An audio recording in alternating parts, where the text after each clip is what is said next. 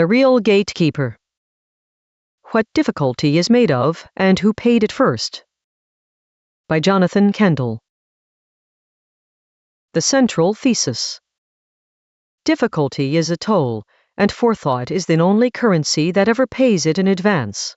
The first half of the argument is about composition. Difficulty is not a mood, a mystery, or a measure of merit. It is a sum of steps, each of which must be paid, and the tolls add up exactly. There is no infinite regress hiding in them and no discount for cleverness. But a paid step forgets what it paid for. Payment does not accumulate inside a traversal the way capital accumulates inside an account, which means effort cannot pool, and no amount of striving inside a crossing makes the crossing cheaper.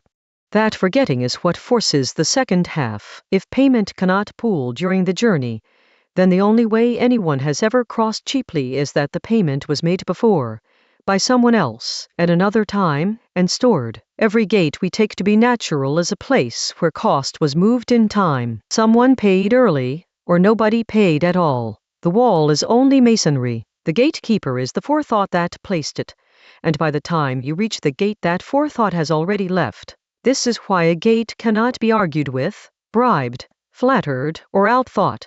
There is nobody behind it. The clean case is RSA, where the asymmetry is stripped of every confounder. The key generator never solved anything. They never searched for P. They started at P, chose Q, turned the crank once, and published. No insight was involved on either side. The whole gap between the two parties is the order in which they arrived. 3 clauses carry the book. 1. The asymmetry is temporal, not intellectual. Nobody outthought anybody.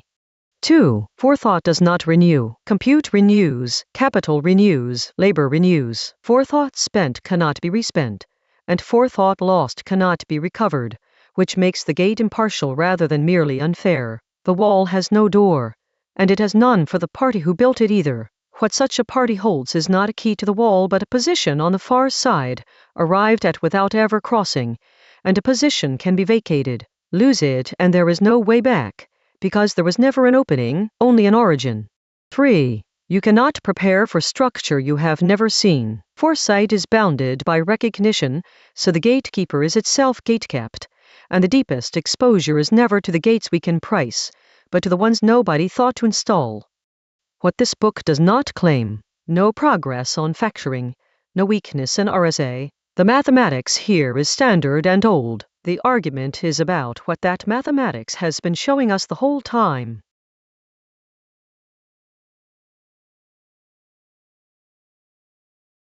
Part 1. The toll. What difficulty is made of.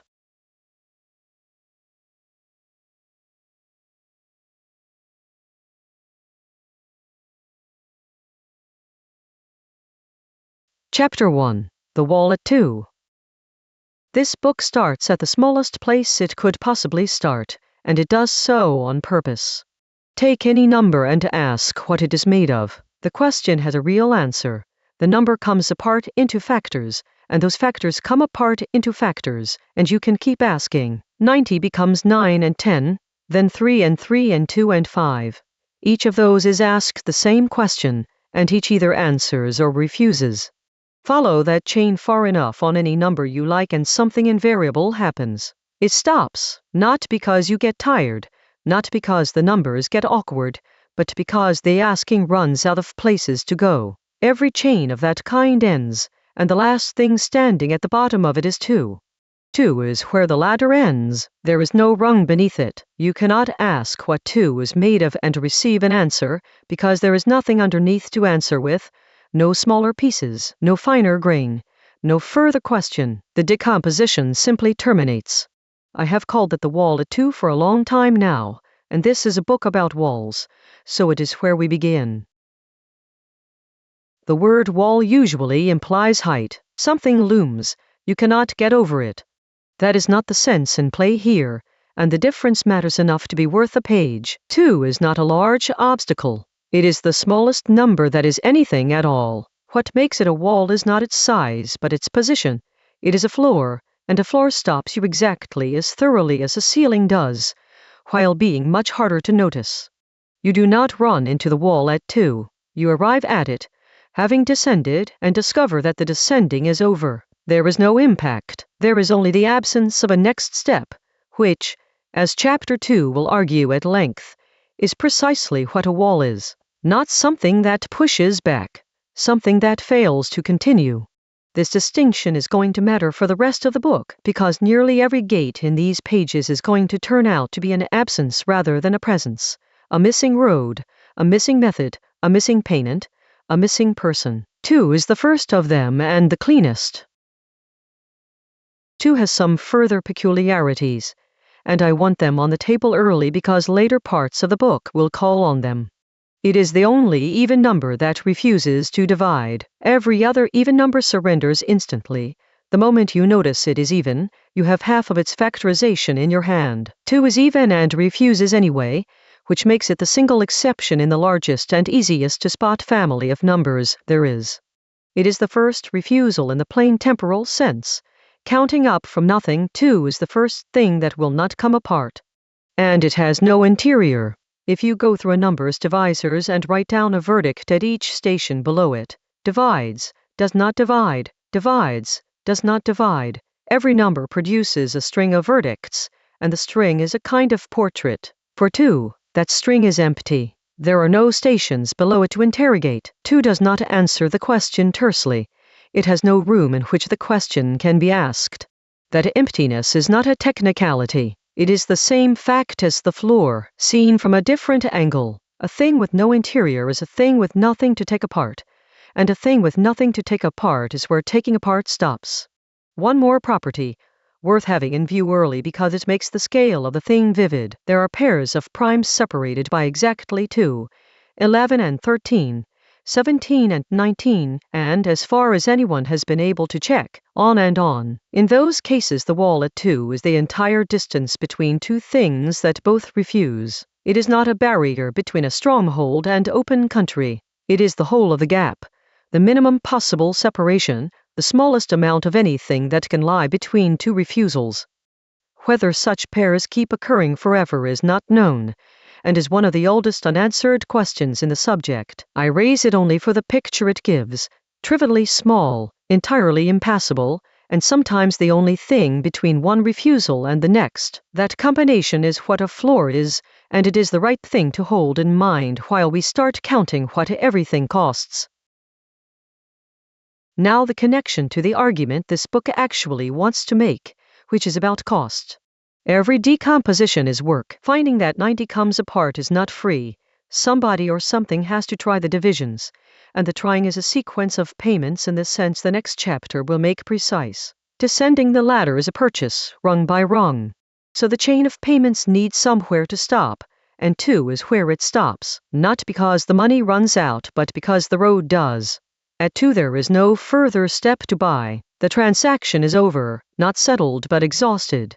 That gives us the first specimen of the thing the whole book is about, a place where cost and structure meet, and where what you can afford stops being the relevant question, because affording has nothing left to purchase. I wrote an earlier book about this wall. It asked why a number keeps a secret, worked the question geometrically rather than symbolically, and arrived at the wall as its answer. Since the 2 books share a floor, it is worth being explicit about what travels across and what does not. What this book assumes, and will not rederive, that the wall is real, that the difficulty of pulling a number apart is a structural fact about the descent rather than a shortfall in anyone's technique, and that the asymmetry between building a number by multiplication and taking it apart afterwards is genuine, enormous, and not a temporary embarrassment awaiting a better algorithm. Those are the earlier book's results and they are load-bearing here. What this book does not do is prove them again. The demonstration is where it was, and a reader who wants the geometry of it, the pictures, the descent, the reason the secret holds, should go there and take their time. Summarizing an argument is not the same as making it, and a summary compressed into a first chapter would give a reader the conclusion, while quietly withholding the grounds. I would rather send you to the original than hand you a thinner copy of it. What is new here is the direction of travel. That book moved toward 2, asking what difficulty is. This one starts at 2 and moves outward, asking a question I did not see clearly until some time after the earlier book was finished, and which, once seen, made most of what I had written look like half an answer. Hard for whom? Because difficulty, once you look at it squarely, is never a property of an object alone. It is a relation between an object and someone arriving at it, and the arriving turns out to matter more than the object does. The same wall is impassable from one side and irrelevant from the other. The same number is a fortress or a triviality depending entirely on what its visitor happens to be holding when they show up. 41 of the chapters ahead are about who holds what, and why, and what it costs them, and what happens when it runs out. But there is a reason to spend the first chapter here rather than getting straight to that, and it is the most important thing in these pages. The wall at 2 is the one wall in this book that nobody built. Everything else we are going to examine was constructed. Somebody chose a key length. Somebody wrote a licensing requirement. Somebody surveyed a coastline or failed to. Somebody decided which knowledge would be published and which would be held. Every one of those gates has a history, an author, a moment before which it did not exist, and, as we will see, an author who is no longer standing anywhere near it. 2 has none of that. No one arranged it. No committee set it. It was not a decision. It cannot be repriced, and there is no earlier state of affairs in which it was otherwise. It does not encode anyone's forethought, because there was no one there to be thoughtful. It is simply how the thing is shaped. That makes it the control case, and I want it fixed in the reader's mind before the rest of the argument gets going, because the entire book depends on being able to tell 2 things apart: walls that are and walls that were made. They feel identical from the outside. That is the trouble. Standing in front of a gate you cannot pass, the experience of a structural impossibility, and the experience of somebody's arrangement are indistinguishable. Both are simply a road that stops. The stopping tells you nothing about its provenance. But they behave utterly differently, and every difference matters. A made wall has a price, and prices can be paid, contested, or moved. A made wall was funded, which means somebody is on the cheap side of it. A made wall decays, because the forethought that raised it does not renew and the maintenance falls to people who may not know what they are maintaining. A wall that simply is has none of these properties. It cannot be lopped. It has no beneficiary. It will not rot. Almost everything people call impossible is the first kind while feeling like the second. That confusion is expensive, and dispelling it is most of what I am trying to do here.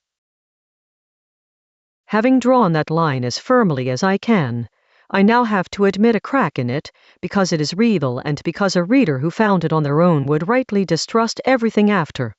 The wall at 2 is a wall in the world of ordinary whole numbers. Widen the world and it does not entirely hold. If you allow yourself the imaginary unit, if the numbers you count with are permitted to leave the line and spread into the plane, then 2 comes apart. It is no longer a refusal. It becomes, up to a trivial factor, a perfect square, the same quantity multiplied by itself, where that quantity is a thing you could not previously write down. The floor I have just spent a chapter insisting is a floor turns out to have a room beneath it, and the way down was to admit a kind of number nobody had allowed. I want to be exact about what this does and does not do to the argument. It does not abolish the wall. In the wider world there is still a floor. It is simply a different object standing at the bottom, and that object refuses in the wider world exactly as 2 refused in the narrower one. You do not get an infinite descent by adding dimensions. You get a relocated bottom. So the honest statement is not that the wall at 2 is unconditional. It is that there is always a wall, and which particular thing is standing at it depends on the world you have agreed to count in. The floor is invariant in kind and not in identity. And that turns out to strengthen the distinction, rather than to solve it, because it introduces a third category I did not have a page ago. There are walls that simply are. There are walls that somebody built, and there are walls that are real but relative to a choice of world, walls you cannot argue with, cannot bribe, and cannot outwork, which nonetheless soften if you are willing to work somewhere else entirely. That third kind is the most interesting and the most dangerous. Interesting, because the history of mathematics is substantially a history of somebody noticing that a wall was a feature of the room rather than of the universe, and walking out of the room. Dangerous, because change the world you are working in is also the favorite move of every crank, and the difference between the two is not visible from the enthusiasm of the person proposing it. The person who added the imaginary unit and the person who has decided the rules do not apply to them are making, on the surface, the same gesture. I have no clean test to offer for telling them apart, and I distrust books that pretend to one. What I will say is that the wider world has to keep every obligation of the narrower one, too still refuses to divide among the ordinary integers after you have admitted the imaginary unit. Nothing that was true stopped being true, and that a proposed escape, which quietly drops an old obligation, has not widened the room, it has left it. So we begin at the bottom, with the smallest object that refuses anything, standing at a floor that nobody laid. Every remaining chapter is about walls with authors. Some of them are made of mathematics, most are not. Some were raised deliberately and some accumulated by neglect. All of them share a property that the wall at two does not. Somebody, at some point, decided what they would cost, and then, without exception, walked away and left the wall standing.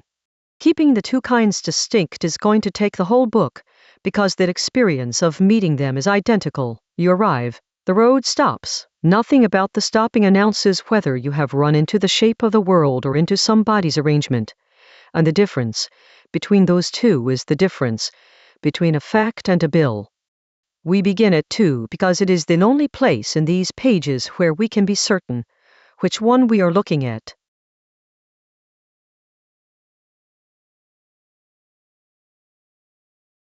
Chapter 2. A step is a payment. There is a way of talking about difficulty that treats it as a lump. This is hard, that is easy. The exam is difficult, the hill is steep, the proof is deep. Spoken this way, difficulty behaves like a mood the object is in, some quality it radiates, which you either can or cannot withstand. Almost nothing in this book works if that picture is right, so let me say straight away what replaces it. Difficulty is granular. It comes in units. A crossing is not hard in the way weather is cold. It is hard in the way a bill is large, which is to say it is a sum, and sums have terms. Every term is a step, and every step is a payment.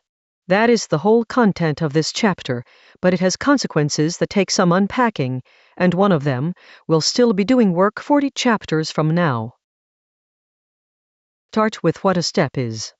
A step is the smallest unit of a traversal that has to be completed before the next one can begin. Not the smallest thing you can imagine doing, the smallest thing the structure will accept as done. You do not get half a step. You do not get a step on credit, to be settled later. The step either happened or it did not, and until it happened the next one is not available to you. This is more restrictive than it sounds, and the restriction is where the cost lies. Consider the plainest possible example, deciding whether a number is prime by dividing it by each smaller number in turn. Each division is a step. You cannot divide by 7 in a way that partially discharges the division by 11. There is no arrangement of your attention that makes 2 of the divisions into 1. The steps are separate, they are indivisible, and they are cued. Now notice something about the payment. It is made in advance of the step, not after it. You do not perform the division and then somehow owe for it. The division does not occur unless the cost has already been met, unless the processor cycles have run, the pencil has moved, the second has elapsed. There is no version of the operation that happens first and bills you later. This sounds like a technicality and is not. It is the reason difficulty cannot be negotiated with. A debt incurred after the fact can be restructured, forgiven, defaulted on, inflated away. A cost that must be met before the thing occurs has none of those escapes, because if you fail to meet it the thing simply does not happen. There is nothing to renegotiate. You are not in arrears. You are stationary. If difficulty is a sum, then it has exactly 2 factors, how many steps and what each one costs. This is worth stating baldly, because confusing the two is the most common error people make about hard things, including me, including in print. How many steps is a property of the structure and of your route through it. It is a count. It does not care how you feel about it, how motivated you are, or how much sleep you had. What each step costs is a property of the step and of the machinery performing it. A faster processor lowers it. Better technique lowers it. Being rested lowers it. Practice, as Chapter 11 will show, lowers it in a specific and interesting way. Now the error. Almost everything people do when they resolve to work harder operates on the second factor, and almost every genuinely hard problem is hard because of the first. You can double your speed. You cannot, by working harder, reduce the number of divisions required to test a number for primality. That count was fixed before you arrived, by the size of the number. Having the price of each step halves the bill. It does not change what kind of quantity the bill is. And if the count grows faster than any speed you can buy, then working harder is not merely insufficient. It is aimed at the wrong term. This is why effort and difficulty so often fail to correspond in the way our intuitions insist they should. Someone works extraordinarily hard and gets nowhere. Someone else glances at the problem and walks through. We reach for talent as the explanation, because talent is a story about the second factor, and the second factor is the one we can see. Most of the time the real difference is in the count, in which route each person was standing on when they started, and how many steps that route contains. The question of who was standing where is the whole back half of this book. For now the point is narrower. The two factors are different quantities. They behave differently, and treating a count as though it were a price is how people end up exhausted and stationary at the same time. Here is the distinction outside mathematics, where I think it is even clearer.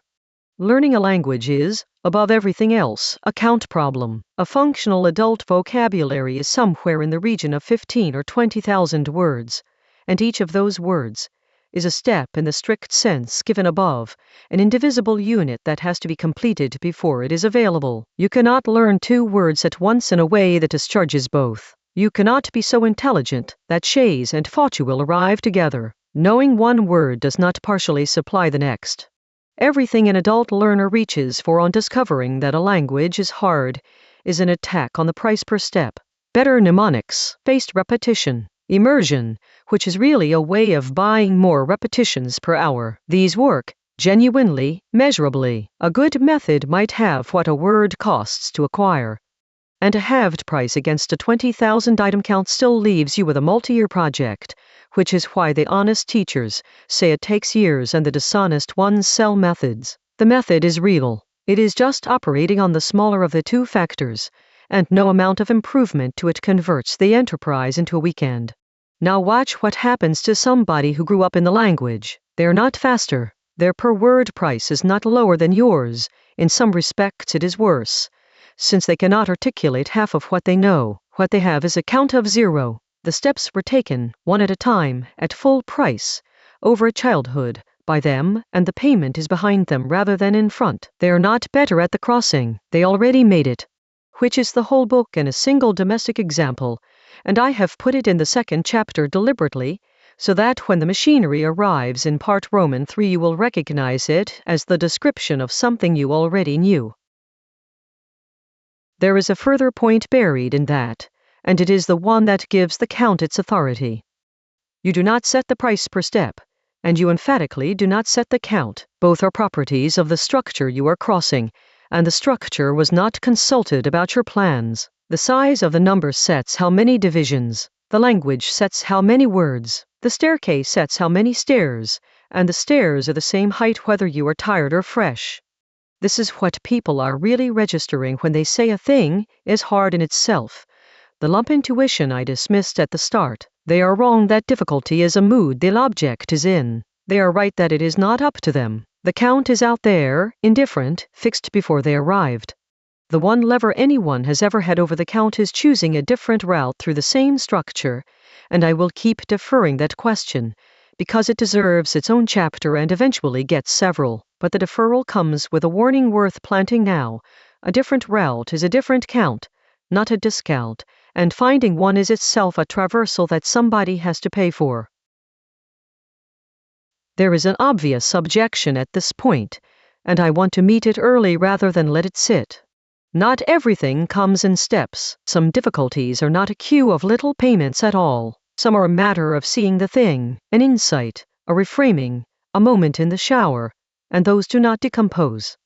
I agree that they feel that way. I think the feeling is honest and the description is wrong, though not in a way I can fully discharge here. Two things are going on. The first is that a great many apparent flashes of the surfacing of a long, unattended traversal, steps taken over weeks, most of them unnoticed, culminating in a moment that gets remembered as the whole event because it is the only part with a timestamp. The flash is a receipt. The second is more serious, and I will not pretend it away. There genuinely are difficulties where the trouble is not paying for the steps, but finding out what the steps are. You are not queued in front of a known sequence. You are standing in a field with no route marked, and the expensive thing is locating the route rather than walking it. That is a real and different problem. It is the search problem, and part B is about almost nothing else. What I will say now is that it does not overturn this account so much as sit one level above it. A search is itself a traversal, made of attempts, and an attempt is a step and is paid for like any other. The field is featureless. The attempts are unguided, and the bill still arrives one payment at a time. Chapter 27 is about what it is like to pay that bill with no idea how many payments remain. So the model survives, with a flag on it. Steps or payments is a claim about the traversal, not a promise that you can always see which traversal you are on. One more consequence, and then we can move. Because payment precedes the step, difficulty has a direction in time that most other costs do not. You cannot front-load your effort within a crossing and coast afterwards, because there is no coasting. Each step requires its own payment at the moment it occurs, and you cannot bank leftover effort from step 4 to help with step 5, because, as the next several chapters will establish at some length, a paid step forgets what it paid for. Put those together and you have the shape of the whole first half of this book. Difficulty is an addition problem whose terms arrive one at a time, each demanding payment in advance, none of them able to help the next. That is a bleak little machine. It is also exactly right, and if it were the whole story then nothing in the world would ever be easy. Since a great many things plainly are easy, something has to give. What gives is not the machine. It is the assumption that the payments have to be made by you, and now.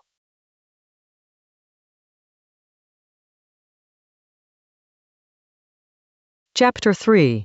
Zeno's Woodchipper.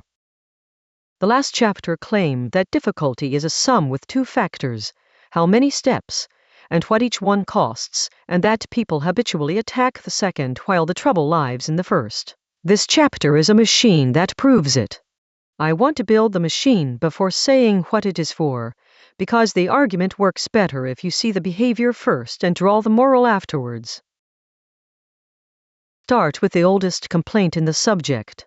Zeno says you cannot cross a room. Before you arrive you must reach the halfway point, and before that the quarter, and before that the eighth, and so on without end. The crossing decomposes into infinitely many steps. Infinitely many things cannot be done. Therefore you never arrive, and motion is an illusion, which is awkward, since you can plainly walk across the room.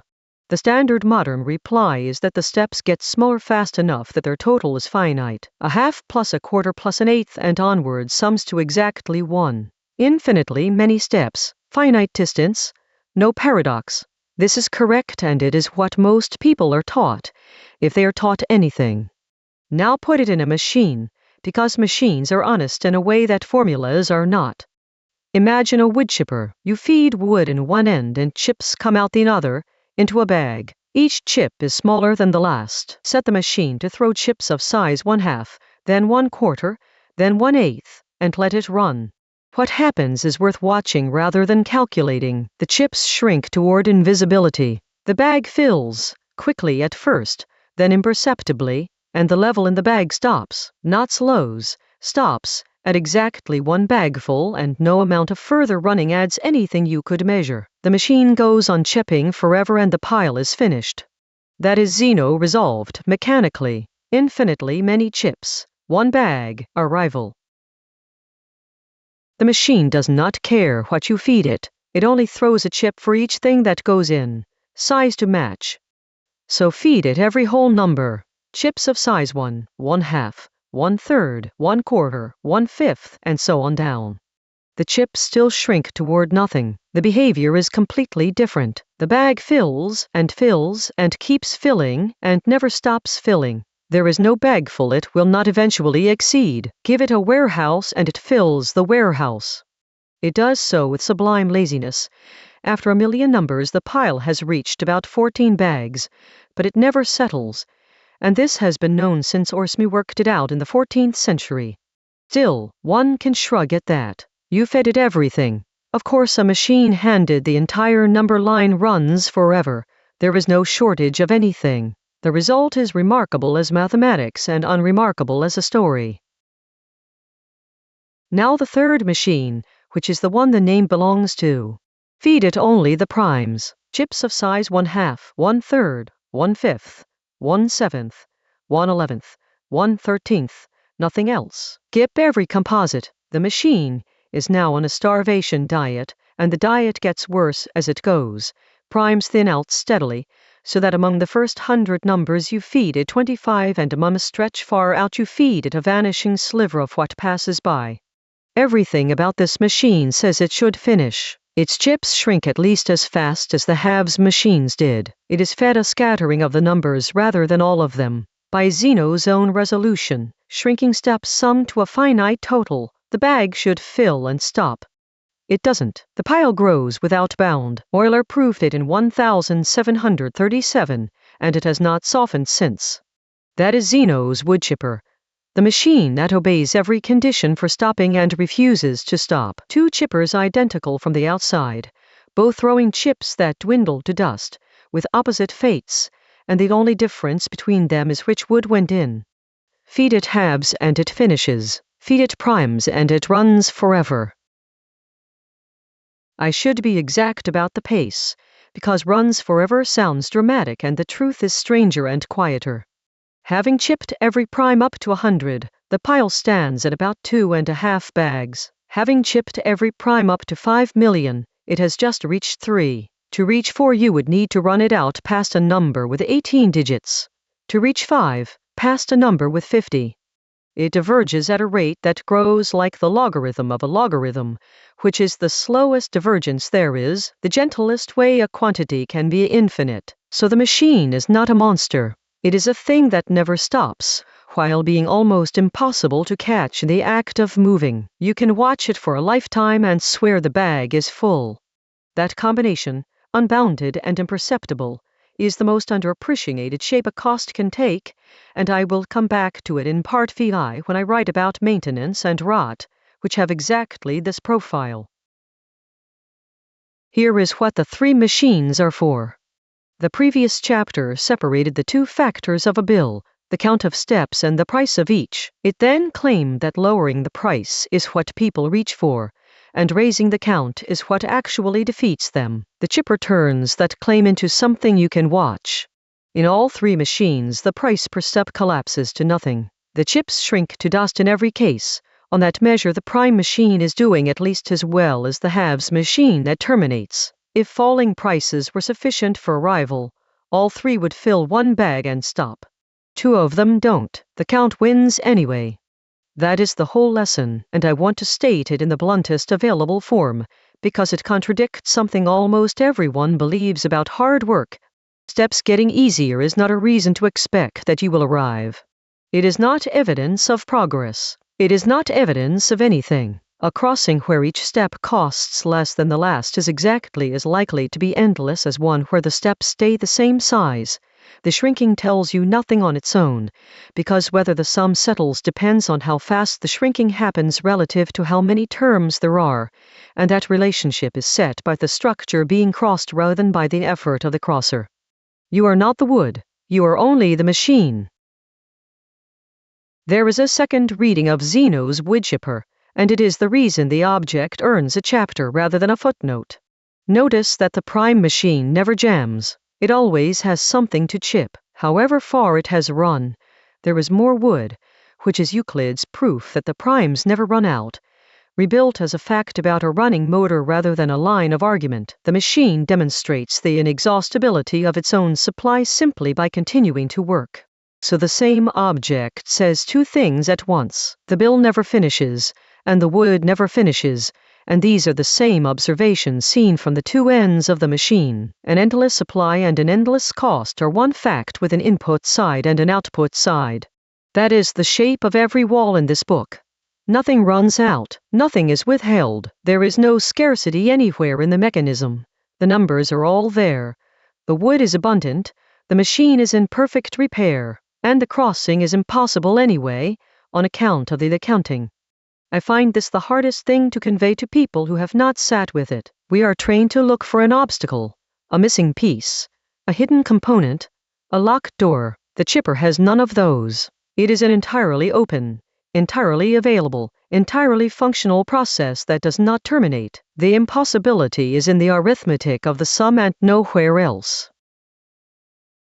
One more turn before we leave the machine, and it is the turn that points at the rest of the book. I have been saying that the difference between the chipper that finishes and the chipper that doesn't is the wood. That is true, and it is not the end of the sentence, because wood does not walk into a hopper. In the mathematical cases, nobody loaded it. The halves and the primes are simply what they are, and which sums and which doesn't was settled before anyone arrived to care. That is the wallet too again, structure, not arrangement. But almost every chipper a person actually stands in front of has been loaded by somebody. The count of steps in a licensing process was set by a committee. The count of steps between a patient and a diagnosis was set by how the referral system was built. The count of attempts a founder must make. The count of doors a job applicant must knock on. The count of forms. The count of appeals. The count of years. Every one of those is a number. Every number was chosen by someone, and the person standing at the machine experiences all of them identically, as chips coming out, endlessly, each smaller than the last, into a bag that will not fill. From inside the process there is no way to tell. The felt experience of a structural impossibility and the felt experience of somebody's arrangement are the same experience, a machine running, wood going in. No arrival. This is the distinction Chapter 1 insisted on, and here is why it is not academic. If the wood is the primes, no amount of running will help you, and the honest thing is to stop. If the wood was loaded, then the count is a decision. Decisions have authors, and authors can in principle be found and argued with. Getting that judgment wrong is expensive in both directions. Treat an arranged obstacle as structural and you quit something you could have changed. Treat a structural one as arranged and you spend a life shouting at a floor. I have no general method for telling them apart, and I am suspicious of anyone selling one. What I do have is the question, and it is the question the remaining 39 chapters exist to sharpen. Who loaded the hopper, and when, and are they still here? A note on the status of all this, since the rest of the book will be less settled, and I would rather the reader know which parts are which.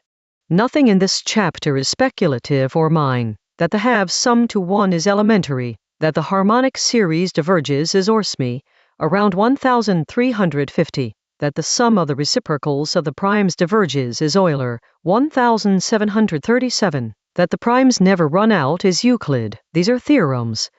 They have been theorems for a long time, and the machine is a way of seeing them rather than a claim about them. What is mine is only the framing, that the chipper is a picture of a bill, that the chips are tolls, and that the difference between the machine that finishes and the machine that doesn't is a difference in what is being crossed rather than in how hard anyone is working. That framing is what the rest of this part needs. Chapter 5 will argue that a real crossing contains a fixed, finite number of tolls, that sum exactly, that the arrow lands. The reader is entitled to ask why, given this chapter, we should expect any such thing. The answer is that arrival is not automatic and is not free, and the chipper is here to make that vivid before the claim is made. Some machines finish. It depends on the wood.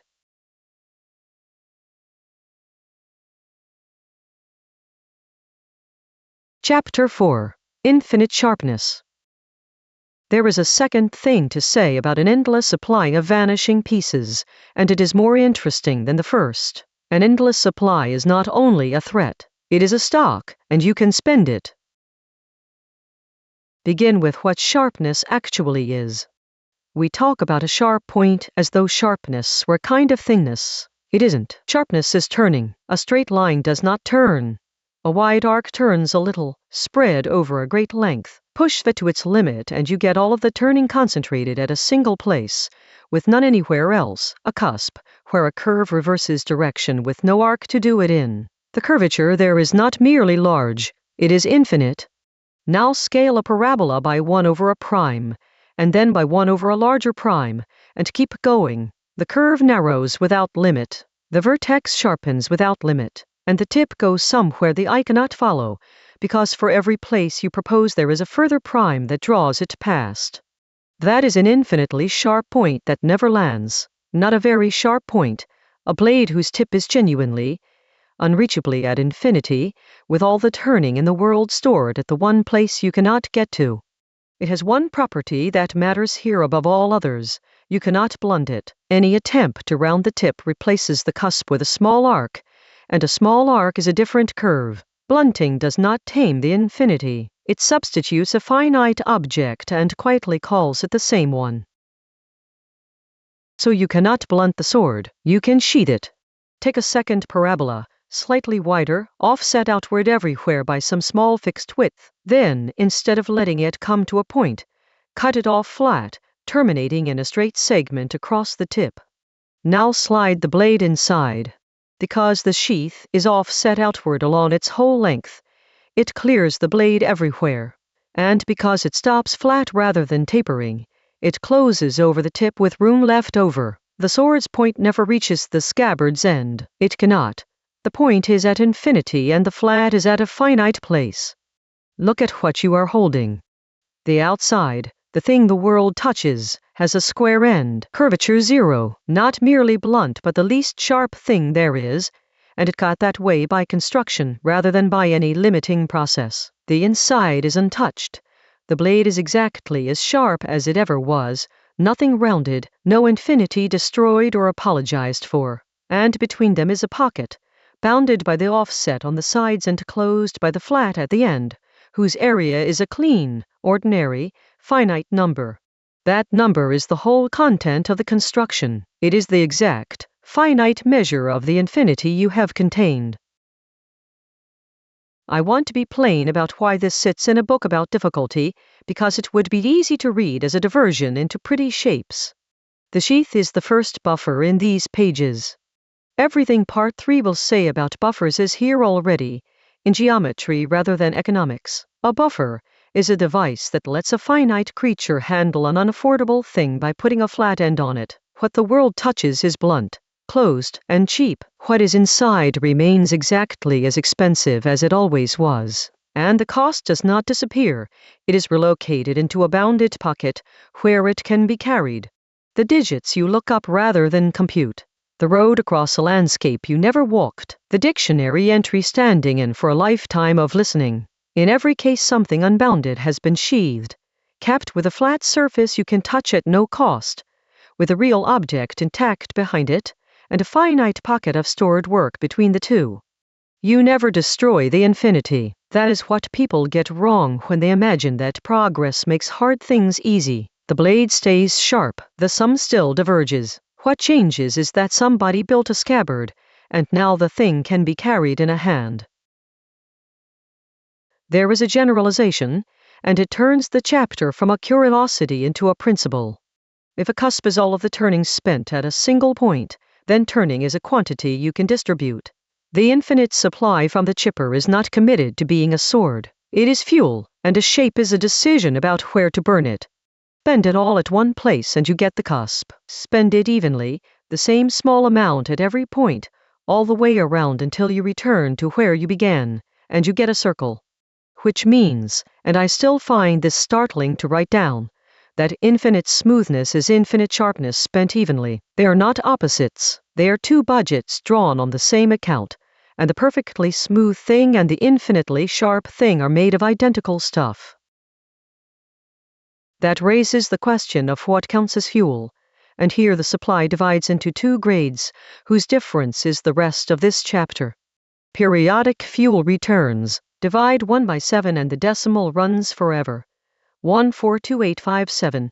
Then the same again, for as long as you care to look. It never terminates and it never surprises you. After 6 digits the whole future is settled, exactly, not approximately. You could be handed the 10 billionth digit without computing anything in between. A periodic fuel never returns. The digits of pi go on with no repeating block. There is no point at which the sequence comes home, and nothing you have seen constrains what comes next. Both are infinite. Both throw chips forever. They are not the same kind of thing at all, and the difference is the most useful observation I have to offer about infinity. Precision is a property of periodicity. We are taught to sort numbers into rational and irrational and to treat that as the deep division. But if what you care about is what it costs to know a number to arbitrary precision, the division that matters is whether it repeats. A repeating expansion is a finite object wearing an infinite coat. 6 digits and an instruction to loop is the entire content of 1/7, and from those 6 you can produce any digit at any depth for essentially nothing. The infinity is real and completely paid for. Somebody performed one division, noticed the remainder had come around, and purchased the whole endless sequence in an afternoon. A period is a buffer, prepayment in its purest form, a finite quantity of work, done once, discharging an infinite obligation forever. And an irrational is the case, where no such prepayment exists, not for want of cleverness, but because there is no period there to find. So the honest statement about difficulty and infinity is not infinite things are hard, some infinite things are free. The question is never how much of it there is. The question is whether it repeats. Pi is aperiodic, and it also happens to be the constant of the circle. The circle's never-ending number feeds the circle's never-opening boundary. The shape drinks its own source. And notice what getting a further digit involves. You do not look it up in some celestial register where the digits are already written. You grind, run a computation until the pile trips over the next place and pays it out. Every digit of pi anyone has ever known was manufactured. There is no stockpile that predates the grinding. Which means every circle anyone has ever used, in a machine, a lens, an orbit, a bridge, is a sheathed circle. Somebody stopped at a finite number of digits, capped the expansion with a flat end, and handed over the blunt object. The remaining infinity was not resolved. It was contained, and the containment has a size, the tolerance, the error, the pocket between the true shape and the one that got built. Every engineering tolerance in the world is the area of a scabbard. Drawing the circle is free. Saying exactly which circle you drew costs forever. One last thing, and it is where the chapter's two halves meet.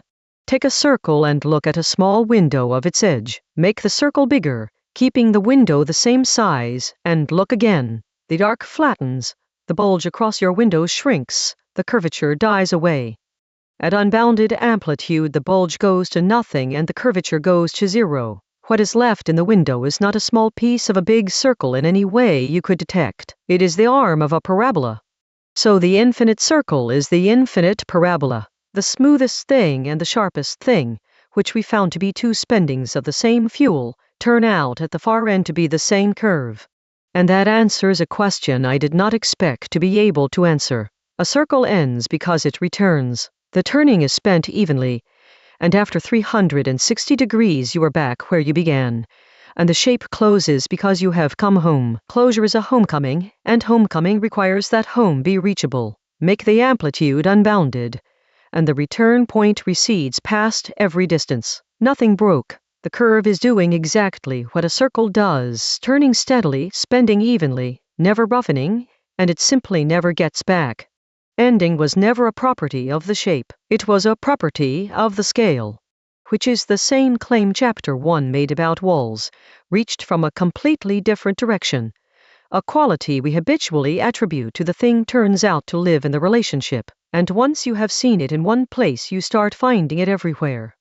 A note on what is established here: curvature is standard, cusps are standard, the irrationality of pi is standard, the sword, The sheath, the pocket, and the fuel allocation reading of shape are constructions of mine, offered as ways of seeing rather than as theorems. What I am claiming is that this is the right picture to hold when we start asking who paid for what, because it puts three things in one frame: an infinity that is genuine and does not go away, a finite object that can nonetheless be handled, and a bounded pocket of stored work between them, which somebody had to fill.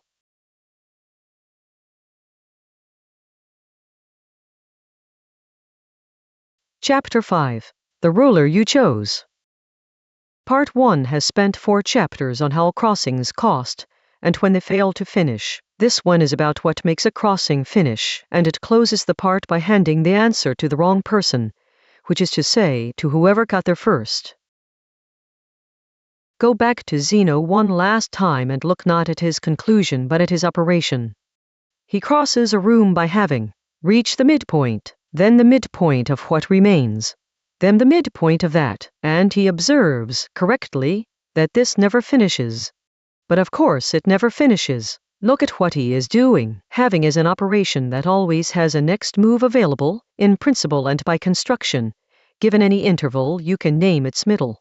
There is no configuration in which having runs out of things to have. Zeno did not discover that motion is impossible. He selected a procedure with no stopping rule and then expressed surprise that it did not stop. The resolution taught in schools is to sum the series and note that it converges. That is true, and it always felt to me like paying the paradox a compliment it had not earned, because it accepts the framing. It agrees that crossing the room is made of infinitely many things, and then reassures us about the total. There is another way out, and it is the one this chapter is built on. Don't subdivide. Measure. A ruler is not a procedure for finding midpoints. It is an object with a fixed, finite length, and measuring is what you do with it. Lay it down, mark where it ends, lay it down again from there, and repeat. Watch how that process terminates. You are not creeping toward the far wall in ever smaller increments and hoping to converge. You are taking identical strides, and eventually one of them carries you past the end. The measurement finishes not because a sum settles but because you have overshot. That is the whole mechanism, and I want it stated as plainly as it can be. Measurement terminates by overshoot, not by convergence. Zeno's regress lives in subdivision, which is an operation on points, and points are inexhaustible, so the operation is too. Measurement is an operation on units, and a unit has a size, and things with size run out of room. 2 completely different activities, and the paradox is manufactured entirely by performing the first while believing you are describing the second. Nobody crosses a room by having. They cross it in steps, and a step has a length. So termination came from the unit, not from the distance, which is the same either way, not from the walker's determination, from the fact that the instrument had a size, which puts a number in your hands that the last 3 chapters have been circling. The count of tolls in a crossing is the distance divided by the unit. Coarser ruler, fewer tolls. Finer ruler, more. Same room, same walk, entirely different bill. You set up your own toll with a ruler. I mean that as flatly as it reads. The number of payments a crossing demands is not a fact about the crossing. It is a fact about the grain you chose to cross it at, and the grain is a decision. This is Chapter 2's count, the factor that actually defeats people, and it turns out to be downstream of an instrument. There is an honest limit on that freedom, and I will not pretend otherwise, because stated without it the claim is close to useless. You cannot simply pick an enormous unit and declare the journey over in one step. The ruler has to be fine enough to resolve whatever it is you actually care about. Measuring a room in kilometers gives you a single toll and no information. If the question is whether the sofa fits, the unit must be smaller than the difference between fitting and not.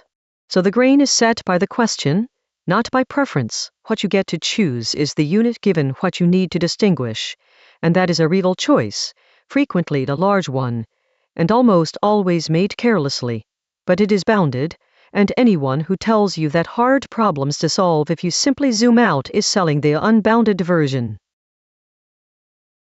Since this is the least abstract idea in Part 1, it deserves a case that has nothing to do with rooms or numbers. Two people set out to learn the same instrument. The first practices in units of the piece. Sit down, play the thing top to bottom, note that it was bad, play it again. The second practices in units of the bar. Take 4 bars, work them until they are right, move on. They may put in identical hours, they will not get identical results, and the reason is not diligence or talent. It is that the first person's ruler is too coarse to resolve the thing they are trying to fix. A whole piece unit returns 1 verdict per attempt, still bad, which is a measurement with almost no information in it. The bar-sized unit returns a verdict per bar, which is where the actual defect lies. The first person is not measuring badly. They are measuring in kilometers and asking whether the sofa fits. And notice that the finer ruler produces more tolls, not fewer. The bar-by-bar route has vastly more steps in it, each of which must be paid for. Choosing well is not choosing the cheapest instrument. It is choosing the coarsest one that can still see what you need to see. That is a genuinely difficult judgment. It has to be made before you know much about the terrain, and getting it wrong is expensive in both directions. Too fine and you drown in tolls. Too coarse and you pay for measurements that tell you nothing. I dwell on this because it is the last piece of the mechanism that is still in the reader's own hands. From the next chapter onward, most of what determines a bill was settled by somebody else. Now the sharper form, which is where the mathematics comes back. Suppose you make the legal stopping points on the road not anywhere you like but the primes. Those are the only places you may put a foot down. The regress cannot even begin. Between one prime and the next there is no halfway point that is itself a legal stop. The midpoint of 11 and 13 is 12, and 12 is not somewhere you are permitted to stand. Every jump is atomic. There is nothing to subdivide, not because subdivision is forbidden but because its results are not places. That is Zeno's paradox upgraded rather than answered. The classical resolution says, infinitely many steps, but they sum. This says, there were never infinitely many steps, because the road has a smallest legal move and you cannot get underneath it. The infinite regress does not converge. It fails to start. It is worth pausing on how different those two escapes are, because they feel similar and are not. The convergence answer leaves the infinity intact and reassures you about its total. You still take infinitely many steps. They are simply small enough that their sum behaves. Anyone who has read the 3rd chapter of this book should now be uneasy about accepting that reassurance in general, since the prime chipper is precisely a case where the steps shrink and the total does not behave. Convergence is a property you have to check, not a guarantee that comes with smallness. The atomicity answer does not need checking. There is no infinite collection to sum, because the collection was never infinite. Between one legal stop and the next there is nothing, not a small quantity, not a vanishing quantity, nothing. The question how many steps has an ordinary finite answer, and it has that answer for structural reasons rather than by the grace of an inequality. I prefer the second escape, and I want to be clear that the preference is aesthetic as much as anything. Both are correct where they apply, but the second one tells you why you never had a problem, and the first only tells you that the problem happens to be survivable. And it hands you a rule for choosing the instrument, which I have used enough to name. Take as your unit the next prime above the halfway point. 2 things follow. The unit exceeds half the remaining distance, so the very first stride carries you past the midpoint. The place the entire paradox is built on is stepped over rather than approached. And because the unit is prime, it shares no factor with the halving that would let it come down flush on that point. The ruler is constructed so as to be unable to land where Zeno needs you to land. You do not refute the argument. You measure in a unit it cannot address. That is a small piece of engineering rather than a theorem, and I offer it as such. Its interest is not that it settles anything about motion. Nothing here does, but that it demonstrates the general move in a case small enough to hold. Faced with an argument that a crossing cannot be completed, the productive response was never to dispute the argument. It was to notice that the argument depends on a particular instrument, and to pick a different one. Most walls that turn out to be passable turn out that way for exactly this reason, not because someone found the flaw, because someone measured in a unit the wall did not anticipate. Put the 5 chapters of this part together and the machine is complete. A crossing costs, 1 step at a time, paid in advance. The payments do not shrink their way out of existence. The chipper showed us that shrinking guarantees nothing. Whether a thing terminates is a matter of scale rather than shape, and scale is an instrument. The instrument has a size, and its size fixes how many tolls the crossing contains, which means the arrow does land, and the tolls do sum exactly, and there are a fixed and finite number of them, provided somebody has chosen a unit. That proviso is the whole of Part 1. And here is where I hand the answer to the wrong person. In mathematics you may choose your own ruler. That is the luxury of the subject, and it is why I have spent 5 chapters there. It is the one place where the instrument is genuinely yours and the consequences are visible. Almost nowhere else is like that. The unit of a working life was chosen by whoever set the shift. The unit of a debt was chosen by whoever wrote the billing cycle. The grain of an application process, the smallest increment of progress the system will acknowledge, was chosen by someone drafting a form, quite possibly decades ago, quite possibly without thinking about it for more than an afternoon. The smallest unit of attention a bureaucracy will accept, the minimum viable increment of a career, the granularity at which a body of knowledge is taught. Every one of those is a ruler. Every ruler has a size, and every size was set by a person.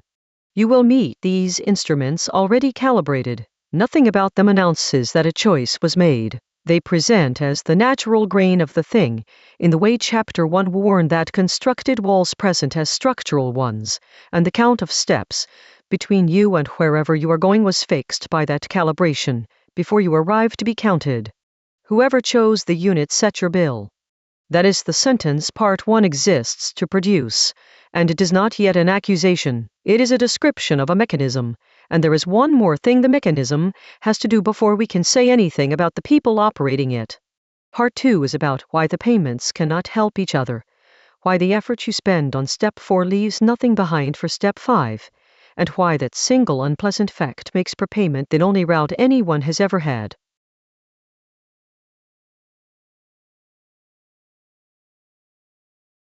Part 2. The Forgetting.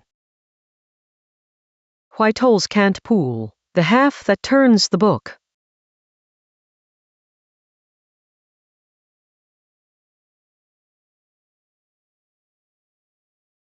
Chapter 6. A paid step forgets what it paid for. Part 1 closed on a bill. A crossing contains a fixed number of tolls, and whoever chose the unit fixed how many. That would be a much smaller problem than it is if the payments could help each other. They mostly can't, and this part is about why. It comes down to one sentence, which is the second half of everything this book claims. Difficulty is the price of steps that cannot be shared, and they cannot be shared because a paid step forgets what it paid for. Begin with the observation that should make the whole count-based picture suspicious. Some roads are enormously long and cost almost nothing. Count to 1,000,000, that is 1,000,000 steps, an enormous count by any measure in this book, and it is so cheap that a child does a fair stretch of it for fun. Double a number 60 times and you have passed every quantity that has ever been counted in the physical world. In 60 moves, multiply 2,000-digit numbers and a machine does not notice the effort. Meanwhile, some very short trips are ruinous. Factor one number of moderate size and the world's machinery grinds. The road is not longer. By any sane measure the road is shorter. One question, one answer. So length was never the thing, and any account of difficulty that reduces to counting steps is incomplete. The count matters, as Chapter 2 argued, but only once you know what kind of steps you are counting. Here is the difference. When you count from 401 to 402, the step you just took hands the next step everything it needs. The number itself carries the state forward. You do not rediscover what came before. The previous work is sitting there in your hand, in the form of the number you are holding, and the next move consumes it directly. Now take a different road. Test whether a large number is prime by asking each smaller number in turn whether it divides. Ask 7. Do the division. The answer is no. What survives that step? 1 bit, not 7. That is the entire yield, a single verdict, the smallest possible quantity of information, and it cost a full division to produce. Now go to 11. What does the 7th step hand you? Nothing whatsoever. Knowing that 7 fails tells you precisely nothing about whether 11 succeeds. You start the 11 question from exactly where you would have started it if you had never asked about 7 at all. The work is gone, not stored somewhere inconvenient, gone. It bought a verdict, and the verdict does not compose with the next one. That is what I mean by forgetting, and it is worth stating carefully because the careless version is wrong. The claim is not that nothing is ever remembered. The claim is that the step itself retains nothing. Whatever survives, survives somewhere else, in an object that happened to carry the state, in a record somebody kept, in a structure that was there to receive it. The step's own memory is always 0. The question is only ever whether something stood alongside it and caught what fell. In counting, something does. The number is the carrier. In trial division, nothing does. The verdicts pile up as a list of failures that constrain nothing. I find it clarifying to think of every step as producing 2 quantities of wildly different size. It consumes a payment, real work, a division, an afternoon, a tank of fuel, and it produces a verdict, which is often as small as 1 bit. The ratio between those two is the entire economics of hardness. A cheap road is one where the yield per payment is large, or where the yields combine so that 1,000 steps produce something worth more than 1,000 bits. A dear road is one where each payment buys a single bit that refuses to combine with any other. And notice that the ratio has nothing to do with how hard anyone is trying. It is a property of the terrain, of whether the verdicts happen to constrain each other. That word, constrain, is doing the real work, and it is worth one more turn before the examples. What makes verdicts combine is that they overlap in what they rule out. 20 questions is the model case. Each answer is a single bit, exactly like the divisions, and yet 20 of them locate one object out of a million. They manage that because every answer cuts the remaining field roughly in half, and the halves nest inside one another. The second answer is a question about the survivors of the first. The bits stack because the questions were about the same shrinking pool. Now look again at trial division and see what is missing. Ask whether 7 divides. Ask whether 11 divides. These are not questions about a shrinking pool. They are questions about 2 entirely unrelated properties of the same object, and neither answer changes the field the others asked against. Nothing nests. You may ask 1,000 of them and beat exactly where you started, minus 1,000 afternoons. So the difference between a road that inherits and a road that forgets is not the size of each yield. Both yield 1 bit. It is whether the questions are about each other's answers. That is a structural fact, decided by the terrain before anyone shows up to ask anything, and it is the single most useful thing to look for when you meet an expensive process. Not how big is each step, but does answering this one change what the next one is asking? If it does, the road is cheap and will feel like progress. If it does not, no amount of stamina converts it into progress, and stamina is what most people bring. 2 examples out of arithmetic, because the principle is not arithmetical. A person sends out job applications. Each one costs an afternoon, reading the posting, tailoring the letter, the small unpleasantness of asking. Each one returns, at best, 1 bit, no. And the crucial and cruel property is that the bits do not compose. The 40th rejection does not narrow the field for the 41st. Nothing about the previous no tells you which of the remaining doors is the open one. It is trial division, performed by a human being, at the cost of an afternoon per station. Contrast a person learning to cook. The 10th meal is genuinely easier than the first, and not because the meals are simpler. Every attempt leaves a residue, in the hands, in the palate, in the tacit sense of when a thing is done, and the residue is available to the next attempt without being paid for again. The steps do not forget, because a structure was standing alongside them, catching. Same effort, same persistence, completely different economics, and the difference is not in the person. I labor this because we tend to moralize the difference. We speak of the persistent applicant as though their difficulty were a test of character and the improving cook, as though their ease were a reward for diligence. Both are working. The applicant is on a road whose steps forget, and the cook is not, and nothing about either person's virtue enters into it. There is an objection here that I want to take seriously rather than swat. Surely you learn from rejection too. Surely the 40th application is better written than the first. Often, yes, and where that is true, the road has an inheriting component and is to that extent cheaper. I am not claiming that human situations are ever purely amnesiac. I am claiming that they have both kinds of step mixed together, and that our intuitions systematically overweight the inheriting kind, because it is the kind that feels like progress. The test is specific and worth carrying around. Does the failure constrain the next attempt? If you have learned to write a better letter, then yes, that residue is real and it inherits. But the part of the process that was actually blocking you, the question of which employer says yes, is untouched. You have improved the instrument while the search itself remains as featureless as it was. And when people describe long, exhausting, unrewarded efforts, this is almost always the shape, real learning happening in a component that was not the bottleneck, laid over a search that forgets everything. That is why such efforts feel simultaneously like progress and like standing still. Both readings are correct, about different parts of the same activity. One more property of the forgetting, and it is the one that closes off the escape most people reach for first. You cannot fix it by reframing.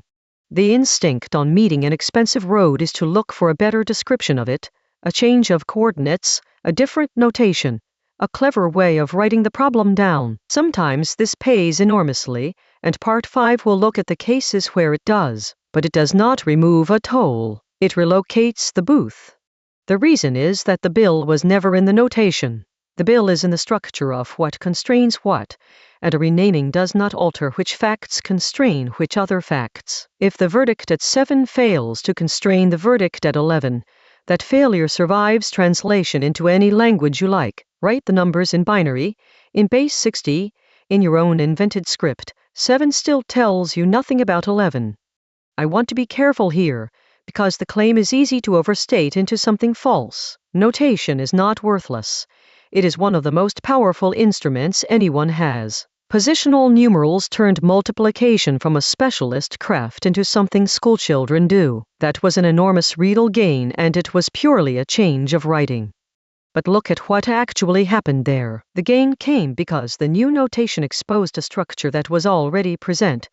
The fact that a number's digits carry independent place values, so that operations on them compose. The bill fell because the steps started constraining each other, and the notation was the thing that let anyone see it. The notation did not create the composability.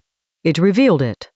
Which gives the honest rule, a reframing pays exactly when there is a sharing relationship in the terrain that the old description was hiding. Where there is none, where the verdicts genuinely do not constrain one another, no description will manufacture one, and the search for a better framing becomes a second expense laid on top of the first. Telling those two situations apart in advance is, as far as I know, not possible in general. What is possible is to notice which one you have been assuming, and to notice that the assumption is nearly always the optimistic one. So we have the mechanism, stated at the smallest scale I can state it. A step yields a verdict.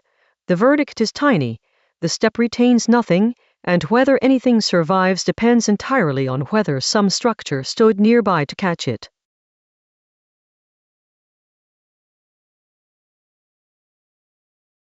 Chapter 7. Why Steps Can't Pool. This chapter is about the consequence, which is larger than the mechanism and much harder to accept, because it contradicts a metaphor we use constantly and almost never examine.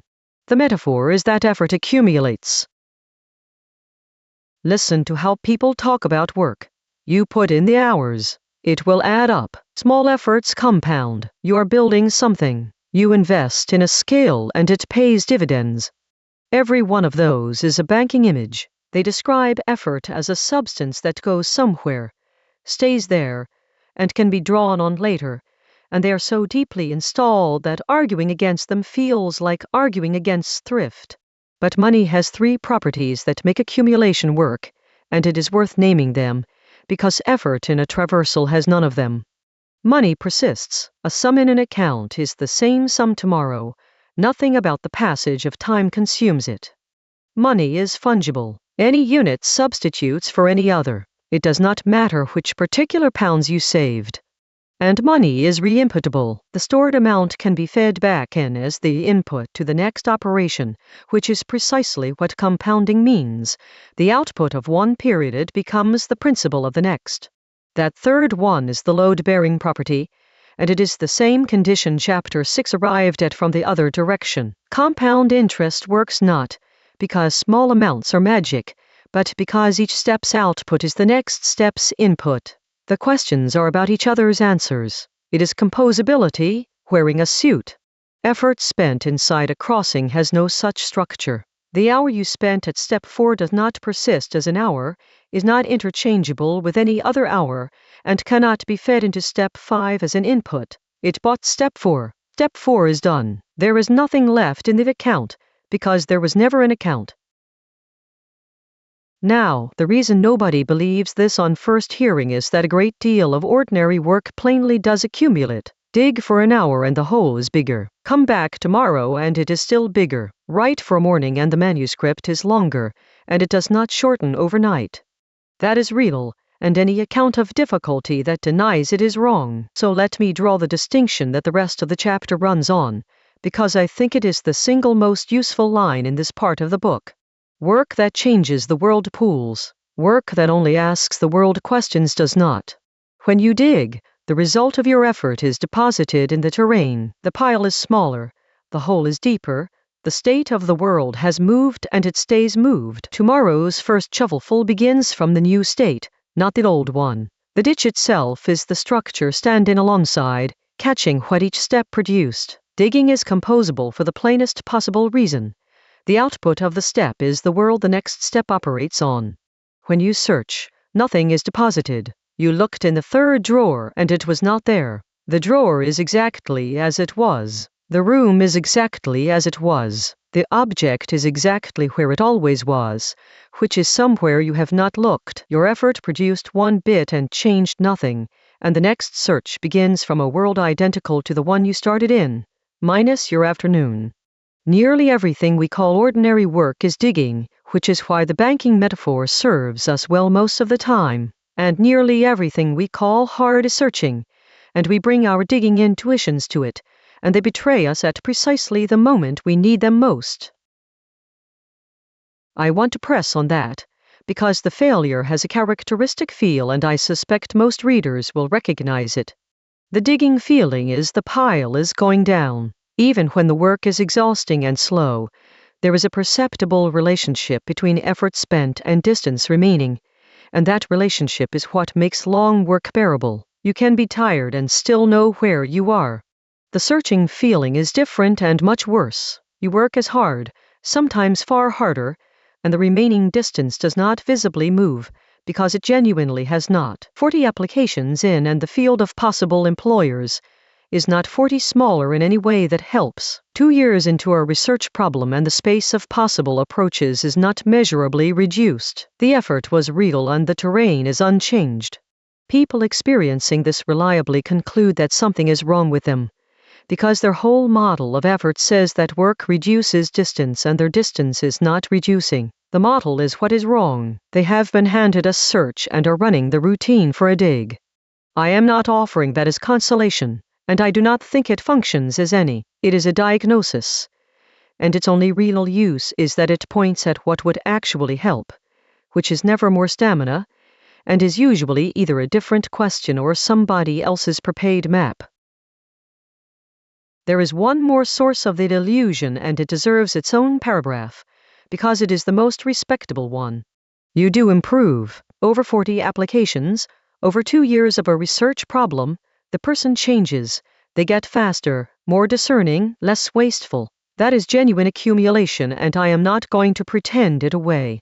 But look at where it accumulated, not in the traversal, in the person. It is a store that happened to be standing next to the work, catching residue, the same shape as the ditch, except that what got deeper was a human being rather than a whole.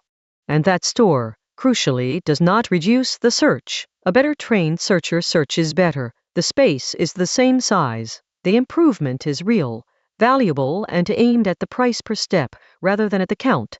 Chapter 2's distinction, arriving again at the exact place people most need it and least apply it. So the honest version of it all adds up is, some of it adds up somewhere, and whether that somewhere is the thing blocking you is a separate question you have not asked. Which lets me state the general fact this chapter exists to establish. Steps pool when a structure exists that receives the output of one and makes it available as the input of the next. That structure might be the world itself. If the work alters it, it might be a person. If the work trains them, it might be a written record, if someone bothers to keep one. It might be an account, if the thing is money. Absent such a structure, steps do not pool, and no property of the effort, not its intensity, not its duration, not its sincerity, creates one. Pooling is not a reward for working hard. It is a feature of the arrangement, present or absent before anyone begins. And the arrangement is usually not yours. This is where the chapter hands forward. You will encounter processes that pool and processes that don't, and which kind you are in was determined by how the thing was built, by someone who may have given the question no thought at all. A record kept or not kept, a system that remembers your previous attempt or makes you start over, a field that publishes its negative results or discards them. Every one of those is a decision about whether other people's steps will pool. Most of them are made carelessly, and they are among the most consequential decisions anybody makes.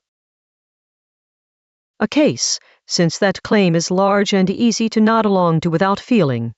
2 clinics see the same kind of difficult patient, the sort whose complaint does not match anything obvious and requires a series of tests, each of which returns a verdict and rules out one possibility. At the first clinic, results are written into a record that the next clinician reads. Nothing is repeated. The 4th appointment starts where the 3rd ended, and the space of remaining possibilities is genuinely, measurably smaller than it was in January. The patient is being dug toward. It is slow and it is expensive and it moves. At the 2nd clinic, the record is thin or scattered across systems that do not speak, or simply not read.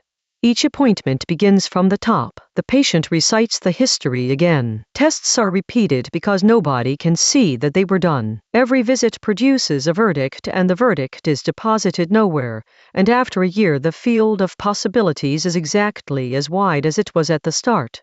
The clinicians in both places may be equally skilled and equally diligent. The patients put in identical effort, more in the second case, since retelling is work. The difference in outcome is not medical. It is that one arrangement provides a structure that catches the output of each step and the other does not.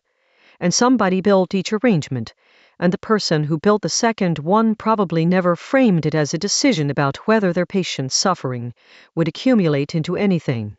That is what I mean by consequential. The gap between those 2 clinics is not a gap in effort, competence, or resources. It is a gap in whether steps pool, and it was installed as design time by people who have long since gone home.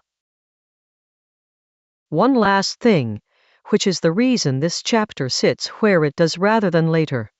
If steps cannot pool, and each must be paid in advance, and the count was fixed by an instrument somebody else calibrated, then the arithmetic is genuinely closed. There is no move available inside the crossing. You cannot work your way out of it, save your way out of it, or think your way out of it, because all 3 of those are proposals to accumulate something within a process that has no store.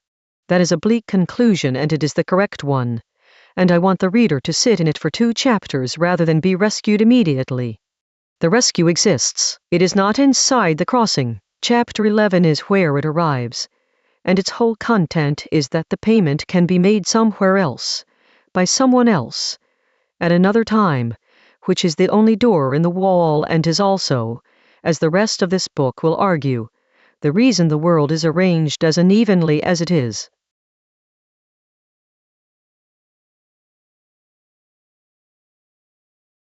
Chapter 8. The Tower Forgets Its Name. 2 chapters of argument, now an object, where the forgetting can be watched instead of asserted. I have spent a long time with this structure and I still find it slightly eerie. It is built entirely out of a single number, by a rule with no randomness and no choices in it, and when it is finished the number is gone from almost all of it. Here is the construction, in the plainest terms I can manage. Take a number, ask it the questions that have to be asked of it, the descending interrogation from Chapter 1, working down toward the floor. Each of those questions is not a leaf, it is itself a number, and so it has its own questions, and those have theirs. The interrogation branches, and what grows out of it is a tower, not a list but a nested structure, each room containing rooms. It is built by reuse, which is the only reason it is buildable at all. The tower for a number is the tower for the number below it, plus a set of pointers back into what is already there. Nothing is constructed twice. This is worth noticing early because it is a buffer in the wild. The structure is cheap to extend precisely because the previous work is standing there to be pointed at. Now do the census. Go through the whole interior and count what is in it. How many rooms of each value? For the Tower of 7, the answer is 16 rooms of value 2, 8 of value 3, 4 of value 4, 2 of 5, 1 of 6, 1 of 7, 32 rooms in all. Notice the shape of that list. Each floor holds half of what the floor below it holds, all the way up to a single room at the top. The interior is a pyramid, and it halves. 2 quantities come straight out of that census, and they are the whole chapter. The number of rooms in a tower built from n is 2 raised to the power n-2. For 7, 32. The total value of all those rooms, add up what is written in each, comes to 3 times the room count, less 1. For 7, 95. Divide the second by the first and you have the average value of a room. 3 minus 1 over 2 to the power n-2. For 7, that is 2.96875. For 8, 2.984375. For 11, 2.998. It climbs toward 3 and never gets there, held back by a sliver that halves at every level and never quite vanishes. That is exact, elementary and checkable by hand for small towers. There is nothing subtle in it. The subtlety is in what it means. Look at what that average does not depend on. It does not depend on whether the number was prime or composite. It does not depend on the factors. It does not depend on anything about the number except its size. 2 towers built from 2 entirely different numbers of the same magnitude have interiors of the same size, the same having census, the same mean, the same overwhelming population of 2s. And the population really is overwhelming. Half of every census, at every scale, is rooms of value 2. Half of every flock is the same sheep. The wall from Chapter 1 turns out to be not merely the floor of the structure, but the bulk of its contents. So consider what an inspector would find, walking into a large tower with no label on the door and no way to see the outside. Rooms in enormous numbers, having as they rise, half of them 2s, an average hovering just under 3, a shape identical to every other large tower they have ever inspected. They could measure the mean carefully and work backwards to the size. The formula is monotonic, so the average does pin down n. They would know how big the number was. They would not know which number it was, not its factors, not its structure, not whether it was one of the refusing ones. Every large tower's interior looks the same from inside, and the differences that matter are not in there to be found. The interior remembers how big, it has forgotten what. Now the part that made me want the object in this book. The outside of the tower is different. Its outermost shell, the perimeter, the surface you would touch if you walked around it, has a node count equal to n exactly. The shell knows the name. Stand outside and the number is legible. Step inside and it is gone. Put those 2 facts together and you get something I find genuinely uncomfortable. All of the work is in the interior. The interior is where the questions were asked and answered, where the descent happened, where every payment in Chapter 2 cents was actually made. 32 rooms of interrogation for a tower of 7, and the count doubles with every step up. That is the labor. and the interior is the part that forgets. The surface, which is not where any of the work happened, which is a boundary rather than a process, is the only part that still knows what all of this was for. That is Chapter 6 at full scale, and with the consequence made concrete. The step forgets what it paid for. Here the entire structure of steps forgets, in bulk, and what survives is a label on the outside that never did any of the paying. One more property before I say what it is good for, because it closes a loop from part 1. The tower does not have to be small. Take the construction as far as you like. The shape is similar, so it holds up at any scale, and there is no top to it. And still, no road inside it runs forever. Every label descends. Every path ends at the wall, at 2, where the descending stops. An infinite tower contains no infinite road. It contains an unbounded number of finite roads, all of them terminating at the same floor. That is the chipper's lesson and the ruler's lesson in one structure, unboundedness in the count, termination in every individual crossing. Nothing here runs on forever except the tally. Now the calibration, which I owe the reader before I generalize. This structure is mine. The arithmetic in it is exact, and I have checked it more times than the checking warranted, but the object itself is a construction rather than a discovery, and the results above are elementary facts about a thing I defined. The mean being monotonic and n means it labels towers rather than fingerprinting them, and I have caught myself more than once hoping it would do more than that. It doesn't. It says how big and nothing else, and the whole interest of the chapter is that saying nothing else is itself the finding. I want that stated plainly because the temptation in this territory is enormous. A structure this regular, sitting this close to a problem this hard, invites the belief that its regularities must be about the problem. They're not. They are about the structure. Chapter 25 will come back to this as a discipline rather than a caution. What the tower is good for is that it is the shape of nearly every large thing anyone inherits. Walk into an institution, a body of law, a mature code base, a discipline. What you find inside is enormous, highly structured, and almost entirely anonymous. The reasons are not in there. The discarded branches are not in there. The particular pressures that made this decision, rather than that one, are not in there. What is in there is a great mass of regular structure, most of it the same handful of elements repeated, looking very much like the interior of every other large system of its kind. And on the outside there is a name, a founding date, a mission statement, a readme. The shell knows what the thing is called. It does not contain the work, and the work does not contain the memory. This is why arriving late is simultaneously so cheap and so blind. You get the whole structure for nothing. It was built. It is standing. You may walk in. And you get almost no access to why any of it is the way it is, because the interior forgot as it was built, one paid step at a time. 2 consequences follow, and they are opposite in sign. The first is that inheritance is a spectacular bargain, and I do not want the chapter's tone to obscure that. Nobody has to rebuild the tower. Everything in it is available immediately, at no cost, to anyone who walks up. The prepayment of Part 3 is exactly this: a structure standing there, finished, free to enter.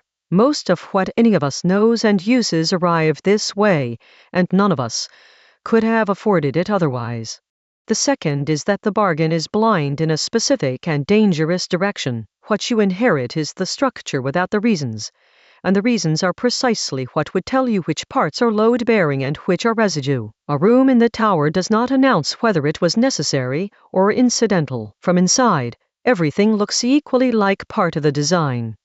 That is the condition under which most reform is attempted, and it explains a failure mode I have watched more than once. Somebody arrives at a large inherited structure, correctly observes that a great deal of it appears arbitrary, and removes some of it. Occasionally they were right and the thing improves. Often they have pulled out something whose reason was paid for long ago by someone who is not around to explain it, and the reason reasserts itself later at full price. The honest position is uncomfortable, and I hold it anyway. You cannot generally recover the reasons. You cannot generally tell load-bearing from residue by inspection, and you must nonetheless act. What helps is not confidence in either direction. It is knowing which of the two you are doing, walking into a shell that remembers only its name, and being unsurprised when the interior turns out to have opinions it never wrote down.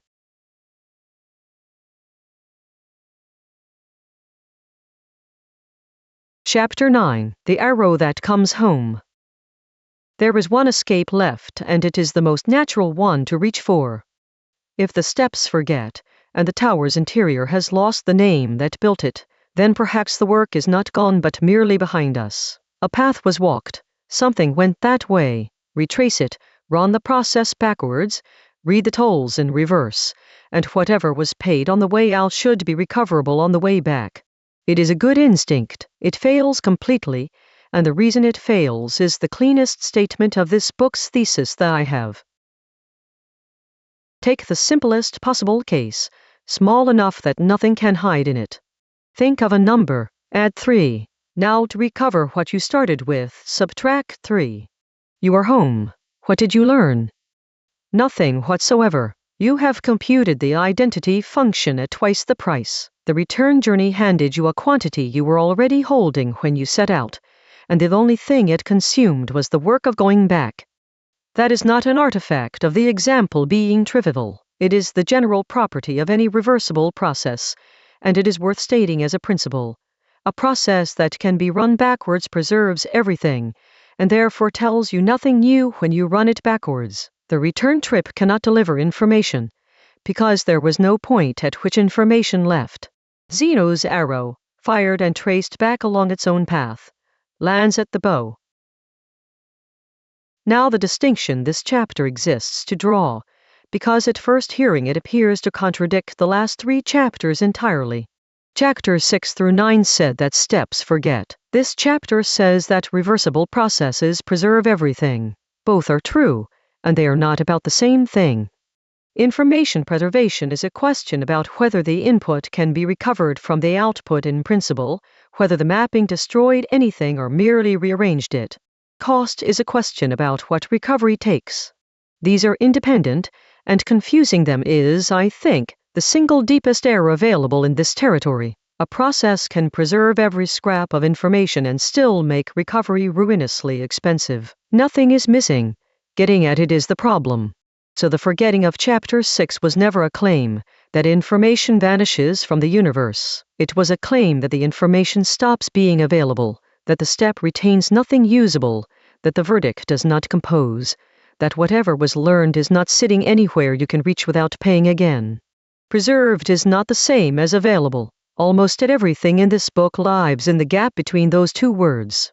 It is easy to nod at that and hard to feel it, so here is the case that made it real for me.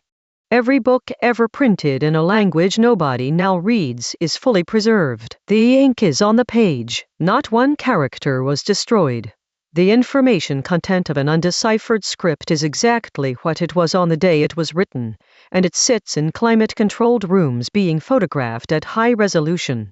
And it says nothing. It will go on saying nothing until somebody performs an enormous, uncertain, largely unrewarded piece of work, and for some scripts that work has been attempted for 2 centuries without success, not because pages are missing, but because the key to the arrangement is. Nothing is lost, nothing is legible. Those 2 sentences are both true at once, and until you can hold them together the rest of this book will keep sounding paradoxical when it is only being precise. Which brings the argument to the case it has been circling since the first chapter. Take 2 primes and multiply them. The result determines the factors uniquely. Every whole number has exactly 1 factorization, so nothing about the pair was destroyed when the crank turned. The product contains its factors completely. There is no missing datum, no lost fragment, no shredded page. And yet, I want to put this as flatly as I can, because it is the sentence the whole book is built to earn. The wall is an unpaid bill, not a gap in the record.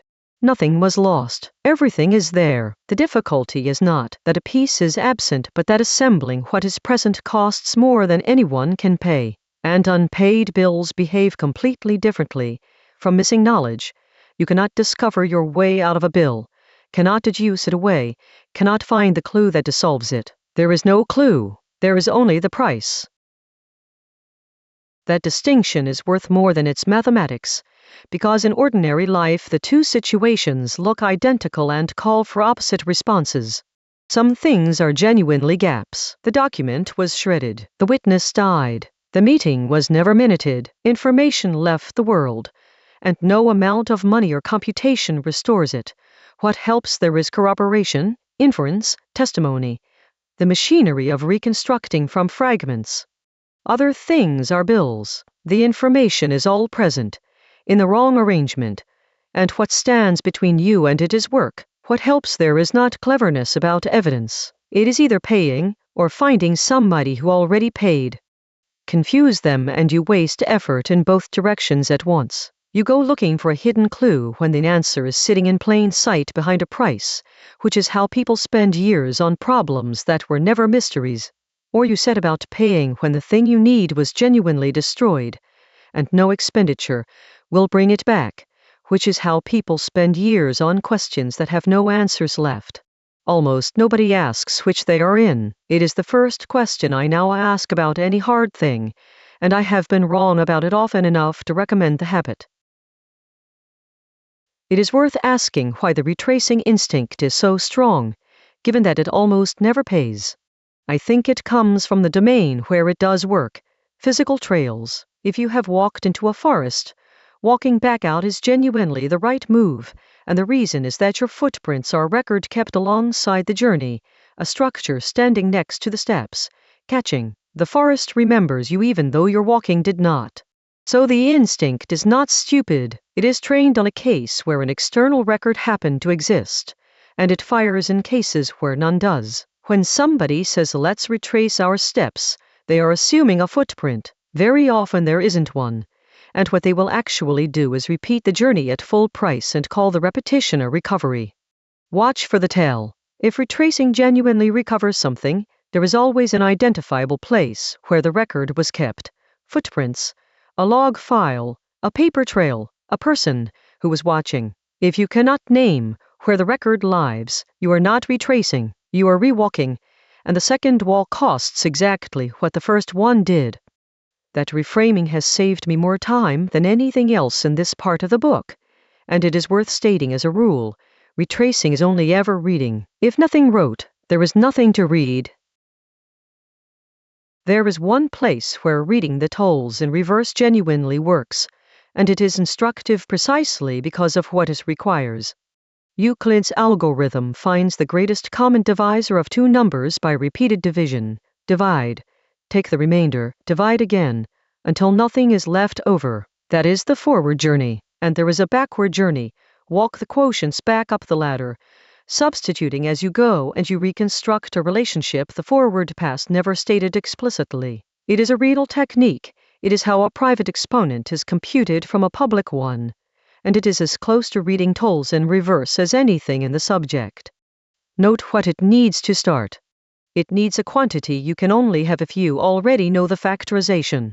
The machine runs beautifully backwards for anyone holding the key, and is unavailable to everyone else. It is not an attack, it is a diagram of how the lock works, drawn from the side that has already been let in. That pattern recurs so often in this territory that I have stopped being surprised by it. Mechanisms that would be devastating in reverse turn out to require, as their starting material, exactly the thing you were trying to obtain. The same shape governs the tower of the last chapter, and here it cuts closer to home. When a large inherited structure has lost its reasons, we tend to speak as though the reasons were destroyed. Usually they were not, they were had, by people who wrote some of them down and remembered others and mentioned a few in passing to colleagues who are still alive. In the strict sense, the information was often never lost at all. It is dispersed across archives, minutes, footnotes, and memories, and in principle recoverable. In practice, recovering why a particular clause entered a particular statute in 1974 is a career. The evidence is preserved and the assembly is unaffordable, so the effect on anyone standing in front of the structure today is indistinguishable from destruction. That is what makes the preserved/available distinction more than a technicality. Most of what we experience as lost is not lost. It is priced beyond us, which feels identical from the inside and is a different fact about the world. So that escape is closed, and I want to be explicit about how thoroughly. You cannot work your way out, because steps do not pool. You cannot save your way out, because there is no store. You cannot think your way out by renaming things, because the bill was never in the notation. And you cannot go back and collect what you spent, because a reversible path preserves everything and therefore yields nothing, while an irreversible one has already dispersed what you are looking for into a form whose reassembly costs what the original crossing cost. Every move available inside the crossing has now been tried and has failed. That is the end of Part 2's native work, and it is the reason Chapter 11 can say what it says without sounding like a trick. But there is one more turn before then, and it is the strangest reversal in the book. Everything above treats forgetting as the enemy, the thing that makes steps unshareable, that empties the tower, that leaves you paying fresh at every station. And it is all of that.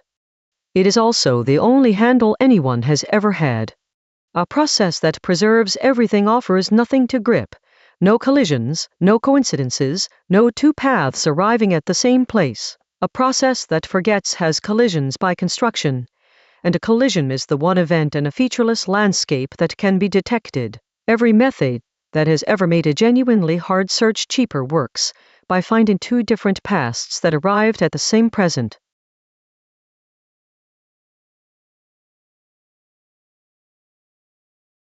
Chapter 10. Forgetting is the cheap crank. 3 chapters have treated forgetting as the disease. The steps forget, so nothing pools. The tower forgets, so its interior is anonymous. And the return journey recovers nothing, because a path that preserves everything has nothing new to hand back.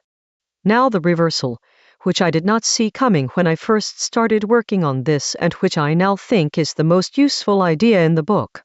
Forgetting is also the only handle anyone has ever had. Start from where the last chapter ended. A reversible process offers nothing to grip. Every input goes to its own distinct output. No two journeys ever arrive at the same place.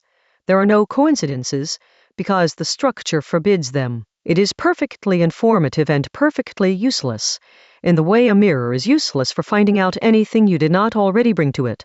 A forgetting process is different in exactly one respect, and the respect is everything. If many inputs map to the same output, then sooner or later two different pasts arrive at the same present. That event is a collision, and a collision is the one thing you can detect in a landscape with no landmarks. Think about why. Chapter 26 will make a proper case that hard searches are featureless. No gradient, nothing getting warmer, no signal that you are close. In such a place, every external measurement is useless, because there is nothing outside you to measure against. But a collision does not require anything outside you. It is a comparison of the search against itself. Not am I near the target, but have I been here before? You do not need the terrain to cooperate. You only need to notice that you have repeated yourself. That is why every method that has ever made a genuinely hard search cheaper works, by finding a coincidence rather than by finding the answer. Here is the shape of it, in the case I know best. Take a walk that deliberately loses its own history, a rule for stepping from one place to the next that scrambles rather than preserves, so that the path cannot be run backwards and different starting points funnel into shared trajectories. Let it wander. Because it forgets, it eventually meets itself. The path runs out and loops back into its own tail, and the shape it draws is a lasso, a stretch of approach, then a closed circuit it goes round forever. Now the part that makes it a method rather than a curiosity. The walk is happening on a big visible structure, but that structure is secretly made of two smaller hidden ones, and the walk is happening on both at once. It collides on the small hidden structure long before it collides on the big visible one, because there is less room in there to get lost, and the moment it does, the difference between the two colliding points is a quantity divisible by the hidden thing, which a single cheap operation extracts. You never hit the target. You bump into yourself in the target's shadow, and the shadow hands it over. The discount that buys is larger than people expect, and it has a name outside mathematics, the birthday effect. To find one specific person's birthday in a room, you would expect to ask most of the room, but to find any two people who share a birthday, you need only about 2 dozen. Because you are not looking for a match to one fixed thing, you are looking for a match among all the pairs, and pairs grow far faster than people. The same arithmetic applies to the walk. Direct search scales with the size of the space. Collision search scales with its square root. That is not a small saving. It is the difference between an exponent and half an exponent, applied to numbers where exponents are the only thing that matters. You are still not going to break anything modern with it. That matters, and I will come back to it. But the mechanism is real. It is not a trick, and it is the reason the subject has any methods at all. There is a second, quieter thing in this that took me longer to appreciate. To detect that you have repeated yourself, it seems you would have to remember everywhere you have been. That would mean storing the whole trail, and if the trail is as large as the space, you cannot afford the storage any more than you could afford the search. You do not have to run 2 copies of the walk at different speeds. If the path ever loops, the faster one laps the slower one, and they land on the same place at the same moment, you have detected a repetition while keeping no record at all. I find that genuinely beautiful, and it inverts the intuition the previous chapters built. The careful method, rule things out, keep track, never revisit, needs storage proportional to the whole space and collapses under its own bookkeeping. The careless method keeps nothing, forgets continuously, and wins. Elimination is a buffer you have to fund yourself. Forgetting is free. Before generalizing, one case from outside mathematics, because the collision move is not exotic and most readers have used it. Suppose you want to know whether 2 long documents share material, a contract against a template, a student's essay against a corpus, 2 versions of a code base. The direct approach is to compare everything against everything, which grows with the product of the 2 lengths and becomes impossible fast. Nobody does that. What you do is deliberately destroy information, reduce each passage to a short summary value, a fingerprint that throws away almost everything about it. Then you do not compare passages at all. You look for 2 fingerprints that came out the same, and you check only those. The fingerprint is worthless as a description. You cannot read a document back out of it, and enormous numbers of different passages would collapse onto the same value. That worthlessness is the point. It is what makes the comparison affordable, and the collisions it produces are the only places worth looking. The same shape appears wherever people search large spaces cheaply. Investigators looking for connections between unrelated files do not read every file against every other. They extract crude features and look for coincidences. Reviewers spotting duplicated grant applications do not compare prose, they compare reductions of it. In every case, the win comes from throwing detail away, and the throwing away is not a compromise forced by limited resources. It is the mechanism. Now the generalization, because this is not a fact about walks on numbers. Every filing system worth having is lossy on purpose. When you sort mail into pigeonholes, you are throwing away every distinction except the one you sorted on, and that discarded detail is precisely what makes retrieval fast. A system that preserved every distinction would have 1 pigeonhole per letter and would be no better than a pile. Compression is the same trade written down. A file gets smaller because the description forgets the arrangement's particulars and keeps its regularities. And then the largest instance, which is worth sitting with. A concept is a collision. When you form the category chair, you are declaring that a great many objects, different woods, heights, centuries, conditions, shall be treated as arriving at the same place. Every one of their differences is discarded. That discarding is not a regrettable imprecision in an otherwise fine idea. It is the idea. It is what lets you say something about chairs at all, rather than about this chair, and this one, forever.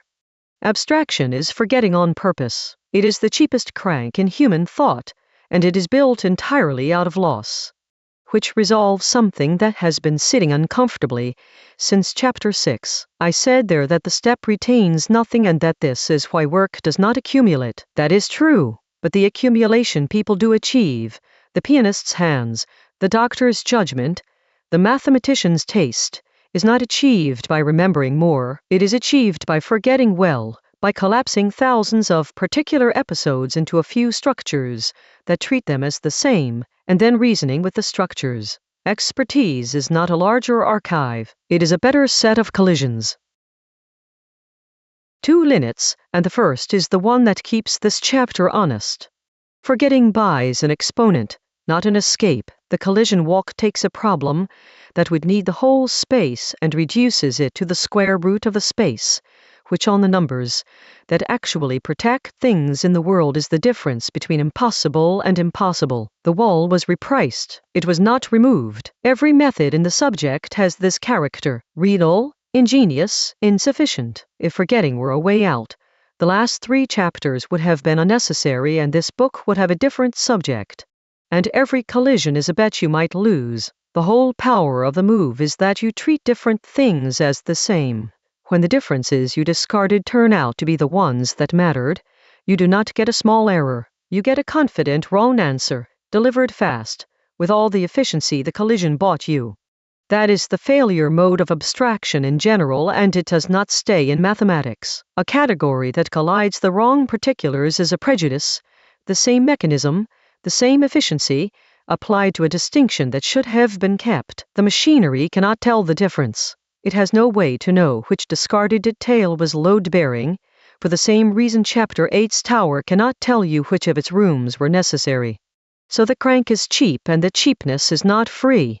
Every act of forgetting on purpose buys leverage, and stakes something on the discarded remainder being irrelevant. Usually it is. When it isn't, the speed is what makes it dangerous. Part 2 ends here, and the ledger reads as follows. Steps must be paid in advance and retain nothing. They do not pool, because pooling requires a structure that catches, and most terrain provides none. The work cannot be recovered by going backwards, because a preserving path yields nothing, and a forgetting one has dispersed what you want, and the forgetting itself, though it turns out to be the only source of leverage anyone has, buys a better exponent and never an exit. Every move inside the crossing has now been tried. None of them works.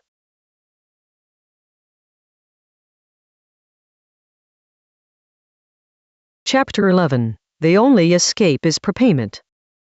Crossing costs, and the payments are made in advance. They do not pool, because pooling requires a structure standing alongside to catch what each step produces, and most terrain provides none. The work cannot be recovered by going backwards, because a preserving path yields nothing on the return trip, and a forgetting one has already dispersed what you are looking for. Reframing does not help, because the bill was never in the notation, and the forgetting itself, which turned out to be the only source of leverage anybody has, buys a better exponent and never an exit. Put all of that together and you get a conclusion that sounds absurd on its face. Within a single crossing, there is no such thing as progress. There is only distance covered, at full price, each unit of it as expensive as the first. Effort does not compound. You do not get better at a crossing by beating part way through it. And yet the world is obviously full of cheap crossings. I drove 11 miles this morning in 12 minutes, over terrain that would have killed a person on foot 200 years ago. I looked up a word I did not know and had it in under a second. Somewhere in the last hour, a machine multiplied 2,000-digit numbers together and did not break a sweat. These are not illusions. They are cheap, they are real, and they happen constantly. So either the argument is wrong, or the cheapness came from somewhere other than the crossing. It came from somewhere else. That is the whole of this chapter, and the whole of the rest of this book. There are exactly 3 ways a cost can be met. You can pay now, take the crossing at full price, step by step, and arrive tired. You can pay never, decline the crossing, and stay where you are. Or you can pay before, have the work done in advance, by someone, at some earlier time, and stored where you can reach it. That third option is the only thing that has ever made anything cheap. It is worth being precise about what it does and does not do. Prepayment does not reduce the cost. It relocates it. The mountain that isn't in my way this morning is not smaller than it was. Men with dynamite moved it in 1931, and the bill for that has been paid and filed. The word I found in a second was found, because lexicographers spent lifetimes finding words and putting them in an order somebody else invented for the purpose. My 12-minute drive is a 200-year crossing that other people made on foot, at full price, and I am walking on top of it. Nothing was discounted. The ledger balances exactly as before. What changed is when the entry was made, and by whom. The purest case is the one this book keeps returning to, and it is worth saying plainly here, because it strips out every confounder. Multiplication is cheap and factoring is dear. It is tempting to hear that as a statement about the two operations. That one is somehow simpler, more natural, better suited to machines. It isn't. They concern the same object. They contain the same information. The number n and the pair p, q are the same fact written twice. The reason one direction is cheap is that whoever went that way had the answer before they started. The key generator did not solve anything. They began holding p and q, turned the crank once and wrote down what came out. They were never at any point looking for anything. That is the entire advantage, and it is not an advantage of intellect, technique, or hardware. It is an advantage of sequence. Everyone else arrives at n with nothing prepaid. They are not worse mathematicians. They are later. I want a second case that has no mathematics in it at all, because that argument should not depend on a reader's patience for number theory. Take a nautical chart. A chart of a coastline is, on the face of it, a piece of paper with some numbers on it. What it actually is a ledger of prepayment, and the entries are unusually easy to read. Every depth sounding on that chart was taken by somebody, from a boat, with a weighted line, one measurement at a time. There is no clever method that produces a sounding without going to the place and lowering the lead. The traversal was paid at full price, in hours and cold and risk, and the payments did not pool. Taking the 10,000th sounding was exactly as much work as taking the first. Nothing about the previous 10,000 made the next one easier. And every hazard marked on that chart, every rock, every shoal, every uncharted spine of reef now printed with a neat little cross, was found. Some of them were found by survey. A great many of them were found by ships hitting them.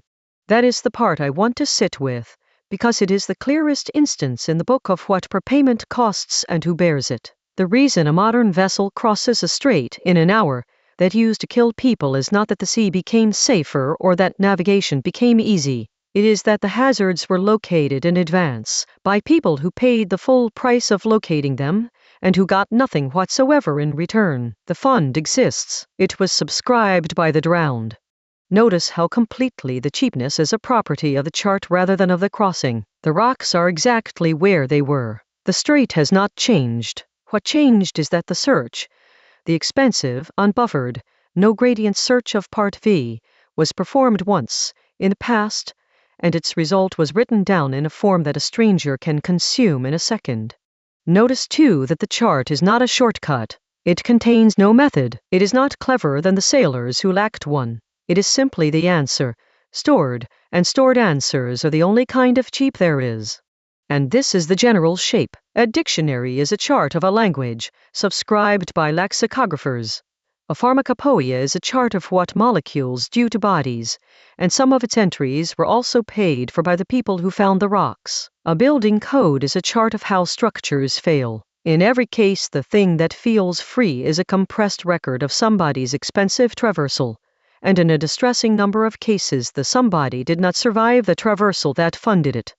We are so thoroughly surrounded by charts that we mistake them for the condition of the world. The ordinary experience of competent adult life is one of moving through a landscape whose hazards are almost all already marked, and it takes a deliberate act of attention to notice that the marking was work, that the work was somebody's, and that it is finite. Now the objection, which is a good one.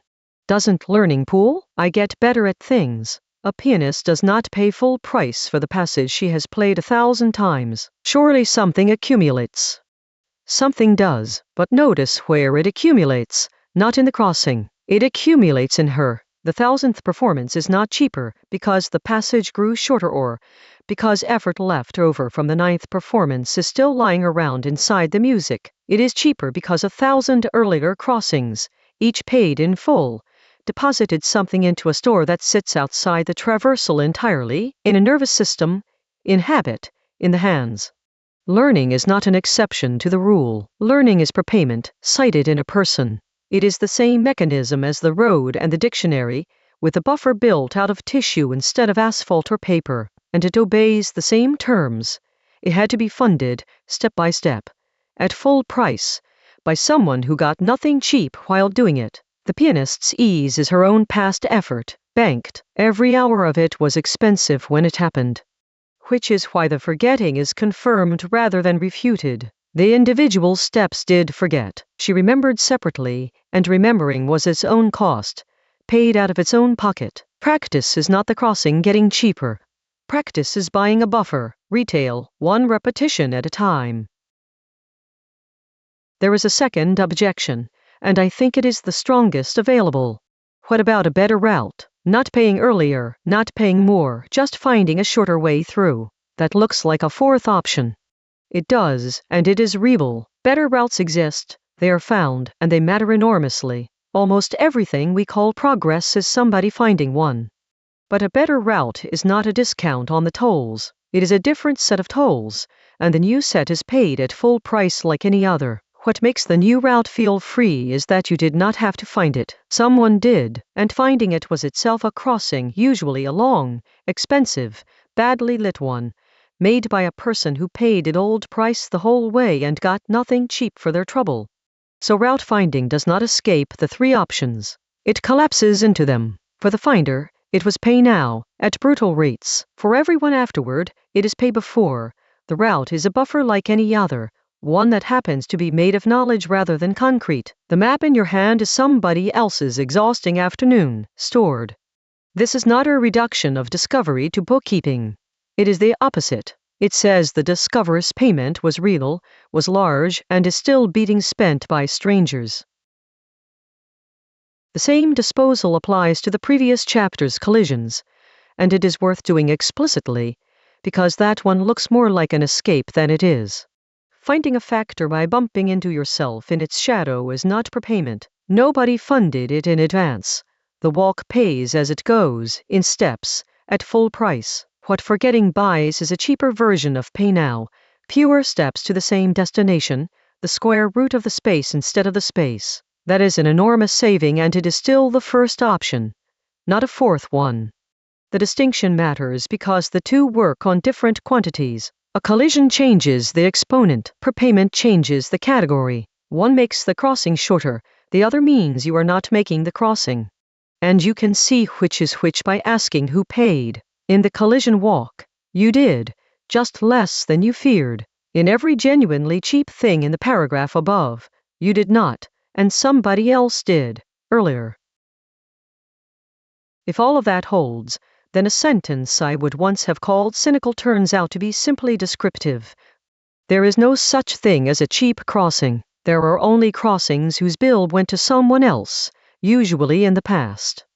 I want to be careful about what that does and does not claim. It does not claim that everything is unfair, or that every difficulty is somebody's fault, or that behind every wall there is a person who could have prepaid and declined to. Plenty of tolls have never been paid by anyone and never will be. Those are the walls, and the second half of this book is about what they are like to stand in front of. The claim is narrower and stranger than cynicism. Whenever something is cheap, the cheapness is not a property of the thing. It is a receipt. And that changes the question. Up to this point the book has been asking how hard is this? Treating difficulty as a property to be measured, the way you'd measure a mass. After this chapter that question is nearly useless, because the answer always turns out to be hard for whom, arriving when, holding what. The question that replaces it has three parts, and they will run underneath every remaining chapter. Who paid, when, and what happens when they stop.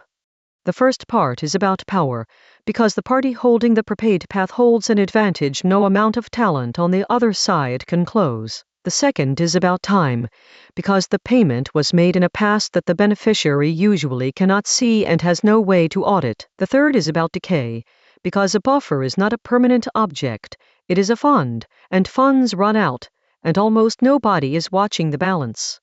We are going to spend the rest of this book following that money.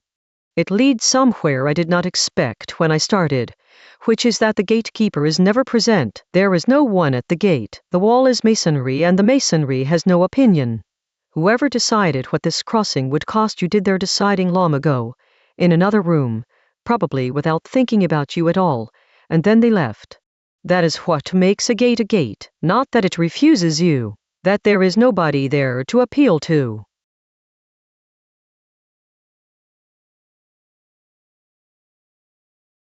Part 3. The buffer.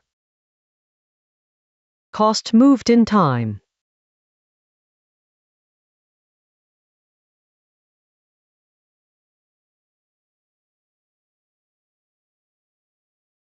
Chapter 12. What a buffer is. The last chapter said the only cheap crossing is one somebody funded in advance. This part is about the object that does the funding, and it deserves a careful definition, because the word I use for it is borrowed from computing and carries the wrong connotations. A buffer, in this book, is cost moved in time. Not storage, not memory, not a shortcut, a trick, or inefficiency. A payment made early so that someone later can act as though the thing were free. 3 conditions have to hold, and each of them rules out something people commonly mistake for a buffer. First, somebody paid at full price in the ordinary way. There is no discount at the moment of creation. The soundings were taken one at a time, the divisions performed, the ground surveyed, the years spent. Whatever the buffer contains was produced by an unbuffered traversal with all the properties Part 2 established. Steps that forget, effort that does not pool. No route home. The person who made it got nothing cheap. This rules out any account of buffers as clever ways of avoiding work.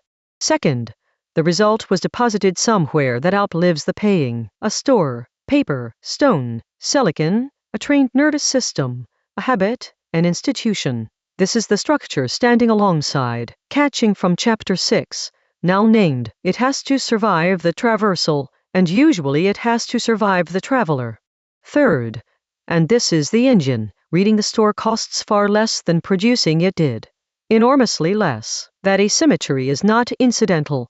It is the entire mechanism, and where it fails there is no buffer at all. A record so laborious to consult that consulting it costs what deriving it would have cost is not a buffer. It is a second copy of the problem. So, pay dearly once, store durably, read cheaply. That is the whole object. It is worth asking why that third condition is ever satisfiable, because on the face of it there is something suspicious about it. If producing the answer took 1,000 years, why should reading it take a second? Where did the 1,000 years go? The answer is that producing and reading are different operations on the same object, and the expensive part of production was almost never the writing down. Consider what it took to determine that a particular reef sits where it does. Somebody had to search, to sail a great deal of water that turned out to contain nothing, at full price, with no gradient telling them they were close, in exactly the conditions Part 2 described. The searching was the 1,000 years. The recording was an afternoon with a pen. And reading is not the inverse of searching. It is the inverse of recording. When you look up the reef, you are not undoing the search. You are undoing the afternoon. That is why it is cheap, and it is why the asymmetry is not a swindle. Nothing was avoided. The 2 operations were never the same size to begin with, which gives a useful diagnostic for whether something is really a buffer or only looks like one. Ask whether the expensive part was the finding or the writing. Where the writing was the expensive part, a hand-copied manuscript, a physically difficult measurement that must be repeated to be trusted. The asymmetry is small and the object serves poorly. Where the finding was expensive and the writing trivial, you get the enormous ratios that run the world. The conservation law is worth stating flatly, because everything in the second half of this book depends on it not being forgotten. A buffer does not reduce cost, it relocates it.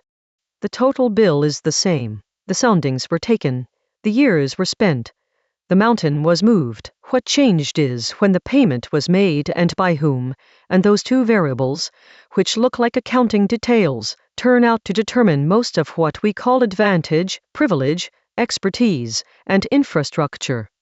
If you take nothing else from this part, take the habit of asking of anything that seems cheap, where its bill went. It went somewhere. It always went somewhere. There is a distinction here that I want to make sharply, because the two things are constantly conflated and they behave differently. A tool lowers the price per step. A better shovel, a faster processor, a sharper technique. You still take every step, and each one costs less. That is Chapter 2's second factor, and its improvements are bounded. Half the price is half the bill, which matters enormously and changes nothing about the shape of the problem. A buffer removes steps. It does not help you take them faster. It supplies the result so you do not take them at all. That is Chapter 2's first factor, the count, which is the one that actually defeats people. The dictionary does not help you work out what a word means. It means you never work it out. The chart does not make sounding faster. It means nobody sounds. That is a difference in kind, and it is why buffers, not tools, are the thing worth fighting over. The distinction is easiest to feel where both are present at once. Two people are trying to identify an unfamiliar plant. One has excellent eyesight, a hand lens, and years of practice looking carefully, superb tools, every observation cheaper and better than the other person's. The second has a regional flora, a book in which somebody already did the work of describing every species in the area and arranging the descriptions so they can be searched. The first person is better at the steps. The second person does not take them, and barring the case where the plant is not in the book, which is the whole subject of the limits below, the second person wins so decisively that the comparison feels unfair, because it is not a comparison of ability at all. We tend to admire the first and take the second for granted, and I think that is exactly backwards as a matter of where the value lies. The lens was made by a firm. The flora was made by a lifetime, and it is being spent by strangers. Now the property that makes buffers the most powerful economic objects there are. The payment is made once. The reading can happen any number of times. There is no upper limit on the second number. A chart drawn once is read by every ship for a century. A theorem proved once is used by everyone who ever needs it, forever, without any of them repeating the proof. A road built once carries everything that ever travels it. The ratio between what a buffer cost and what it delivers is therefore unbounded in principle, limited only by how many people draw on it and for how long. Nothing else in economics behaves this way. It is why a civilization is not primarily a collection of people or resources, but a collection of prepaid answers, and why the loss of one is so much worse than it looks at the moment of loss. I will spend part 6 on what happens when they stop being maintained. For now the point is only that the leverage is real and enormous, and that it runs entirely on somebody having paid first. We have already met this object 3 times, wearing different clothes, and it is worth collecting them now that it has a name. The sheath, in Chapter 4, was a buffer drawn as geometry, an infinite point covered by a flat end, so that what the world touches is blunt and finite while the real object remains untouched inside, with a bounded pocket between them holding the difference. That is the whole structure in a picture. Cheap on the outside, expensive within, and a finite quantity of stored work standing between the two. The period of a repeating decimal, in Chapter 4, was a buffer made of arithmetic, 6 digits and an instruction to loop, purchased in a single afternoon's division, discharging an infinite obligation forever afterwards. And the aperiodic case was the honest counterexample. A number with no period admits no such prepayment, not for want of cleverness, but because there is nothing there to store. The tower's reuse, in Chapter 8, was a buffer at work, during construction, each level built from the one below plus pointers back. Nothing constructed twice. That is a buffer being spent even as it is made. 3 quite different domains, 1 mechanism. I take that recurrence as evidence that object is real rather than a metaphor I have grown attached to. 2 limits, and they matter more than the mechanism. A buffer only helps if your question matches the question that was prepaid. This is easy to overlook, because the buffers we use daily are so well matched to our needs that the matching feels like a property of the world. It isn't. A dictionary is silent about a word it does not contain. A chart is silent about the water outside its margins. A body of medical knowledge is thin exactly where nobody thought to look, and the thinness does not announce itself. You get the same confident silence for not there as for nothing there. So the coverage of every buffer is the shape of somebody's prior guesses about what would be needed. It is a fossil of past attention. Where past attention went, things are cheap. Where it did not, you are back to unbuffered traversal without warning, and usually without noticing which of the two you are in. That is a large enough consequence that I have given it a chapter of its own much later, because it is the limit on forethought itself. And buffers rot. They are not permanent objects, they are funds, they require upkeep, and the upkeep is nearly always someone's neglected job. Part 6 is about that in detail. I mention it here only so that nothing in the next few chapters reads as a claim that the prepaid world is a stable inheritance. It is a stock being drawn down and, in places, topped up, and almost nobody is watching the balance. One last thing, and it is the reason the next 2 chapters go in the order they do. A working buffer is invisible. That is not a flaw in our attention.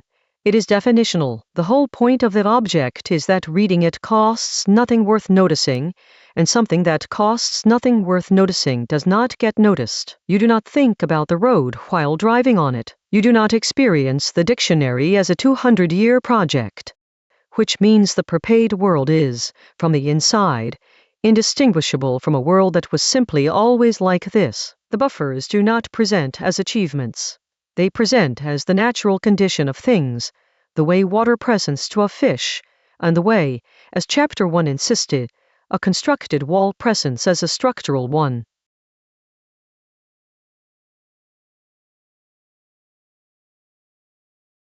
Chapter 13. The world is precomputed.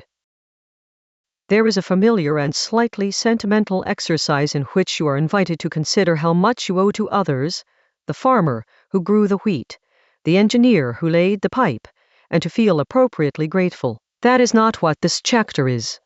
I want something colder and more useful, an audit, not how much do we owe but what is the actual ratio, in an ordinary day, between work paid by you and work paid in advance by somebody else, and then the question that follows from the ratio, which is the one that matters.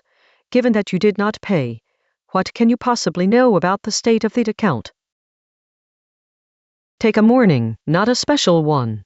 You wake at a time you know, because somebody standardized the measurement of time, then standardized it again across regions, then built a mechanism to distribute it accurately enough that your device and the world agree. You did not calibrate anything. You read a number. You turn on a light. Behind that switch is a network, whose topology was worked out by people solving problems you have never heard of. How to keep an entire grid in phase, how to route around a failure, how to price something that cannot be stored. The switch presents as a binary. Everything interesting about it was settled decades ago. You drink water that is safe, because a chain of discoveries about disease, a body of engineering about filtration, and a regulatory apparatus about testing all exist and are functioning. Each of those was purchased by people working without any of them. You read something. Every word you understand was a prepaid negotiation, a sound attached to a meaning by a process no one designed, running for millennia, deposited in a community and handed to you in childhood at a cost you cannot now recall paying. You go somewhere on a road. The route exists because someone surveyed. The surface exists because someone worked out what mixture endures. The rule about which side to drive on is a coordination problem that was solved once, arbitrarily, and never has to be solved again by anyone. None of this is remarkable. That is the point. Then unremarkableness is the tell. It helps to sort the fund, because everything is prepaid is too coarse to be useful. There are 5 kinds and they behave differently. Physical buffers are cost deposited in the terrain. Roads, pipes, grids, harbors, buildings, cleared land. Work done once, embedded in matter, drawn on by anyone who arrives. These are the visible ones, and they are the smallest part of the fund. Informational buffers are cost-deposited in records, maps, charts, dictionaries, timetables, tables of constants, standards, recipes, the accumulated body of what is known about which molecules do what to bodies, vastly larger than the physical stock and far cheaper to copy, which is why a poor country can import a pharmacopoeia and cannot import a harbor. Institutional buffers are prepaid coordination, a court, a currency, a land registry, a system of professional licensing. Each is a stored answer to the question who decides and how and what happens when we disagree. This category is the least visible and the most underrated, because its contents are not objects at all. They are settled arguments. And a settled argument is enormously expensive to produce and nearly free to use, which makes it a buffer in the strictest sense of the last chapter. Embodied buffers are stored in people. Language, literacy, numeracy, the tacit judgment of an experienced practitioner, the hands of a surgeon. These are the ones you must fund yourself, at full price, in the ordinary unbuffered way, which is why they are the expensive part of any life and why the years spent acquiring them cannot be compressed by any technique yet discovered. Biological buffers are the deepest and the least often counted. Your immune system holds a record of encounters it has already survived, so that a second meeting is cheap, where the first was dangerous. That is prepayment in the exact sense of this book, an expensive traversal, its results stored, read cheaply thereafter. And behind that sits a far larger fund, the whole inheritance of a body that works, arrived at by an enormous, blind, unbuffered search running for a length of time that makes every human institution look instantaneous. Nobody designed it. Nobody could have afforded to. It was paid for by the failures. Now the ratio, which is what I actually wanted. Set against that fund. The work you personally do in a day is a rounding error, not a small contribution, a rounding error, in the technical sense that removing it would not change the total to any measurable degree. This is true of my day, and of the day of anyone likely to read this, including people whose days are extremely productive. I do not say that to be deflating, and I want to be careful here, because there is a nihilistic version of this observation that I think is wrong.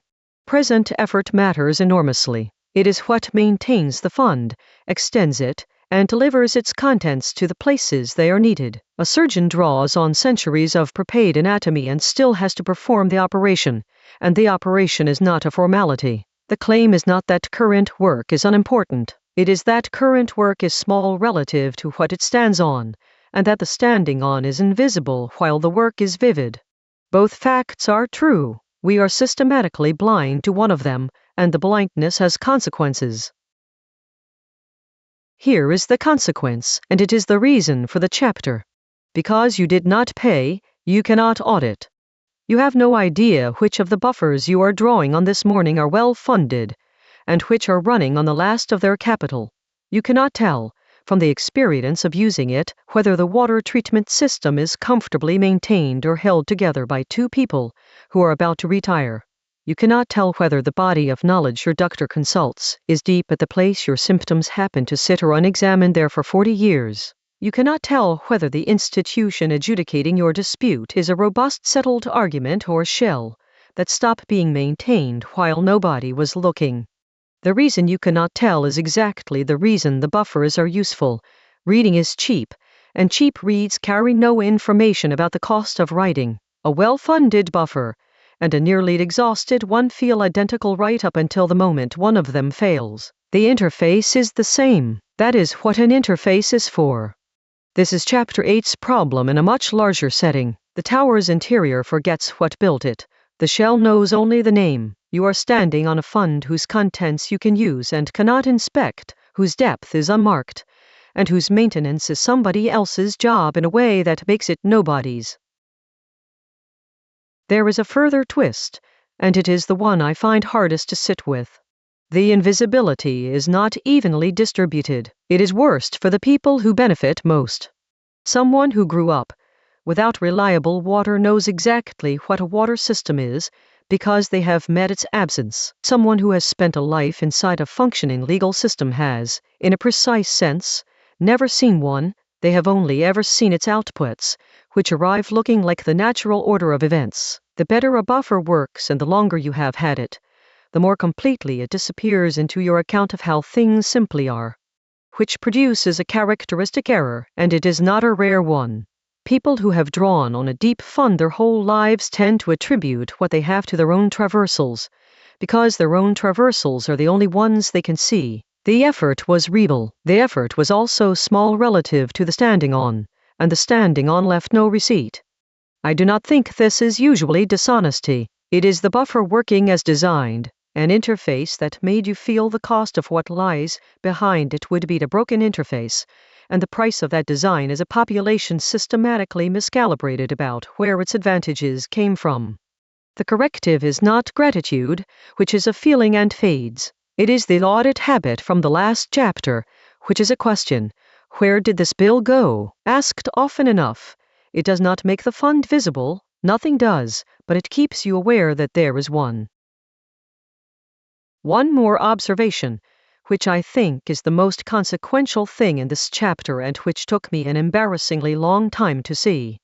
The standard of living of a place is not its resources, its effort, or its cleverness. It is its buffer stock.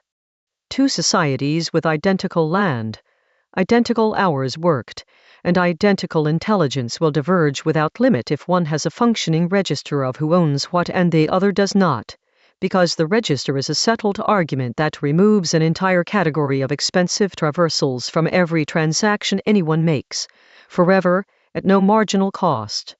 This is why the transfer of prepaid answers between places is the single most powerful economic act available, and why the refusal to transfer them is the single most powerful act of harm. You are not giving or withholding a thing. You are giving or withholding somebody's completed traversal, the 1,000 years, without the 1,000 years.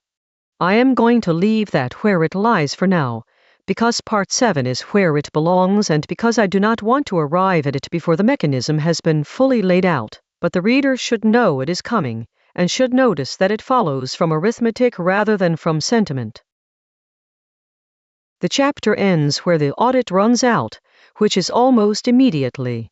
Try to complete the inventory and you find you cannot, not because the list is long, because most of the fund is invisible in the specific way the last chapter described. You do not notice the settled argument. You do not notice the standard. You do not notice the word arriving with its meaning attached. The successful buffers are precisely the ones that have vanished into the background of what you take the world to be. So a complete audit is unavailable, and what you get instead are glimpses, moments when a piece of the fund briefly becomes perceptible. There is only one thing that produces those moments, and it is not attention or gratitude or study. It is failure. A buffer announces itself exactly once, in the instant it stops working, and never otherwise.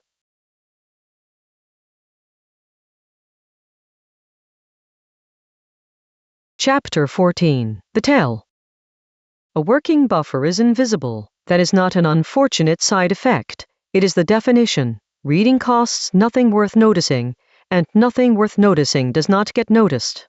Which raises an awkward question for a book that wants you to see them. If success is imperceptible, what is there to look at? Only one thing. Buffers announce themselves exactly once, in the instant they fail, and never otherwise. The case that taught me this is a small one, and I have never found a better model of the mechanism. You are inside a game, not thinking about a game, inside one, in the sense that the world is doing what worlds do and you are not attending to the machinery at all. Then the world stops for a moment. A gray plane where a landscape should be. A progress bar. A hitch is something loads. The illusion does not survive it. Whatever you were in the middle of feeling, you are now a person holding a controller.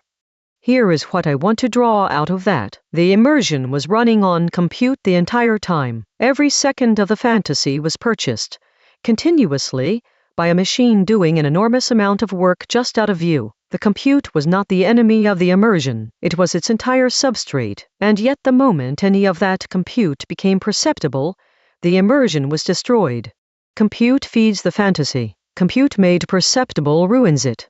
That is not a paradox. It is the same fact stated twice. A buffer works by making cost imperceptible, so perceiving the cost is precisely what it means for the buffer to have stopped working. Noticing and functioning are mutually exclusive by construction. The loading screen is the tell. It is the machinery briefly visible through a seam in the world it was building. Once you have the shape, the tells are everywhere, and they all have the same structure. A moment where the world stops behaving like a given and starts behaving like a process.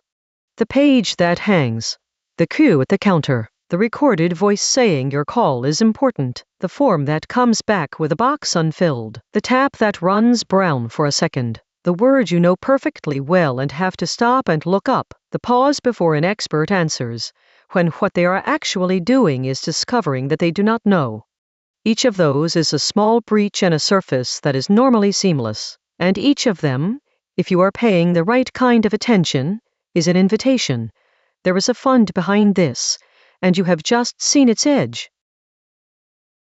Now the limitation, which matters because it is tempting to treat tells as an audit and they are not.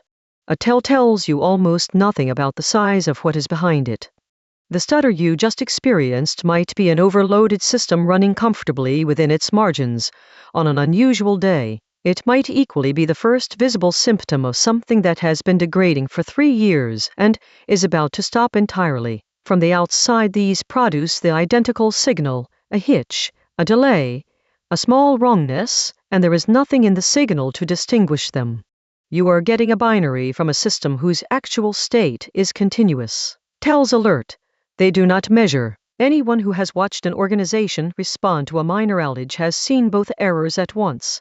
Some people treating a serious warning as noise, others treating routine load as a crisis, and no way for either camp to settle it from the evidence available at the surface.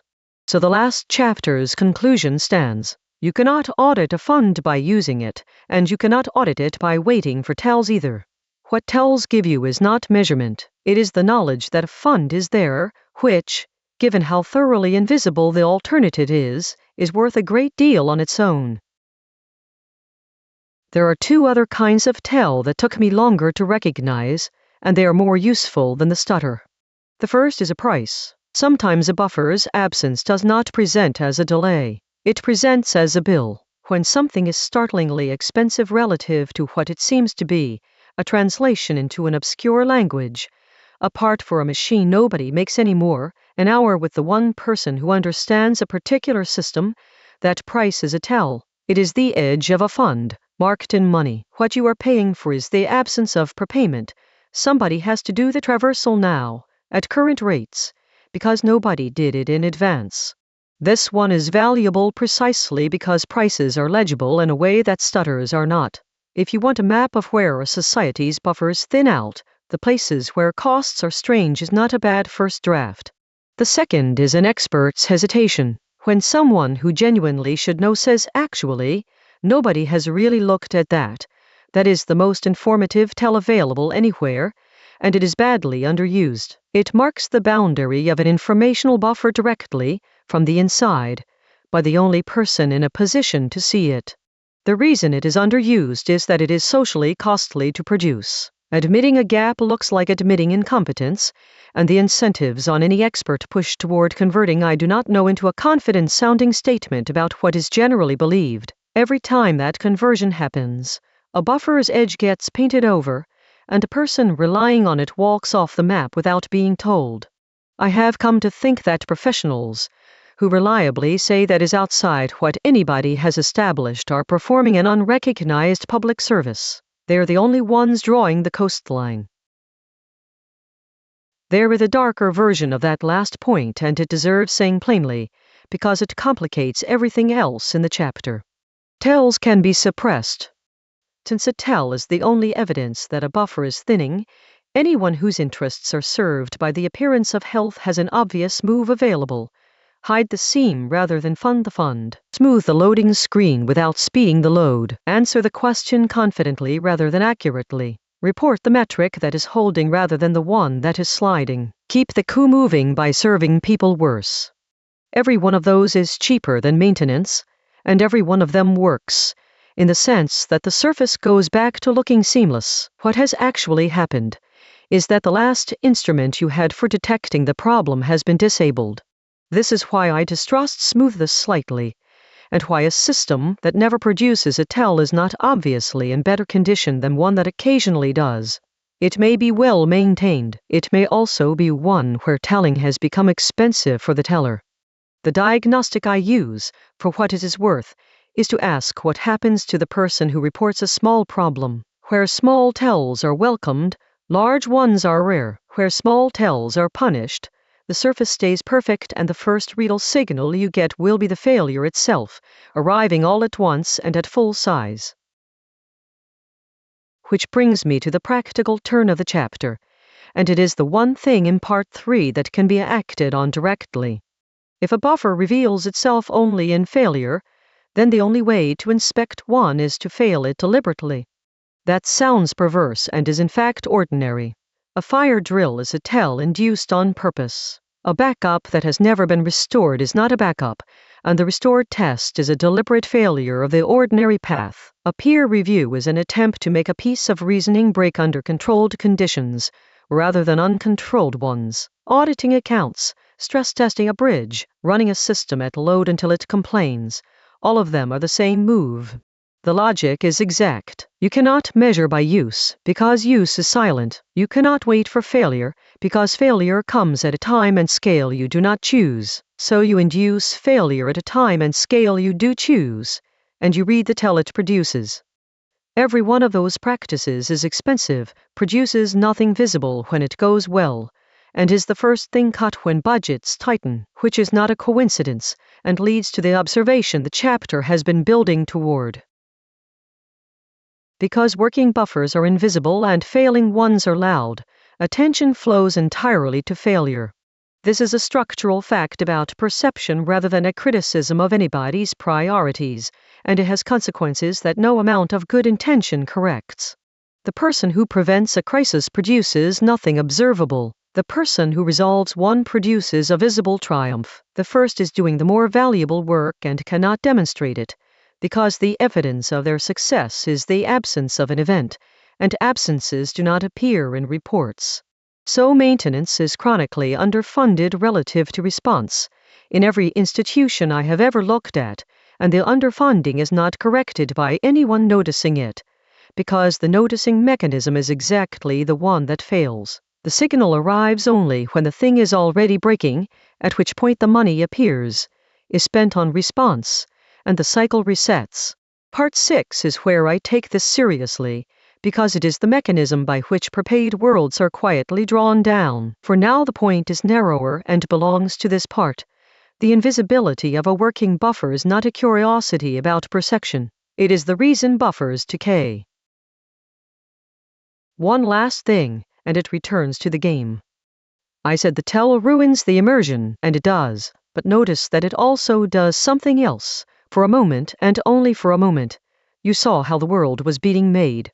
That is the only view anyone gets. The seam is not merely a defect, it is the single aperture through which the machinery of a prepaid world is ever visible, and if you want to understand what you are standing on, the breaks are the only place to look, which is worth remembering the next time something small goes wrong and the reflex is irritation. The irritation is correct.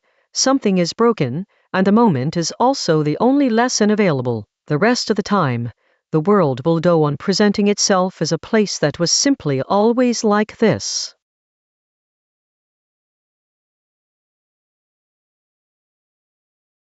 Chapter 15. One cost, two frames.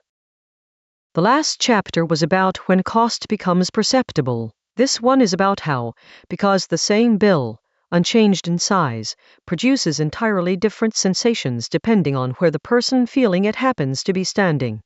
I got this wrong the first time and the correction improved it, so I am going to walk through both versions. Start with the observer, where the account is simplest and holds up.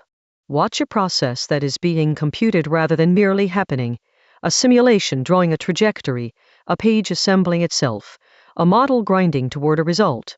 What do you experience of its cost? Time. You experience waiting. The expense of the computation reaches you as duration and in no other form. You do not feel the arithmetic. You feel the seconds. Every tell in the last chapter was this: cost arriving in the only currency an observer has. That much is solid, and it explains why latency is the universal complaint about every computed thing. It is not that people are impatient, it is that duration is the sole channel through which the cost of a computation is available to someone outside it.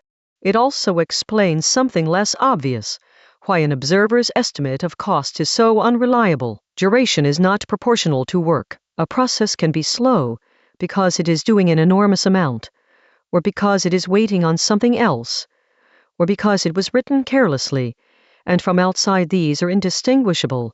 They all present as the same number of seconds. The observer has exactly one instrument and it cannot separate effort from idleness. Which is why waiting feels the way it does. The frustration is not really about the delay. It is about holding a measurement you cannot interpret, and suspecting, with no way to check, that the number in front of you represents somebody's inefficiency rather than the true price of what you asked for. Very often it does. That is the honest reason the complaint is common.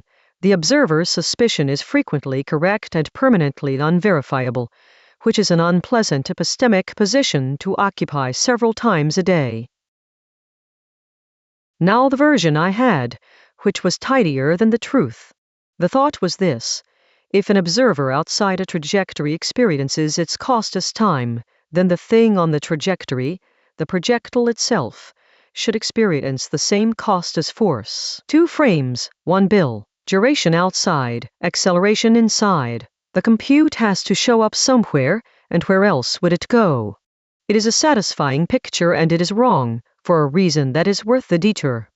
A body in free fall feels no force at all. That is not a quibble. It is one of the load-bearing observations in physics. Fall, and you are weightless. The trajectory can be as curved and as violent as you like. The object riding it experiences nothing. What produces the sensation of weight is not motion along a trajectory, but being prevented from following one. The floor pushing up, the seat pressing back. So the projectile is exactly the wrong candidate for the second frame. It is not merely that it feels less than I expected. It feels nothing, and the more purely it is on its trajectory, the more completely nothing it feels. Correcting that gave me something better than the original, and the improvement is the substance of this chapter. There are not 2 positions, there are 3, and the third is the one this book is actually about. The observer experiences cost as duration, outside the process, holding an independent clock, watching it take however long it takes. The payer experiences cost as effort. This is where the force sensation genuinely lies, not in the object being moved, but in whatever is doing the moving. The engine, the muscle, the machine, the person. Push against something and you feel it push back, and that is a real signal proportional to real work. The product experiences cost as nothing whatsoever. The third frame is the freefall case, and once named it turns out to be everywhere. The character in the game does not experience the frame rate. A thing being computed has no access to the computation. Its clock, if it has one, is made of the very steps whose expense is in question, so there is nothing for it to measure against. Slowness is not slow from inside. Cost is not costly to the thing the cost produced. That reframing is what I actually wanted from the idea, because it answers a question the last 2 chapters left open. Chapter 13 said you cannot audit a fund you are drawing on. I gave the mechanism. Sheep reads carry no information about the cost of writing, but not the deeper reason. Here it is. The beneficiary of a buffer occupies the frame in which cost is invisible by construction. You are not failing to notice. There is nothing available to notice. A person living inside a prepaid world is the product, not the observer and not the payer, and the product has no channel through which expense can arrive. To perceive the cost of your own substrate you would need a clock that does not run on it, and you do not have one. This is why gratitude is such a weak instrument here, and why I declined it in Chapter 13. Gratitude asks you to feel something for which no sense organ exists. What can be done is structural rather than emotional. Obtain a second frame. Talk to someone from a place where the buffer is absent. Read the history of the thing. Induce the tell deliberately. All three are ways of borrowing an outside clock, and they work where sentiment does not. The three frames also sort out a confusion that turns up in every argument about whether something was hard. Ask three people about the same piece of work and you will get three incompatible answers, all honest. The person who did it reports effort because they were the payer. The person who waited reports duration because they were the observer. And the person who received the result reports that it seems fairly simple because they were the product, and from where they stood, it was. None of them is lying and none of them has the whole quantity. The bill was one bill. It arrived at three addresses in three currencies, and there is no exchange rate between them that anybody has ever agreed on.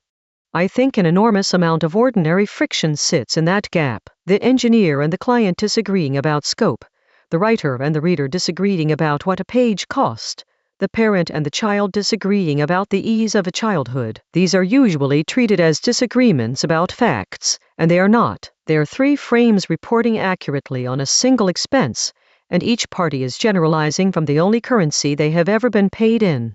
Take one of those slowly, because the pattern is easier to trust once you have watched it work. A translator spends 4 months on a book. To her, the cost is effort, particular sentences that refuse to resolve, mornings spent on a paragraph, the accumulated fatigue of holding 2 languages open at once. She is the payer, and effort is what payers are billed in. The publisher experiences 4 months, not sentences, months, a slot in a schedule, a delayed catalog, a date that moves. Duration is what observers get, and the publisher's honest account of the cost is a number of weeks that contains no information whatsoever about which paragraphs were hard. The reader experiences a book that reads naturally in their own language. That is the product frame, and notice what it does. A good translation is one where the cost is completely absent from the artifact. The better she did her job, the more thoroughly the reader's evidence of her work has been erased. A reader who notices the translation is a reader encountering a failure. Now put the three in a room. The translator will feel her work was underestimated, and she is right. The publisher will feel the schedule was the real constraint, and they are right. The reader will feel that it reads as though it were simply written that way, and they are right too. That is what she was for. There is no version of this conversation in which everybody's honest report adds up, and the fact that it never adds up is not a communication problem. One more consequence, and it is the one with teeth. If the product frame is the one where cost is invisible, then the more thoroughly a buffer serves you, the less capable you are of valuing it, not the less inclined, the less able, the better the road. The less it seems like an achievement, the more reliable the institution, the more it reads as the natural order of things. Success at being a buffer is success at removing itself from perception. So the best functioning parts of any inheritance are precisely the parts that will be defended last and dismantled first. That is not a moral failing in anyone. It is a fact about frames, and it means the usual remedy, explaining to people how much they owe, is aimed at the wrong organ. What actually shifts a person's estimate is a frame change, an outage, a trip somewhere the thing is absent, a story about the years it took, anything that puts them briefly outside the process. Holding a clock the process does not control. Part 6 is about what happens when nobody arranges that, and the answer is that the fund gets spent by people who could not perceive it, which is a good working description of how a great deal has been lost. A word on how much of this is settled and how much is mine, since the chapter leans on physics. The free fall point is standard and not in dispute. A body following a trajectory feels no force, and weight is the sensation of being prevented. I have used it as an analogy rather than an argument. Nothing here claims that computation and gravitation are the same phenomenon, and a reader who suspects I am smuggling in a physical thesis should be reassured that I am not. The three frames are a description, offered because it is useful. What recommends it is not that it is deep, but that it predicts something specific and checkable. That disputes about how hard a thing was will divide along the lines of who paid, who waited, and who received, and that each party will report their own currency as though it were the total. Watch for it. I have not yet seen a case where it failed.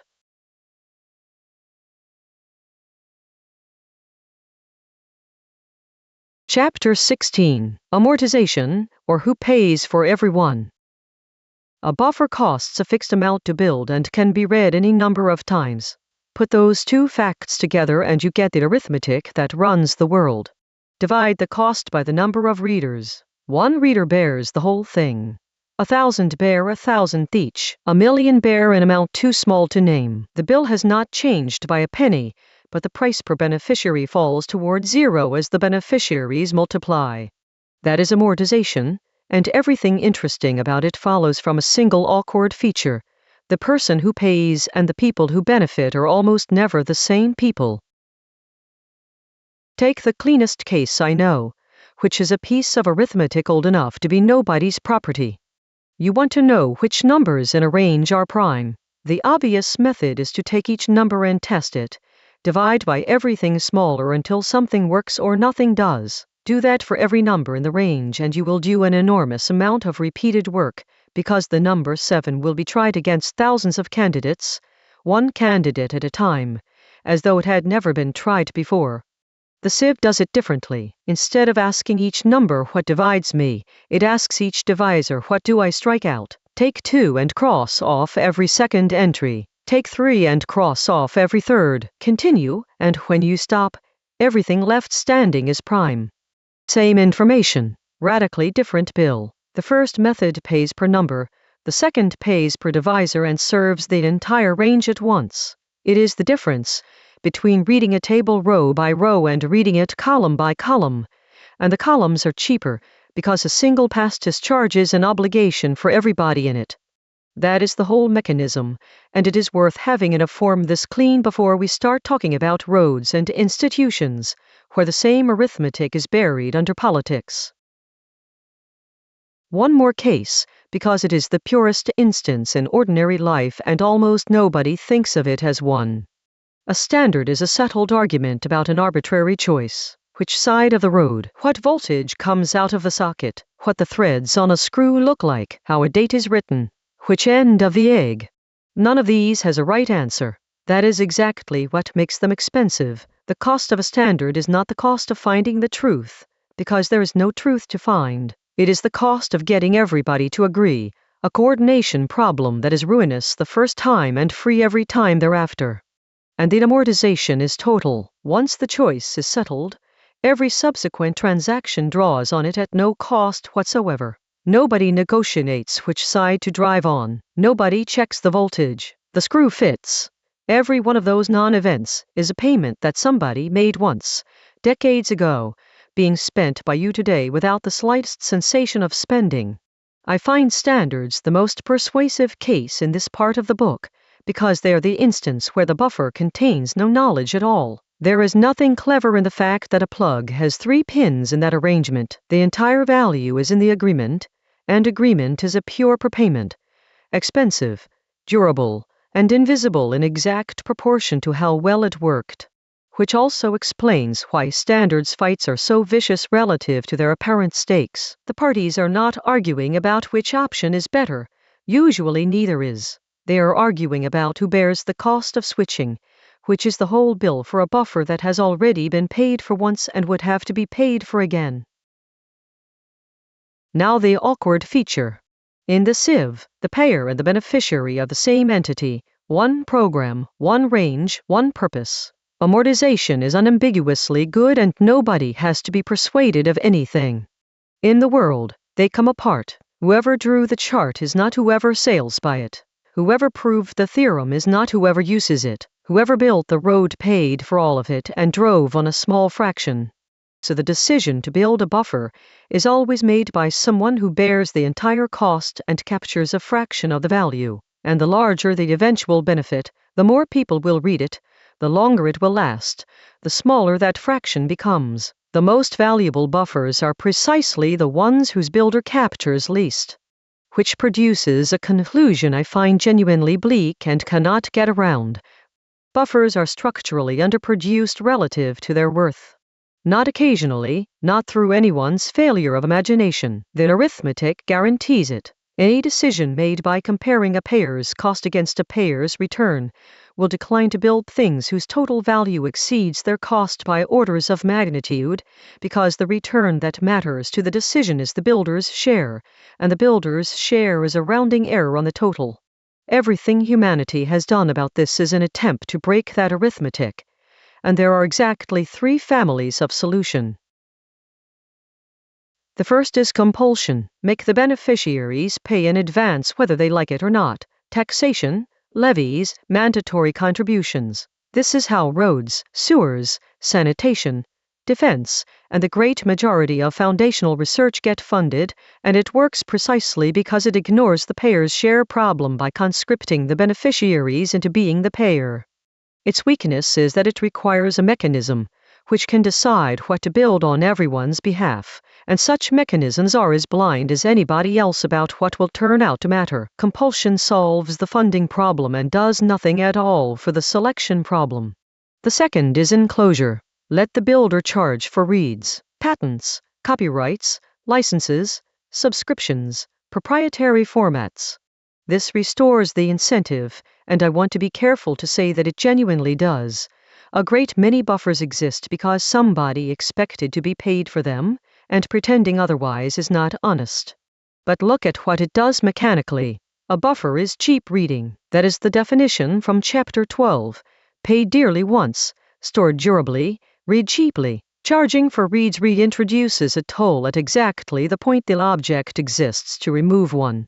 So enclosure funds the buffer by partially disabling it. It is not a compromise between 2 goods. It is a mechanism that pays for a thing by damaging the property that made it worth having. Sometimes damaged and existing beats undamaged and never built, which is the strongest argument its defenders have, and it is a real argument. But the trade is not the one people usually think they are debating, and I have found that saying it in these terms dissolves a surprising amount of the usual disagreement. Both camps are correct about different halves of one mechanism. The third is gift. Somebody pays and lets everyone read for nothing. This is more common than the economics predicts, which is itself interesting. Open standards, published mathematics, the public domain, the vast unpaid apparatus of documentation and translation and cataloging that the world runs on. People do this for status, for love of the thing, from professional norm, or because they were already being paid for something else and did this on the side. It is the only solution that leaves the buffer undamaged, and it is the least reliable of the 3, because nothing about it scales with importance. The gift economy produces magnificent buffers and produces them capriciously. Now the limit, which is where the chapter turns from mechanism to distribution. Amortization requires that the readers want the same thing. A buffer is an answer to a question. It divides its cost across everyone who has that question and across nobody else. So the economics of building one depend entirely on how many people share your situation, not on how badly you need it, not on how much it would help, but on how many. The consequences are not subtle. A condition affecting millions attracts an enormous prepaid apparatus, diagnostic criteria, treatment protocols, trained specialists, a literature. A condition affecting a few hundred attracts almost none, and the people who have it face, for their own bodies, the unbuffered traversal that everyone else was spared, not because their need is smaller, because their need does not divide. The same shape governs which languages have dictionaries, which crops have agronomy, which machines have manuals, which legal situations have settled precedent, which parts of the world have maps worth a name. In every case the fund is deep where many people stood and thin where few did. So amortization does not merely underproduce buffers. It underproduces them unevenly, in a direction that tracks how many people share your circumstances, which means that being unusual is expensive, systematically, in a way that has nothing to do with the difficulty of the underlying problem and everything to do with the denominator. I am going to leave the implications of that for Part 7, where they belong, but the mechanism is arithmetic and belongs here, and I want it understood as arithmetic before anybody starts arguing about what should be done. One practical note: since this part of the book has been light on things a reader can use. The amortization question is worth asking about your own work, and it is not the same question as is this useful. Anything you do once and use once has no denominator. Anything you do once and use repeatedly divides, and anything you do once, write down properly, and hand to others divides by a number you do not control and cannot predict, which is the entire reason documentation, teaching, and writing things down feel disproportionately unrewarding, while being disproportionately valuable. The payer's share is small, the total is enormous. Chapter 15 already explained why you will not be able to feel the difference. The habit worth having is to notice, when you have just finished paying for something expensive, whether the result is in a form anybody else can read. Very often it costs almost nothing to make it so, and the difference between a private traversal and a public buffer is a single afternoon of writing that nobody will thank you for. That afternoon is, as far as I can tell, the highest leverage act available to an ordinary person, and the incentives on it are terrible.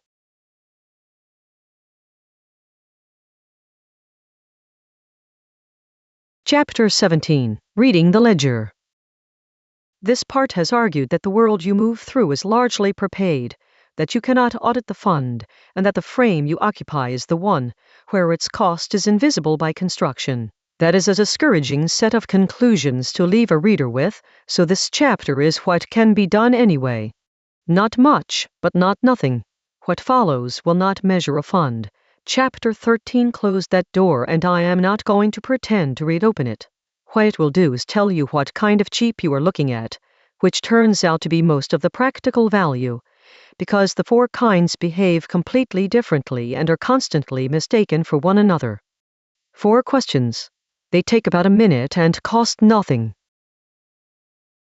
1. Who paid? There are 4 answers, and each implies something different. Nobody. Some things are cheap because they are cheap. No fund. No prepayment. No hidden bill. The operation was always this easy. This is rarer than people assume, but it does occur, and it is the safe case. Nothing can be withdrawn, because nothing was deposited.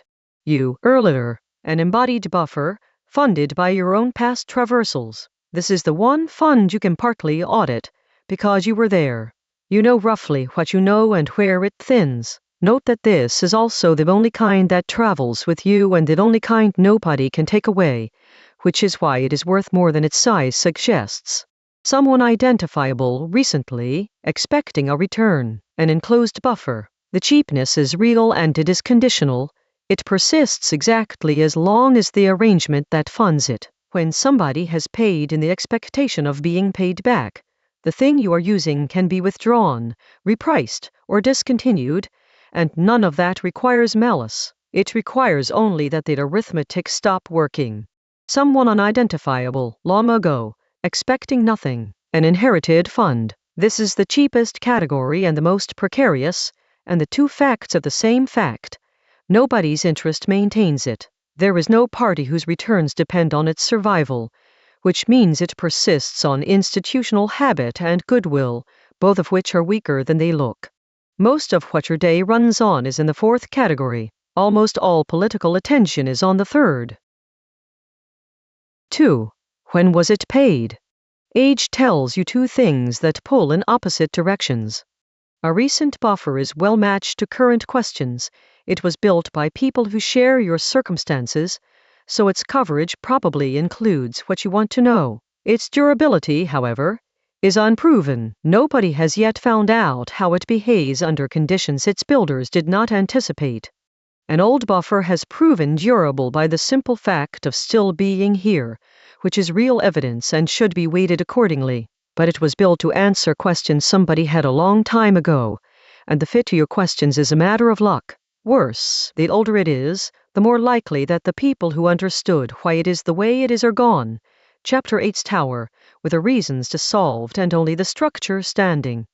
The pairing that should alarm you is old and unexamined, not old. Old is fine, and often excellent. Old, load-bearing, and last inspected by somebody nobody can name. 3. Is the payment still being made? This is the question that matters most and the one almost nobody asks, because it distinguishes two things that look identical while you are using them. A stock was paid once and sits there. A proved theorem stays proved. A recorded observation stays recorded. Nobody has to do anything, and the thing does not care whether anyone is paying attention.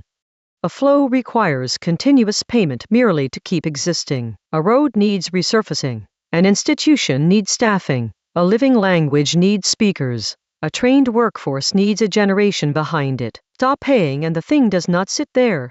It degrades, on a time scale, whether or not anybody notices. Treating a flow as a stock is the single most expensive error available in this territory, and it is nearly universal. People speak of infrastructure, expertise, institutions, and shared knowledge as though they were possessions rather than subscriptions. They are subscriptions. The bill arrives whether or not anyone opens it. The test is simple. What happens if everybody stops? A stock is unchanged. A flow has a half-life. And if you cannot name roughly what that half-life is, you have found something worth finding out. 4. Does it cover my question? The fund is not uniform. Chapter 12 said its coverage is a fossil of past attention, and Chapter 16 said past attention follows the denominator, deep where many people stood, thin where few did. So the question is not is this a good buffer but is my situation one that many people have been in? And here is the part that makes it urgent rather than merely interesting. A buffer gives the same confident silence for not there as for nothing there. The map with nothing drawn beyond the margin does not say we did not survey here. It simply ends, and an unmarked area looks exactly like a safe one. That is the failure mode to fear, because it does not present as a failure. It presents as an answer. Running the 4 questions. Take something ordinary. You can find out whether a mushroom is safe to eat. Who paid? Overwhelmingly the 4th category, people, mostly unnamed, over a very long time, who established what each species does to a body. A substantial part of that fund was subscribed in the way Chapter 11 described for the chart. Somebody found out the hard way, and the finding out was fatal. The knowledge exists because the search was run at full price, by people who received nothing for it. When? Mostly old, and this is the encouraging case for age. The basic taxonomy and the major toxicities are long settled, tested by enormous use, and not going to change. Old and repeatedly inspected is the strongest position a buffer can be in. Is the payment still being made? Partly stock, partly flow, and the 2 parts are worth separating. The recorded knowledge is stock, it will not evaporate, but the identification skill is flow, held in people, and it decays with a generation, and so is the maintenance of regional records, which happens only if somebody is still doing the field work. Does it cover my question? Here is where it gets sharp. The fund is deep for the species that grow, where many foragers have lived and worked for centuries. It is thin for regions with less of that history, for recently introduced species, and for lookalikes that were never common enough to attract attention. And a field guide that does not contain your mushroom will not tell you it does not contain your mushroom. It will show you the nearest thing it has. 4 questions, 1 minute, and the shape of the risk is now visible. The danger is not that the knowledge is poor. It is excellent. The danger is at the edges of its coverage, where the silence is indistinguishable from an answer, and at the flow component, where the skill to apply it is held in a dwindling number of heads. That is a much better position to reason from than either people have known about mushrooms for millennia or you can never be sure. Both of those are true and neither tells you where to be careful. The characteristic misreadings. The questions are more useful for catching errors than for producing answers, so it is worth naming the 3 mistakes they catch, since each has a signature.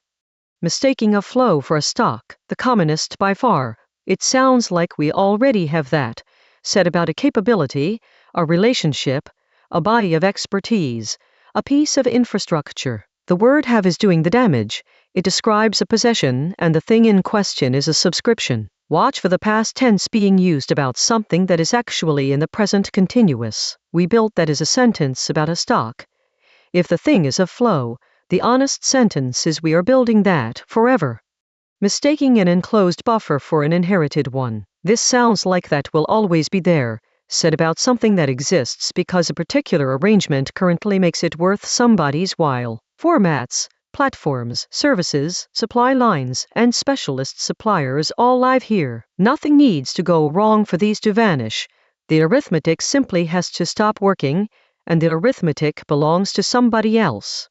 Mistaking thin coverage for a clean answer. This sounds like I looked it up. It is the most dangerous of the three, because it produces confidence rather than complacency, and because the buffer cooperates fully, it returns something, promptly, in the same format it uses for the things it actually knows. The general shape is that all three errors run in the same direction. They overestimate what is safely in hand. I do not think that is coincidence. A buffer's whole design is to feel more solid than it is, since feeling solid is what it means to be working, and our estimates are formed by using things rather than by inspecting them. So if you run the 4 questions and the answers come back reassuring, that is weak evidence. If they come back uncomfortable, that is strong evidence, because discomfort had to overcome the interface to reach you. What this does and does not give you. It does not measure. You still do not know how deep any fund is, and Chapter 14 established that even the tells will not tell you. What it gives you is classification, and classification is enough to change behavior in 3 specific ways. It tells you what can be withdrawn, the enclosed things, which persist only while their arithmetic holds. It tells you what needs feeding, the flows, which are being consumed right now by you, whether or not anyone is topping them up. And it tells you where the map ends, the coverage question, which is the only one of the 4 that concerns your particular situation rather than the world's.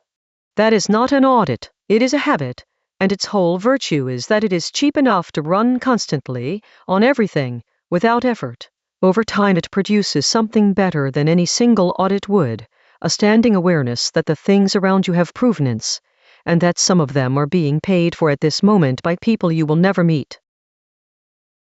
Part 3 ends here, with the object described, what a buffer is, how the world is made of them, how they become visible, how their cost is felt, how they are funded, and how to read what little of the ledger is legible. Everything so far has been mechanism. Nobody in these 3 parts has had an advantage over anybody else. I have been describing a structure, not a situation. Part 4 is where the second party arrives, because the moment one person is standing on a prepaid answer and another is not, the mechanism stops being an interesting fact about cost and becomes the thing that determines which of them can do what. And the difference between them, as the next chapter argues, has nothing to do with either of them at all.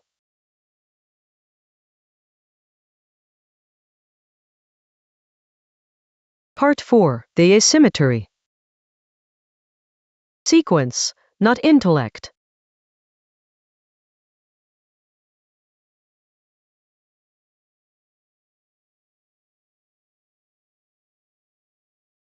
Chapter 18. The sentence that lies about symmetry.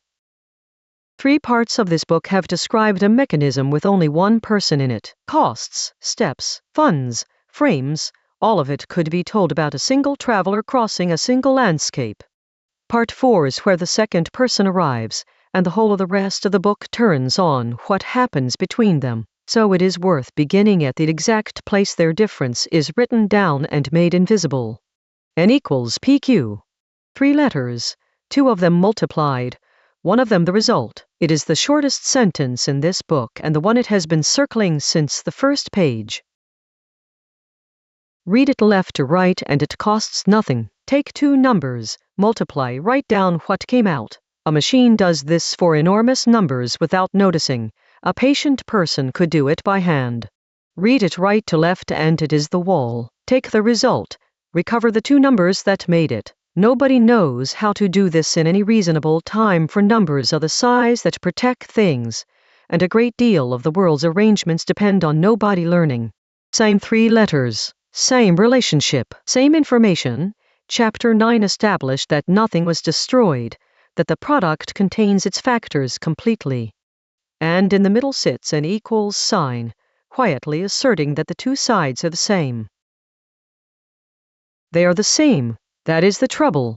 The equals sign was invented to mean exactly this. When Robert Ricord introduced the two parallel lines in the 16th century, his stated reason was that nothing could be more alike than a pair of lines of identical length, a symbol chosen to express perfect, symmetric, unarguable sameness. And it does. The claim is true. The quantities are equal in every sense mathematics recognizes. What the symbol cannot say, what it has no facility for saying, then or now, is that getting from one side to the other is trivial in one direction and ruinous in the other. That fact is not encoded anywhere in the writing. There is no place for it to go. Notation records what is true. It has no column for what is affordable. I have come to think this is the single most consequential gap in the way mathematics is written down, and that it explains a great deal of the surprise people experience when they meet difficulty. We are trained on a symbol system in which every relation is stated as a balance, and no relation carries a price. Then we go out into a world where price is nearly everything, and we arrive with instruments that cannot detect it. The same lie is told constantly outside mathematics, in the same grammar. The cake is flour, eggs, sugar, and heat. True, perfectly true, and you cannot run it backwards. There is no operation that takes a cake and returns 4 ingredients, and everyone knows this without ever having thought about why the sentence looks reversible when the process is not. Trust is 100 kept promises. Also true, and stated in a form that suggests an exchange rate. It does not work backwards. You cannot dissolve trust into its component promises and hand them back. You cannot reconstitute it by keeping 100 more.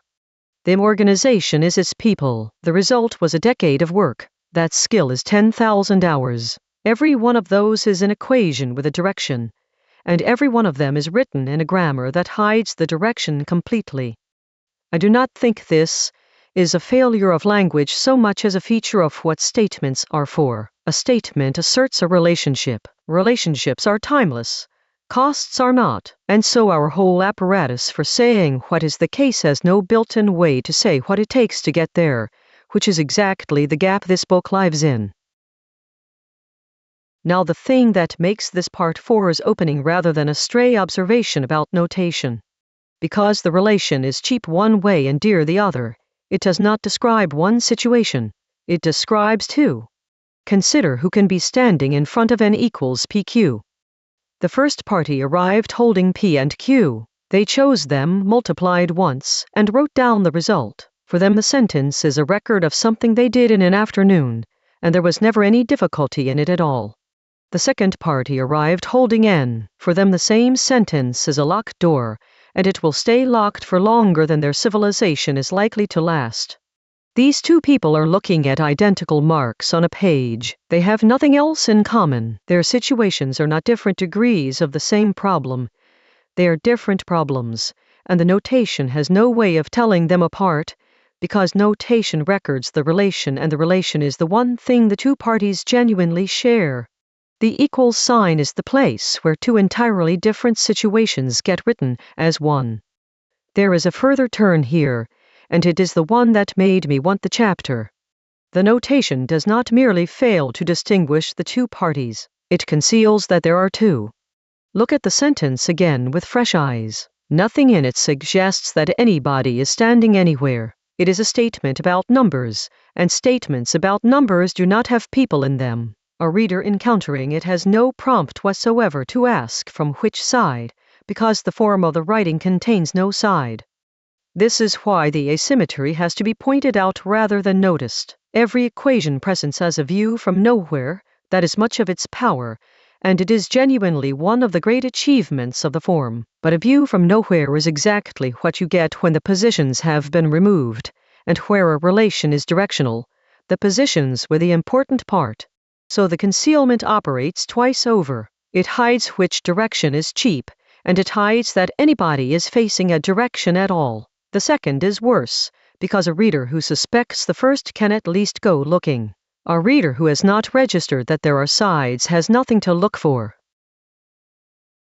That is why I called it a receipt rather than an equation in the opening chapter.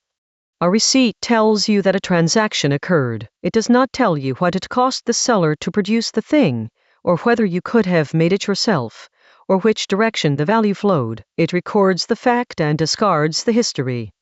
N equals PQ is a receipt for a turn of a crank. It says, this was multiplied. It does not say who did the multiplying, or that they held the factors before they held the product, or that everyone arriving from the other side is in a completely different predicament. All of that is true. None of it is written, and the writing is what gets handed around. The general form, which the next several chapters will develop, is this.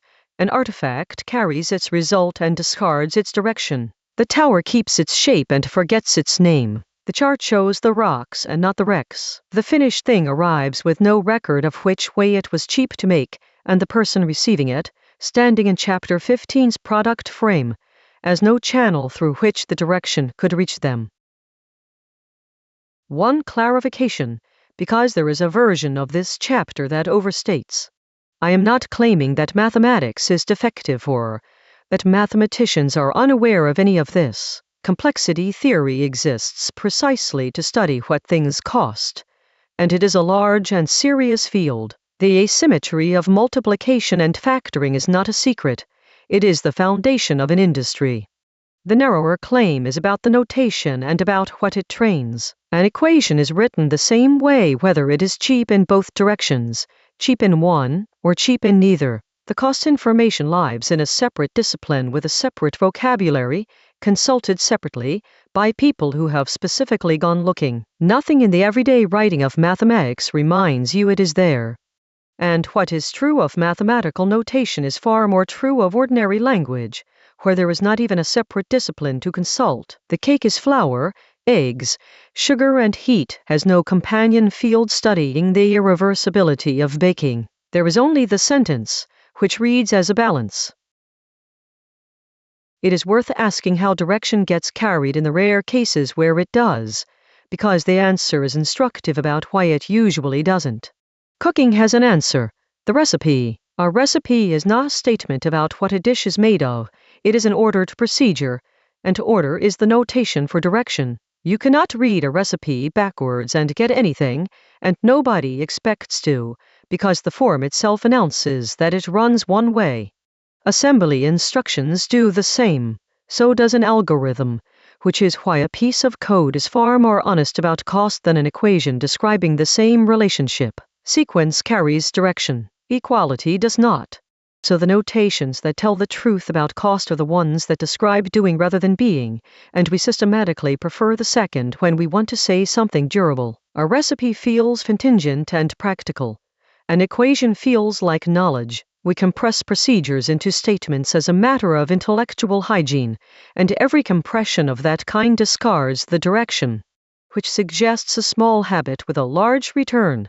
When somebody hands you a statement about how things are, ask what procedure it was compressed from. Occasionally there was none and the statement is simply a fact about structure. Far more often there was one.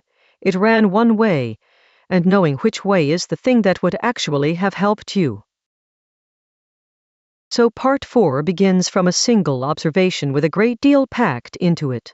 Every asymmetric relation, written down, becomes a symmetric-looking statement. The statement is true. The symmetry is false. And once a relation is cheap in one direction and dear in the other, there are always two parties, one who came the cheap way and one who did not. And the writing that both of them are looking at is the same writing, which means the difference between them is not visible in the object. It is not in the mathematics, or the document, or the artifact, or the result. It is in the approach, in which side each of them was standing on before any of this began.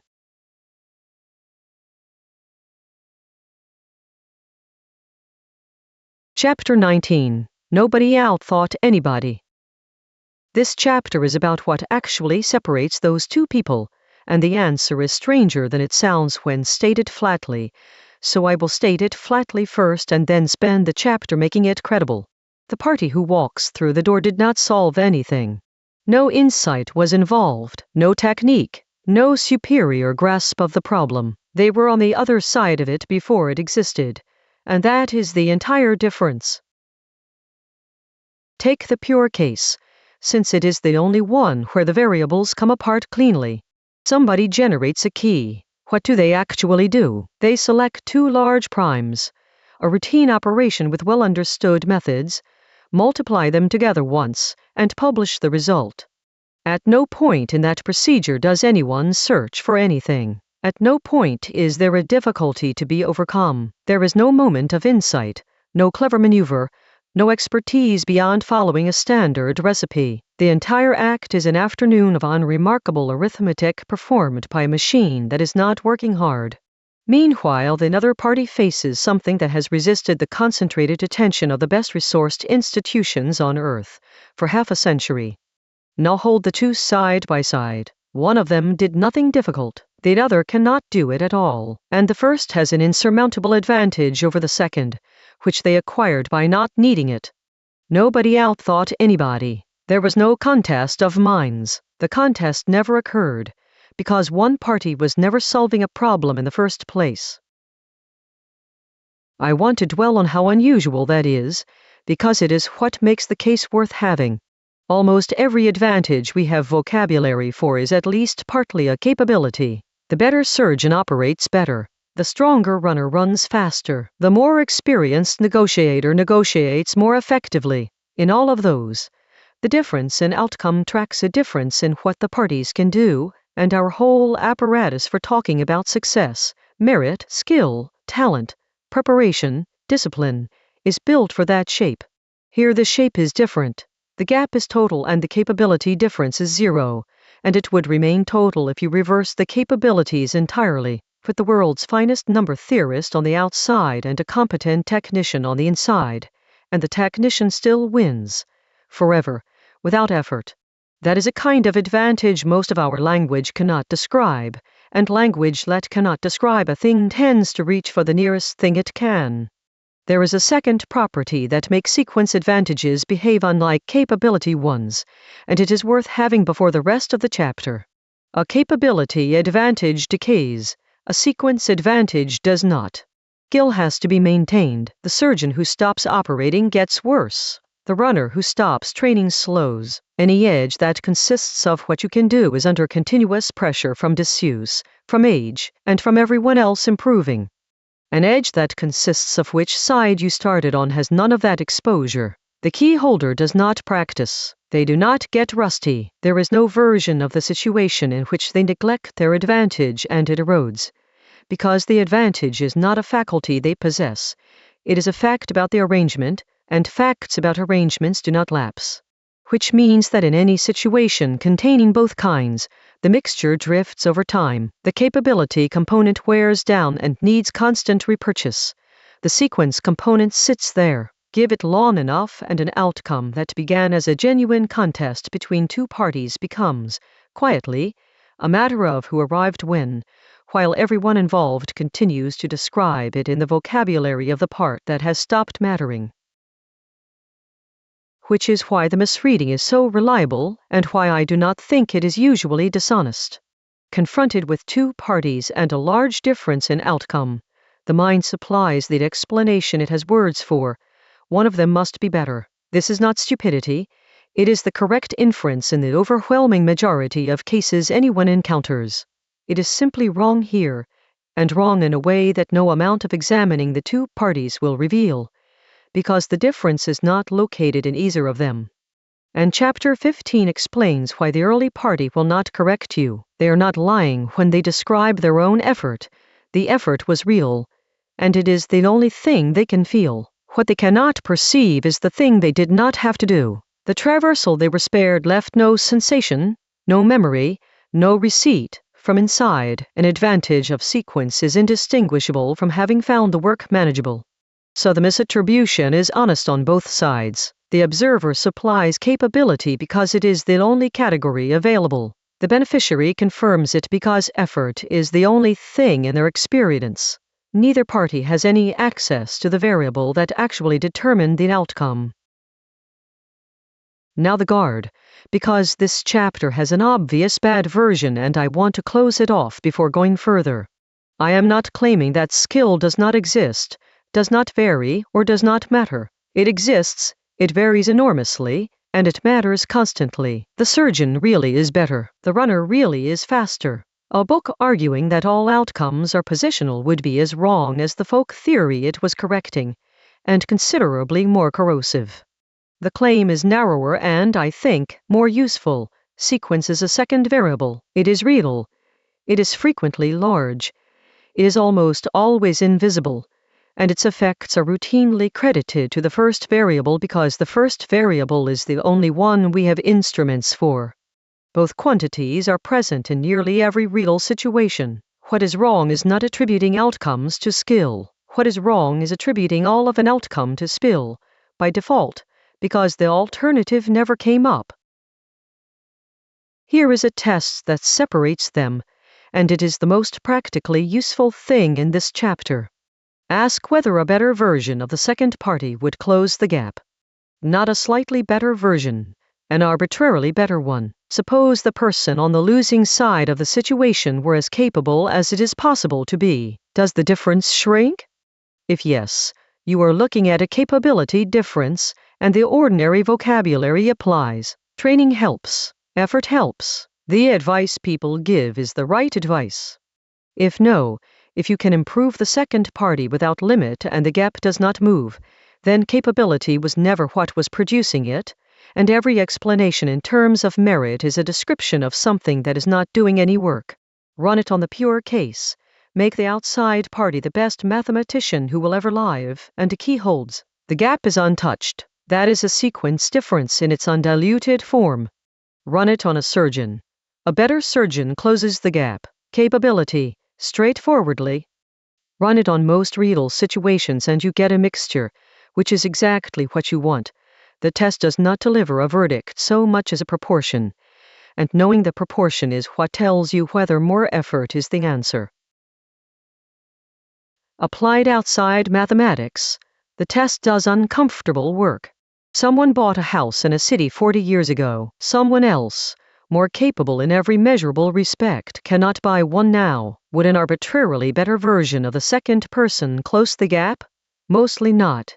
The difference was largely established before they arrived, and no amount of improvement reaches back to alter it. A researcher entered a field when its foundational questions were open. Another, equally gifted, entered when they were closed. A company registered a name when names were free. A country adopted a standard early and the world routed around the ones that came later. In each case there was also genuine skill, and I am not interested in the version of this argument that erases it. The person who bought the house still had to earn the money. The early researcher still had to do the mathematics, but the test asks a specific question, and where the answer is no, a better version of the latecomer changes nothing, then whatever else is true, the outcome was not a measurement of the two parties against each other. There is a further effect worth naming, because it explains a pattern that otherwise looks like character. A sequence advantage is not merely uncredited. It actively produces a false theory in the person holding it. Someone on the cheap side of an arrangement observes, accurately, that they worked hard and things went well. They observe, accurately, that others work hard and things go badly. Lacking any access to the variable that distinguishes the cases, they are left to infer that the difference must lie in how the work was done, in judgment, in seriousness, in some quality of application they possess and that others lack. That inference is reasonable given their evidence, and it is false, and because it is derived from real experience rather than adopted from prejudice, it is unusually resistant to correction. You cannot argue somebody out of a conclusion they drew honestly from their own life. I raise it not to score a point about advantage, but because the same trap is available to anyone, including me and including the reader. Everyone is on the cheap side of something. Everyone has a set of outcomes that came easily and a theory about why, and the theory will be built out of the only materials available, which are their own efforts. The corrective, as in Chapter 15, is not humility as a sentiment. It is the test above. Run on your own cases. Would an arbitrarily better version of the person who didn't get this have got it? Where the honest answer is no, you have located something you did not earn, and locating it does not require feeling bad about it. One more consequence, and it is the reason this chapter sits where it does. If the difference between the parties is not in either of them, then it is not in anything you can examine by looking at them, not in their qualities, their choices, their effort, or their reasoning. It is in the arrangement they arrived into, which was established before either of them was standing there, by whoever built the thing. Which means the question who is better is not merely inaccurate here. It is aimed at the wrong object entirely. The interesting party is not on either side of the wall. It is whoever put the wall there and decided which way it would be cheap. That is where this book has been going since the first page, and part 4 has 3 more chapters before it can be said properly. The next one is about the variable itself, not sequence, which is the historical fact, but direction, which is the structural one, and about why one arrangement of the same relation costs nothing while its mirror image costs everything.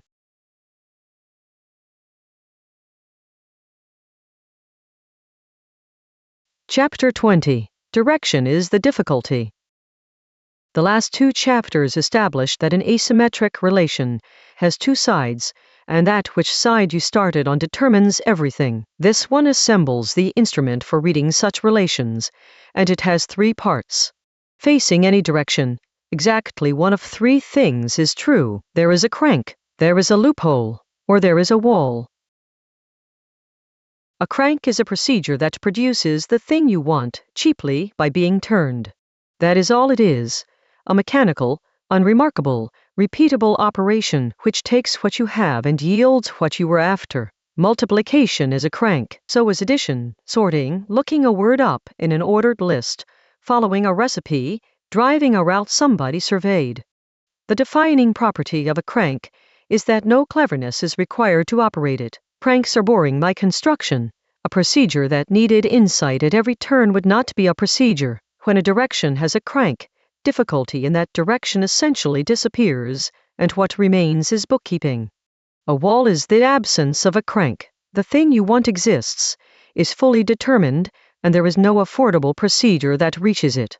Factoring is the wall of this book. So is finding a proof, guessing a password, locating something in a featureless space. Chapters 6 through 11 were entirely about walls, and their conclusion was that no amount of effort inside one converts it into a crank. A loophole is the 3rd thing, and it is the one people forget exists. A loophole answers a question about the thing without producing the thing. The example that defines the category is the one this book keeps returning to, and it is worth stating carefully, because most people assume it works the other way round. You can determine whether a number is prime without factoring it.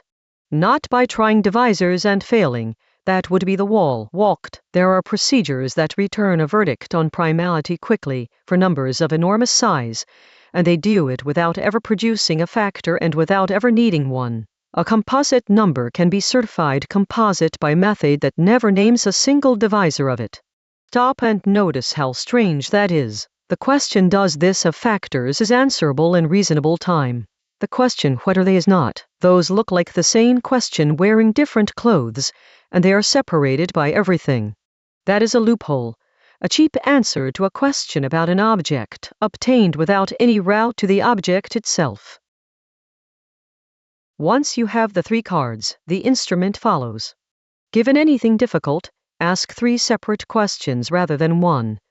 Is there a crank toward what I want? If so, the difficulty is illusory and the work is administrative. Is there a loophole that answers my actual question without producing the thing? If so, and this is where the leverage is, the difficulty is avoidable, because you were never really after the object. Or is it a wall, in which case part 2 applies, and the only route is prepayment? Most people collapse the first 2, and the collapse is expensive in both directions. The first error is treating no crank as a wall when a loophole exists. This is enormously common, and I think it is the single most wasteful habit in ordinary problem solving. Somebody wants to know whether a plan will work, and sets about building the plan. Somebody wants to know whether a codebase has a particular flaw, and sets about reading the codebase. Somebody wants to know whether a claim is true, and sets about establishing it from scratch. In each case there may be no crank toward the object, and a perfectly good loophole toward the question, a test, a probe, a sample, an experiment, a counterexample hunt, an argument from structure that rules the thing out without examining it.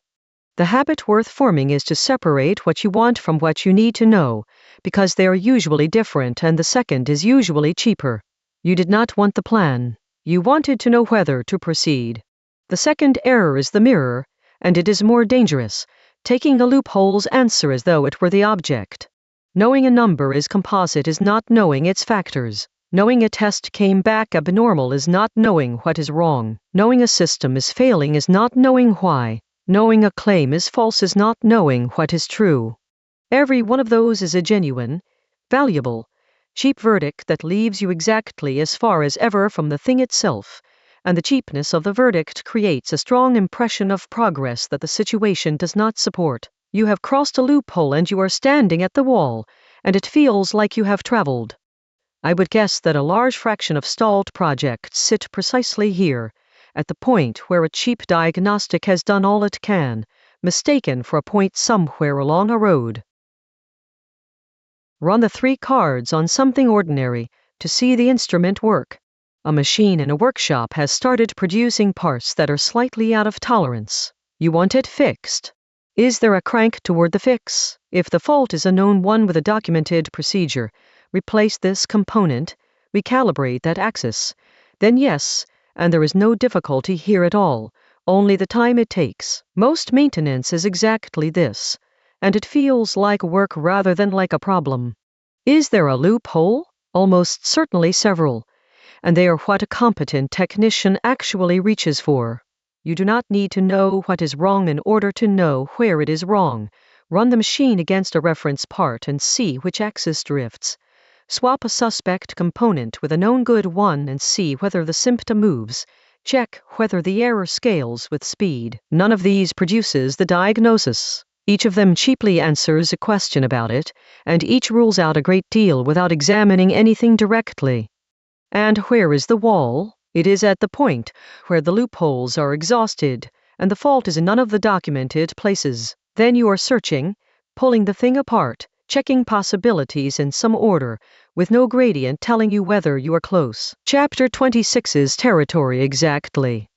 Now notice how the 3 cards change what you should do. The crank direction wants scheduling. The loophole direction wants ingenuity in question design. The whole skill is inventing cheap probes. The wall direction wants neither. It wants somebody who has seen this before, which is to say, somebody else's prepayment.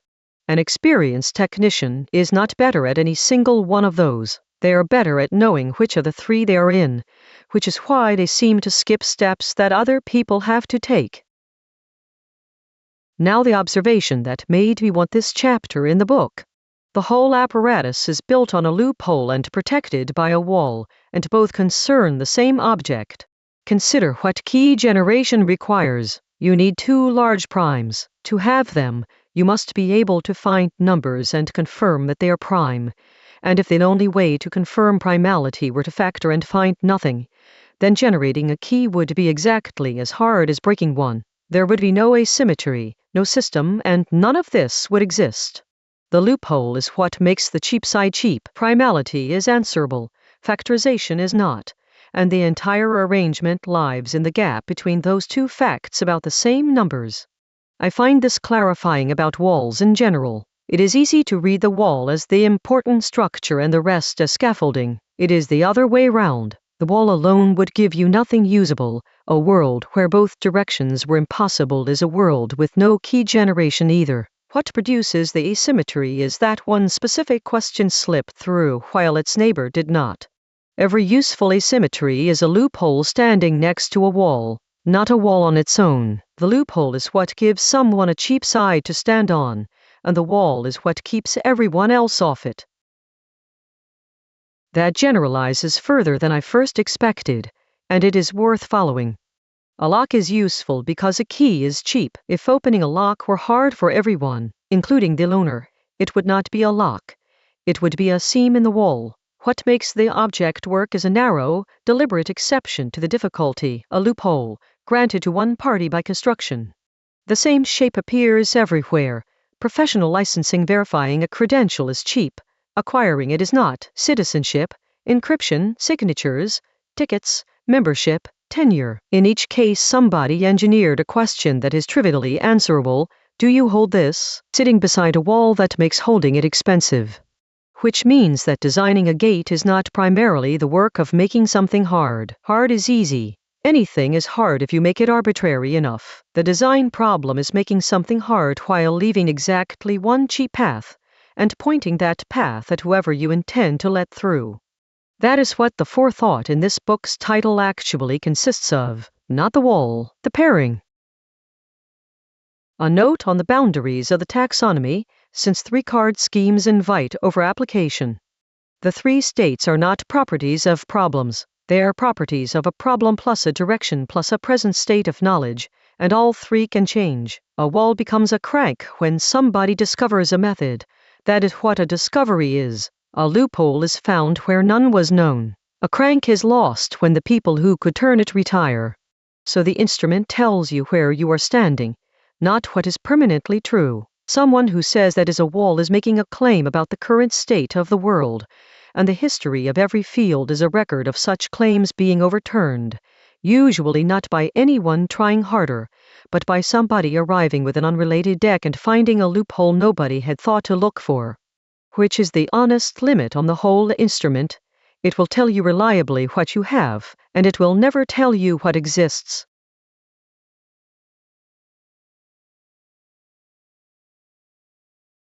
Chapter 21. Arriving late. Chapter 19 said the difference between the two parties is sequence. Chapter 20 said what a direction can be. This chapter is about the ordinary experience of being the second party, of arriving at an arrangement that was already finished, with a cheap path already assigned, and finding that the assignment happened before you existed. Almost everyone is the second party almost always. It is worth knowing what it feels like from inside, because it does not feel like anything. That is the difficulty. The defining property of arriving late is that the arrangement presents as terrain. You walk into a world that is a particular shape. The roads go where they go. The professions require what they require. The words mean what they mean. Certain things are cheap and certain things are ruinous, and nothing anywhere announces that any of it was decided.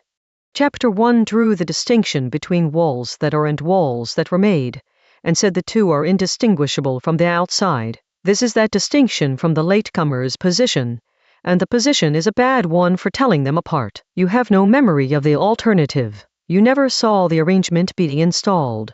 Every constructed feature of your world arrived at the same time and with the same air of permanence as the genuinely structural ones, and there is nothing in the presentation to sort them. So the first thing about arriving late is not that you are disadvantaged, it is that you cannot see the shape of the thing you have arrived into, because you have no second frame. Chapter 15 again, at civilizational scale. The second thing is that everything already has a name. This sounds trivial and is not. Chapter 8 described a tower whose interior forgets what built it while the shell keeps the name, and said that anyone arriving later gets the name and not the reasons. That is the latecomer's inheritance exactly, an enormous quantity of finished structure, fully labeled, with the justifications dissolved.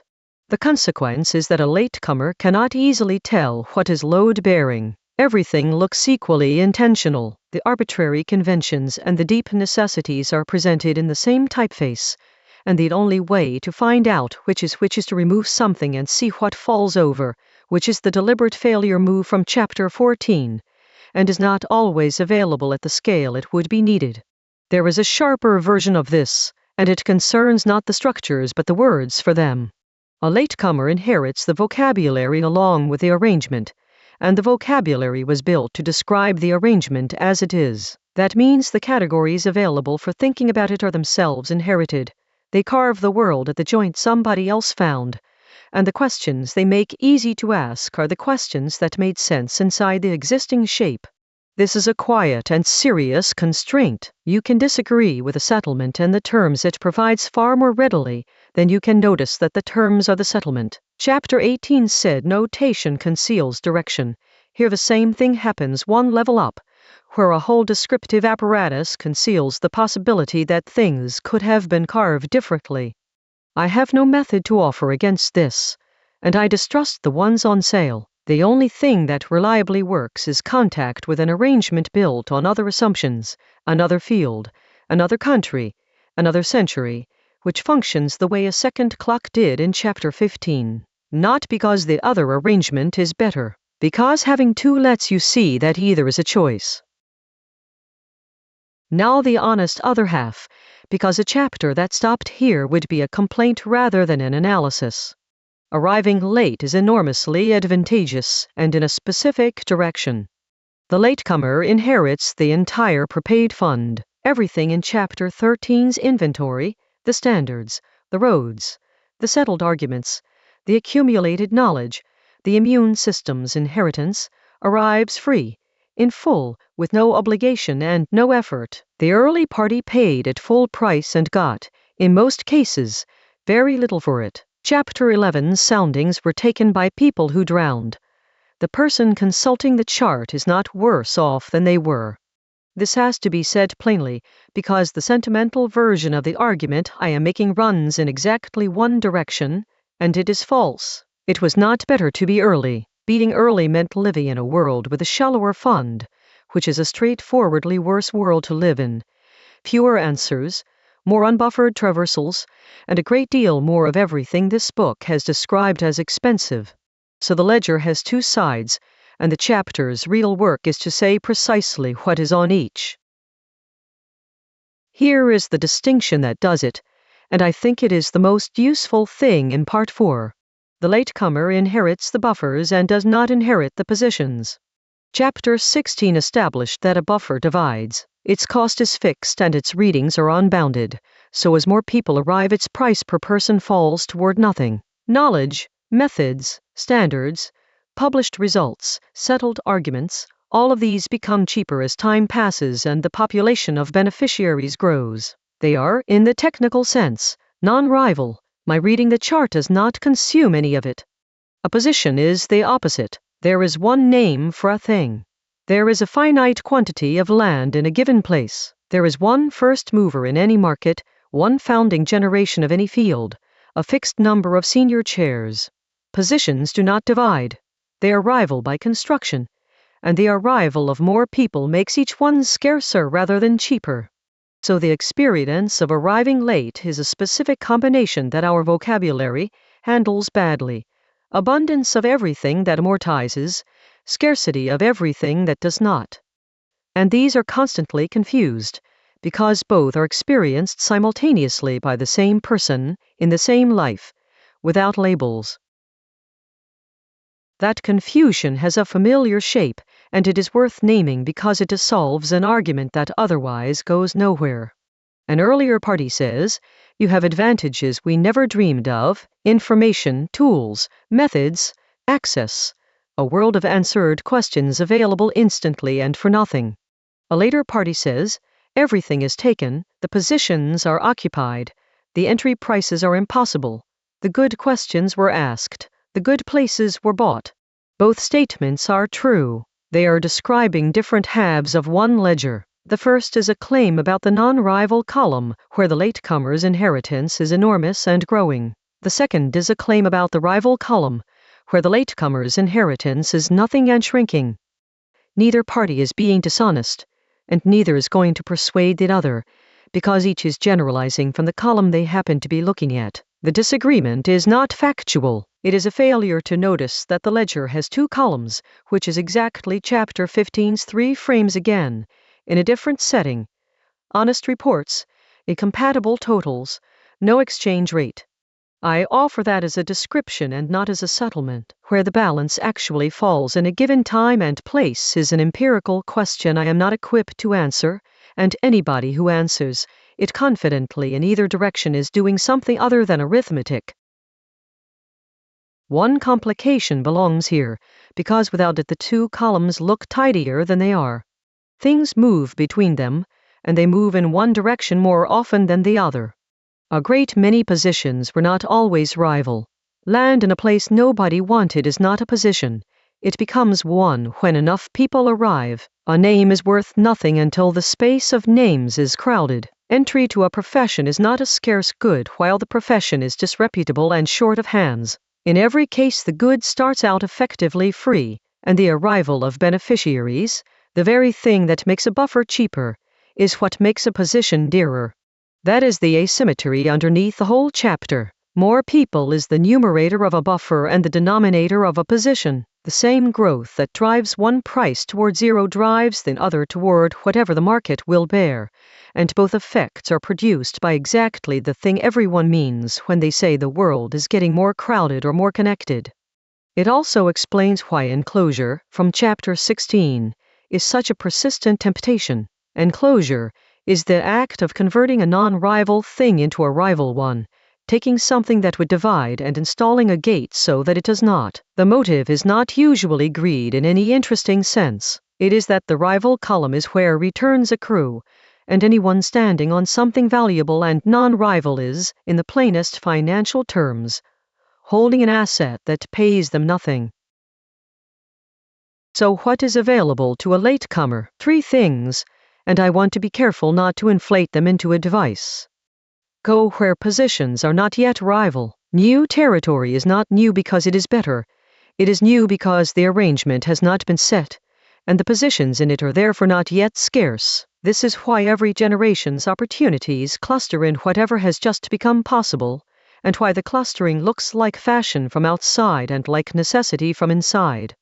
Use the depth of the fund, which is the one thing that genuinely improved. A latecomer's real edge is that the prepaid answers available to them are deeper than any predecessors. Chapter 16's observation applies.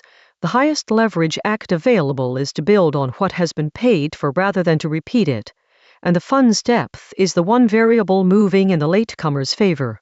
Learn to spot made walls. Chapter 1's distinction is worth something practical here. A structural wall cannot be repriced by anybody. A made wall has an author, a purpose, and a price that was set, and prices that were set can, at least in principle, be set differently. Most of what a latecomer meets as impossible is of the second kind, and the first move on any made wall is to find out who made it and why, which is a question a structural wall does not admit. None of those 3 is a general escape. 2 of them are the same advice everyone gives, and the third is difficult and usually unsuccessful. I include them because the chapter would be dishonest without them, and would be more dishonest if it promised more. One last observation, and it is the one that carries into the rest of the book. The latecomer's situation is defined by decisions that were made by people who are gone, not opposed by them, gone. The person who set the unit, chose the standard, drew the boundary, wrote the rule, is not standing behind it defending their choice. They made it, often carelessly, often for reasons that no longer apply, and left. Which means there is nobody to argue with, and that is the specific quality of the experience I have been trying to name. Arriving late is not like facing an opponent. It is like facing whether that turns out, on inspection, to have been somebody's afternoon.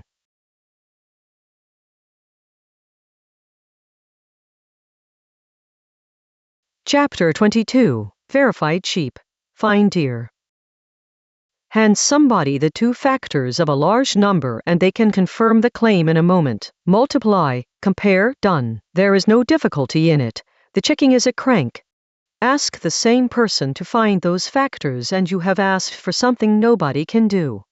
The gap between those 2 operations is the most general form of this book's asymmetry, and it reaches a great deal further than mathematics. This chapter is about what it does to how work is judged, who ends up judging it, and why the arrangement is nobody's fault. The pattern is so common that it usually passes unremarked. You can tell whether a joke is funny. You cannot, on that basis, write one. You can hear that a melody is right, immediately and with total confidence, and be unable to produce anything of the kind. You can read a proof and follow every line while having no route whatsoever to discovering it. You can look at a fix to a problem that has defeated you for a week, understand it in 4 seconds, and know that you would never have got there. In each case the recognition is nearly free and the production is not merely more expensive, It is a different order of thing entirely. Whether that gap is fundamental is, as it happens, one of the great open questions in mathematics. The formal version asks whether every problem, whose solutions can be quickly checked, can also be quickly solved, and nobody knows the answer. Almost everyone expects the answer is no. The point for this chapter is that the everyday version, checking is easy, finding is hard, is not a folk observation. It is the informal face of a question serious enough that its resolution would reorganize the subject. The first consequence is one that people resist, and I want to state it before the economics. Recognition is not a weak form of production. We tend to arrange capabilities on a single scale, so that being able to judge good work is a lesser version of being able to do it. The same faculty, less of it. That picture is wrong, and the wrongness matters. They are different operations. Being able to check is not a partial ability to find, in the same way that being able to confirm a factorization is not a partial ability to factor. Somebody can have exquisite judgment and no productive capacity at all, and there is nothing incoherent or shameful in the combination. Equally, somebody can produce excellent work and judge badly, including about their own. Once you stop treating these as points on one scale, several long-running arguments become clearer and a few become resolvable. The commonest is the one about taste outrunning ability, which nearly everyone who makes anything experiences early and describes as a kind of suffering. You can hear exactly how bad your own work is and you cannot yet make it good. This is normally framed as a painful stage to be endured, and it is usually accompanied by an assumption that the gap indicates something wrong. Nothing is wrong. Recognition arrived first because it is the cheap operation, and it arrives first for everybody. The gap is not a symptom. It is the ordinary shape of the two capabilities, and it never closes entirely. Mature practitioners still perceive faults they cannot fix. What changes is the size of the gap, not its existence. A second argument the distinction settles is the one about whether critics are frustrated makers. Sometimes they are, and it does not matter. A critic's judgment stands or falls on whether it is accurate, and the question of what else they can do is simply a different question about a different faculty. Treating the two as connected is a category error that both sides commit, critics claiming authority from an unwritten book, makers dismissing judgment for the same imagined absence. And a third, closer to home, whether being able to tell that a piece of reasoning is wrong obliges you to supply the correct one. It does not. Finding the flaw is verification and is cheap. Supplying the replacement is production and is dear. What would you put in its place is a fair question and a poor rebuttal, and confusing the two is how bad arguments survive their refutations. Now the economics, which follow from the costs and not from anybody's intentions. Because verification is cheap, verifiers are abundant. Because production is dear, producers are scarce. And here is the inversion that runs institutions. Verification scales and production does not. One person can read 50 submissions. One person cannot write 50. One committee can assess 100 proposals in a week. The 100 proposals took 100 people a year. A single reviewer sits across from an entire field, and the arithmetic that makes that possible is precisely the asymmetry this chapter is about. So authority accumulates on the verification side, and it does so for reasons that have nothing to do with merit, politics, or ambition. It is arithmetic. Any structure that must evaluate more work than one person can produce will be organized around the operation that scales, and that operation is checking. The world is therefore organized by the people who can check, about the work of the people who can make. I do not think this is avoidable, and I am not proposing that it be reversed, but it has two characteristic failure modes and they are worth knowing from both sides. The verifier's error is to derive an intuition about difficulty from the only operation they perform. If checking is your entire experience of a domain, your sense of what things cost is calibrated on the cheap operation. Chapter 15 already named this.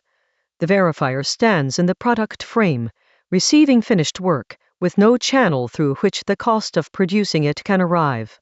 The result is the phenomenon every maker will recognize, the assessor who genuinely cannot understand why something took so long, whose puzzlement is entirely sincere, and whose estimate is formed from an experience in which the answer was already present on the page. It produces bad schedules, bad budgets, and a persistent low-grade suspicion that producers are inflating their effort. And it cannot be corrected by explanation, because explanation is delivered in the verifier's frame, where everything is legible and therefore looks easy. The producer's error is the mirror, and I have made it myself often enough to state it plainly. It is to conclude that because the verifier could not have produced the work, their judgment of it is worthless. That does not follow. Judgment and production are separate capabilities, and a critic who could not write the book may nonetheless be right about the book. You could not do better feels like a rebuttal and is not one. It is a claim about the wrong faculty. The temptation is strong, because the verifier's error is so common and so annoying, and because dismissing the judgment is the fastest way to be rid of it. But a producer who adopts the rule only makers may judge has disarmed the one cheap instrument that could have told them something. Now the application with real consequences, which is selection.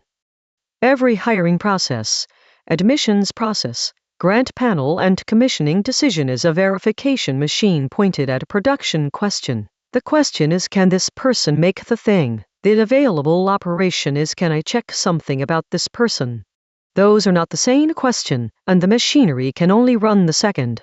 So selection reliably weights whatever is verifiable: credentials, prior positions, recognizable names, legible signals, work that resembles work already validated, not because anyone prefers those things, but because they are the ones the cheap operation can address. Selection selects for verifiability, and capacity is only sampled to the extent it happens to correlate.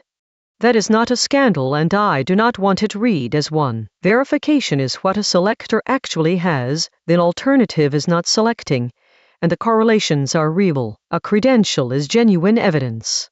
But notice what a credential is in this book's vocabulary. It is a loophole, in the exact sense of the last chapter, a cheap answer to a question about an object, obtained without producing the object. You are not assessing the person's work, you are checking a token that stands in for it.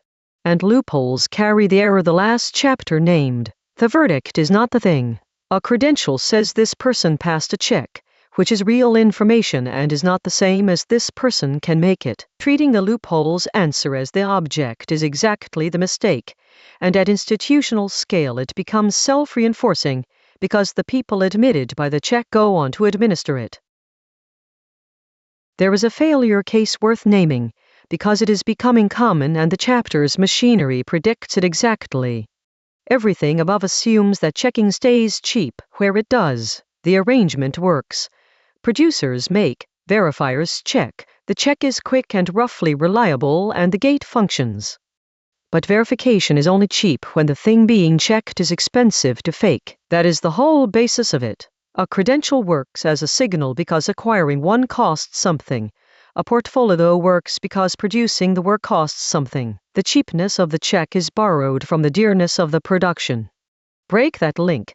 Make it cheap to produce something that passes the check without paying what the check was pricing, and the loophole stops being a loophole. It becomes noise, and the verifier, who was relying on a cheap operation, is suddenly facing an expensive one.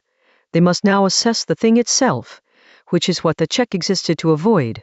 You can watch this happen wherever a signal becomes gameable. The response is always the same and always unsatisfying. Add more checks, demand more legible evidence, weight the harder to fake signals more heavily. Each of those raises the cost of verification, which was the only thing making the system possible. I raise it because it clarifies what a selection system actually rests on, and it is not judgment. It rests on an economic fact about the difficulty of counterfeiting, and that fact is not permanent. One more thing, and it is the reason this chapter belongs in Part 4 rather than in a book about institutions. The asymmetry does not merely describe how work is judged. It is what makes the two parties of this part possible at all.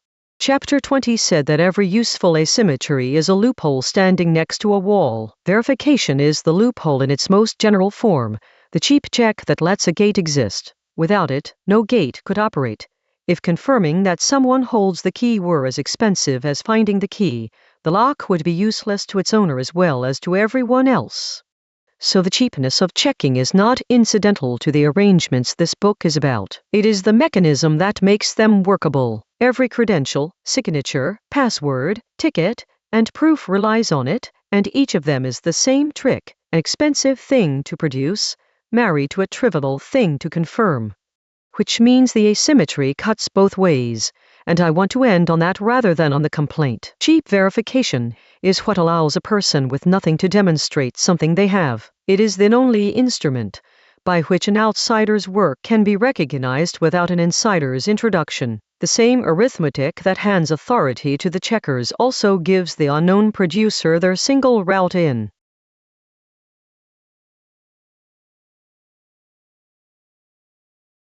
Chapter 23. The Three Arrows. Part 4 closes with a construction of my own, because I want the two parties standing side by side one last time in a picture that shows exactly what each of them has underfoot. 3 arrows, 1 launch point, 0, 3 destinations, P, Q, and N. On ordinary ground the 3 do not compare. 2 of the destinations multiply to give the third, and multiplication is not a thing distances do. Lay the arrows out on a linear scale, and they have no relationship you can read. Put the ground on a logarithmic scale and they snap into place. The length of the P flight plus the length of the Q flight is exactly the length of the N flight, not approximately, exactly, because multiplying the destinations means adding the log distances. The 2 short arrows lie end to end and cover the long one with no remainder and no overrun. The tolls close. And a coordinate I have used for years stops being a definition and becomes a picture. If you take the ratio of the P flight to the N flight, you get the literal fraction of the long journey that the short one covered. The balanced case, the hard case, the one that protects things, is where the 2 short arrows of the same length, each covering exactly half. That is the whole geometry of the situation in one image, and it took me a long time to see it because I kept drawing the arrows on the wrong ground. It also makes visible something that is otherwise a piece of received wisdom about key generation. Suppose the 2 short arrows are badly unequal, one very short, one nearly as long as the N arrow, then the search has somewhere to start. Short flights can be flown exhaustively, and a destination close to the launch point is reachable by walking. The unbalanced case is not protected at all, and this is why nobody builds anything on it. Now bring them toward equal. As the 2 arrows converge on the same length, the near end of the search stops being reachable, the short flight is no longer short, and the far end offers nothing either, because a candidate that is nearly the whole distance is no easier to guess than one halfway. The 2 ends that were exploitable have both retreated, and what is left is the middle, which has no structure at all. So the balanced point is not hard by coincidence. It is hard because it is maximally far from both of the things that would have helped, and it is the only configuration with that property. The wall of this book sits precisely where the 2 flights are the same length, which is a satisfying place for it to sit, given that the wall this book began with was the number 2. Now the part that makes it part 4's chapter rather than a diagram. Count what each flight costs, not the distance, the tolls, the questions that have to be answered on the way, every number interrogated as the arrow passes over it. The N arrow is the long one, and it is the expensive one. It passes over everything, and the count of questions along its route is enormous, on the order of N divided by its own logarithm. The P arrow and the Q arrow are cheap. Together their tolls come to something like twice the square root of N over its logarithm, which is nothing next to the N arrow's bill, vanishing next to it. And now the reversal. The expensive flight is the one you can aim. The cheap flights are the ones you cannot. The N arrow is launchable because somebody handed you its destination. You know exactly where it lands. The number is published. It never has to answer a single one of those enormous tolls, because it was given the landing rather than made to find it. The P arrow is a short, cheap flight to a place nobody can point at. That is the asymmetry stated as flight, and it is the cleanest form of it I have found. Cheap flights, noble targets. The arrow you can aim pays the most and pays none of it. The arrows that would pay almost nothing cannot be aimed at all. There is a correction to make here, and it is the most important sentence in the chapter. I said the P-arrow's tolls come to a certain modest number. That price is a lie, and it is a lie of a specific kind. It is a receipt you can only read after you have landed. Unaimed, there is no such sum. You cannot total the tolls along a route to P, because the total requires knowing where P is in order to know when to stop adding. The bound on the sum is the answer you were looking for. So the P-arrow's cost is not large. It is unterminated. The arrow simply flies, answering questions, building pillars it does not need, and no toll it pays is it ever the last one, not because there are infinitely many, but because nothing in the flight can tell it that it has arrived. There is a difference between an enormous bill and a bill with no final line, and every intuition we have about effort is built for the first. The landing pillar is the toll you cannot prepay, and this is where the construction earns its place in the book. Every other point along the flight is a question with an answer waiting. Is this one composite? Yes. Move on. The world is standing by to respond. P is not a question the flight can answer from inside itself. P is the thing being built. It is not built until the flight stops, and the flight does not stop until it is built. That is the bell again, in its exact form. You cannot ring it because you have to cast it, and the casting is the ringing. An arrow cannot land on a pillar whose construction is the landing, which makes the arrow's cheapness a very particular kind of cheat, and gives the public key its true description. A public key is not a number, it is a prepaid terminator. That is the whole content of it, not information, a landing, cast in advance by somebody else and handed over. The arrow arrives instantly not because its flight is short, since it is the longest of the three, but because it was given its bell already made. RSA publishes the landing and withholds the flight. That phrase is worth carrying out of mathematics, because prepaid terminators are everywhere once you have the shape, and they are almost never recognized as the thing being given. Consider what it means to be told that a problem has a solution. Not the solution, merely that one exists, and that somebody reached it. That single fact transforms the search, and it transforms it in exactly the way the construction describes. It supplies a terminator. You now know the flight ends. You do not know where, but you know that continuing is not futile, and every toll you pay is a toll on a route that goes somewhere. The history of mathematics is full of problems that fell shortly after somebody announced a solution existed, sometimes to people who had no access to the original. That is not mysticism about morale. It is the removal of the worst feature of an unterminated flight, which is not its length but its openness. The same gift is what a worked example gives a student, what a precedent gives a lawyer, what a demonstrated record gives anyone attempting something unusual. None of them tells you the route. All of them casts the bell. And the withholding is just as real. To know that others have solved a thing and to have no access to how is a specific and under-described position, better than an unterminated flight, worse than an aimed one, and the position most people occupy in front of most difficulties. So the ledger this book has been assembling since chapter 1 comes out as a single line. 3 arrows, same bow, same origin, same physics, same air, same effort. One of them lands. The difference is not in the arrows and it is not in the archers. The asymmetry is entirely in which end of the flight was funded.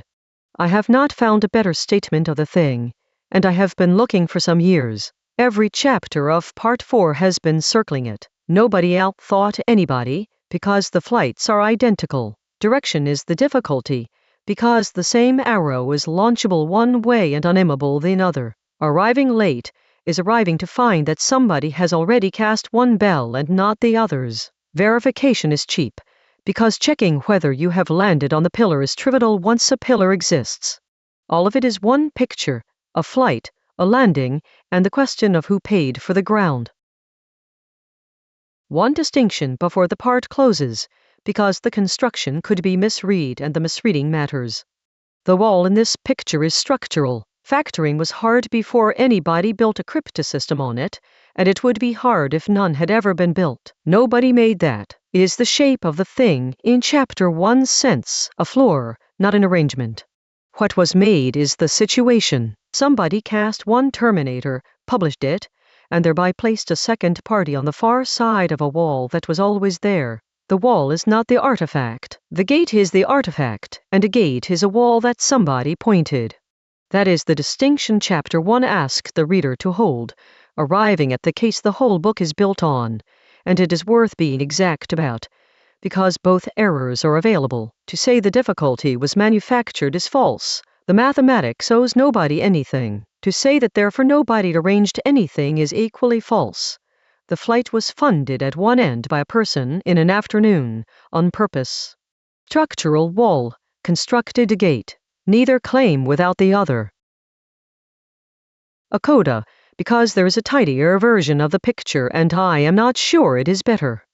Draw the curve that touches the ground at P and again at Q. Follow it back to where the flight began and you find it passes through a height of exactly n. So perhaps it is not 3 arrows at all. Perhaps it is 1, launched from an altitude of n, touching down at P, rising again to Q. The launch height is the public number. The 2 touchdowns are the secret. Everything is a single flight, and the whole of the difficulty is that you are given the altitude and asked for the landings. I record it because it is more elegant and because elegance is not the same as usefulness. The 3-arrow picture shows you the funding, which is what this book is about. The single flight picture shows you the shape, which is what a different book would be about. Part 5 is about what the P-arrow's flight is actually like, the featureless country it crosses, with no gradient, no landmarks, and no way to know how far it has left to go.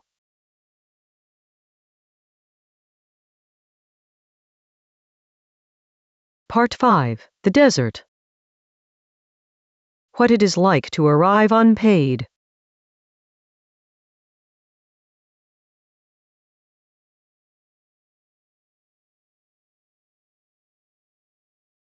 Chapter 24. What actually breaks. Part 5 is about the country the unnamed arrow crosses, featureless, gradientless, offering nothing to navigate by. But before describing it I want to establish that it holds, because everything after depends on that and it is an empirical claim rather than a mathematical one. So here is the claim, and it is stronger than people expect. In half a century, no deployed key of standard size has been broken by factoring. Not one. Not by an intelligence service, not by an academic consortium, not by anybody with a warehouse of machines. The wall this book is about has been continuously and expensively attacked by well-resourced parties for the whole of its working life, and it has never once given way. Meanwhile, a great deal has been broken. That is what this chapter is about. Take the factoring record first, since it is the one thing that does move. Numbers get factored. There is a long-running tradition of publishing challenge numbers specifically, so that people will try, and the sizes that fall have crept upward over the decades, each success a substantial international effort, months of coordinated computation, published as a result in its own right. 2 things about that progress matter here. It is real. Methods have improved genuinely, not marginally, and the improvements are mathematics rather than hardware. Anybody who tells you the wall is eternal is overstating. And it is priced, and slow, and behind. The sizes falling to enormous coordinated effort are well below the sizes in ordinary use, and the gap has not closed. This is Chapter 28's territory. Nothing prohibits, everything prices, and the practical consequence is that the recommended key size is a toll set deliberately above what the record suggests anyone can pay. That is the state of the wall. Attacked, dented at the margin, never breached where it counts. Now the interesting part. Things have been broken constantly. Here is where. Bad randomness. A key is only as undecible as the process that generated it. Where that process has been starved of entropy, an embedded device with no good source, a library with a subtle flaw, keys come out predictable or, worse, repeated. The devastating version of this was found by collecting an enormous number of public keys from the open internet and simply comparing them against each other. Some pairs turned out to share a prime factor, generated independently by different devices that had reached for randomness and found the same thin supply. And two numbers, sharing a factor, give it up instantly to an operation any schoolchild could perform. Notice what that attack is. It is Chapter 10, exactly. A collision found by looking for coincidences across a population rather than by attacking any individual target. Nobody factored anything. They found two pasts that had arrived at the same present, and the shadow handed over the rest. Structured generation. A key generation library that produces primes of a particular form for speed, or by an accident of design, can make a specialized attack apply that is hopeless in general. The numbers were not weaker in any sense the mathematics recognizes. They were drawn from a smaller pot than anyone realized, and the pot was the vulnerability. Side channels. The computation leaks through its own physical execution. How long it takes, how much power it draws, what it displaces from a cache. An attacker who never touches the mathematics can watch the machine doing it and infer the secret from the shape of the work. That is Chapter 14's tell, weaponized. Compute made perceptible ruins more than immersion. Every implementation is a buffer whose reads are supposed to be uniform, and every deviation is a seam through which something is visible. Protocol and implementation. The key is not broken. It is handed over. A server can be induced to reveal information by how it responds to malformed input. A memory handling flaw can expose the private key directly to anyone who asks, in the wrong way. In these cases, the wall was never approached. Somebody found a door in the building beside it. And the human path, which I include because leaving it out would be dishonest. Keys are stolen, copied by insiders, obtained by legal compulsion, extracted by deception, or simply left somewhere. This is the most common route of all, and it involves no technology whatsoever. Look at the list and the pattern is unmistakable. Every one of those is a failure at the edge, not in the middle. The mathematics held in every case. What failed was the entropy source, the library, the implementation, the protocol, the operational discipline, the person. In half a century of concentrated attack, the one component that has never had to be repaired is the hard problem itself. I want to sit on that, because it is the empirical confirmation of this entire book and it is not usually presented as one. If difficulty were the security, then the security would live in the mathematics and the failures would be mathematical. They're not. The security lives in a long chain of things somebody had to think of in advance and execute correctly, generate the randomness properly, implement without leaking, handle the protocol edge cases, store the key somewhere sensible, not tell anyone. Every one of those is forethought, and forethought is the thing that slips. The wall is not what protects you. The wall is only the part that never fails. That generalizes, and I think it is the most useful thing in Part 5. Systems do not fail at their hard parts. The hard parts attract attention. They get the best people, the design reviews, the testing, the caution, precisely because everyone can see they are hard. What gets no attention is the join, the place where a well-designed component meets a carelessly executed one, and where the assumptions of each were never checked against the other. Structures fail at connections rather than in members. Organizations fail at handoffs rather than within departments. Investigations fail on the thing nobody thought to check rather than on the difficult inference. In each case, the impressive part performed exactly as designed, and something adjacent and unglamorous did not.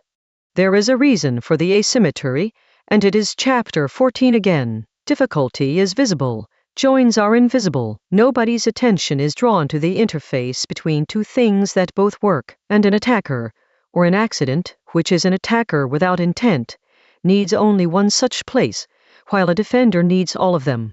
That is not a fair contest and never has been. The defender must be right everywhere, forever, including in the parts nobody finds interesting. The attacker needs one afternoon and one oversight.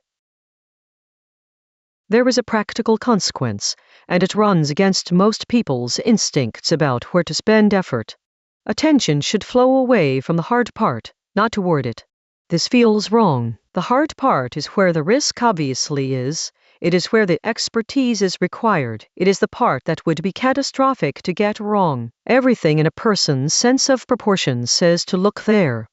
But look at what the record says. The hard part is where everybody already looked. It has had the reviews, the specialists, the decades of adversarial attention. Its remaining defect rate is low precisely because of all that scrutiny, and marginal effort added to a heavily inspected component buys very little. The joints have had none of that. They are boring. They are nobody's speciality, and they usually belong to two teams at once, which means they belong to neither. Marginal effort there is landing on ground that has never been walked.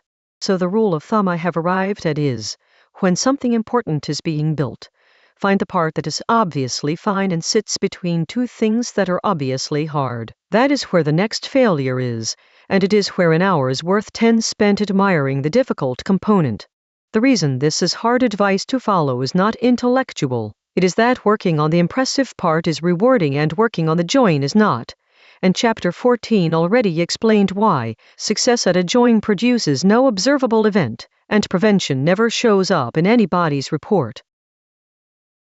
2 honest qualifications, because a chapter this confident invites 2 obvious objections. The first, does this mean the mathematics does not matter?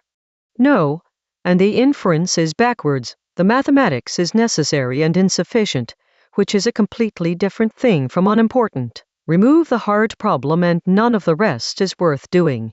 The edges could be perfect and the system would be transparent. What the record shows is that the mathematics is the one part of the stack that has been reliably delivered, the only component that has never needed a patch, an update, or a correction. Given how much of everything else has required all 3, that is a remarkable thing to be able to say about any part of any system anybody has built. The second, might the wall be broken already and simply not announced? I take this more seriously than the confident version of the chapter would suggest, and I do not think it can be dismissed. A party who could factor would have every reason to say nothing, and the absence of public breaks is consistent with both explanations. What I would say is this: a capability of that kind is enormously difficult to keep silent, because its use leaves traces, decisions that could not have been made otherwise, information that could not have been obtained by known means, and the observable behavior of the parties best placed to hold such a capability has consistently been that of people going around the wall rather than through it, subverting generation, compelling disclosure, attacking implementations. That is not proof, it is the shape of the evidence, and the shape favors a wall that holds.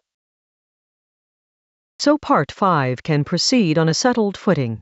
The desert has never been crossed. Everything that has ever failed at its edges. And this is not a claim about the strength of a particular number, it is a claim about where difficulty actually lies, which is what this whole book has been arguing.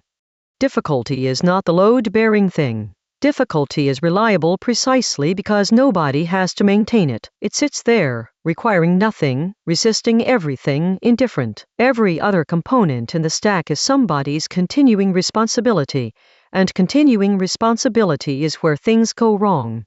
The next 4 chapters describe what makes the desert so complete, why a search across it gets no warmer, why structure in it announces without locating, and why the only affordable strategy in a place with no landmarks is to keep throwing.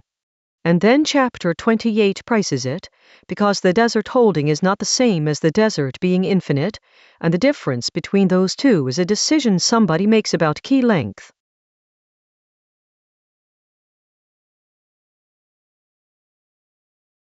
Chapter 25. The Featureless Field.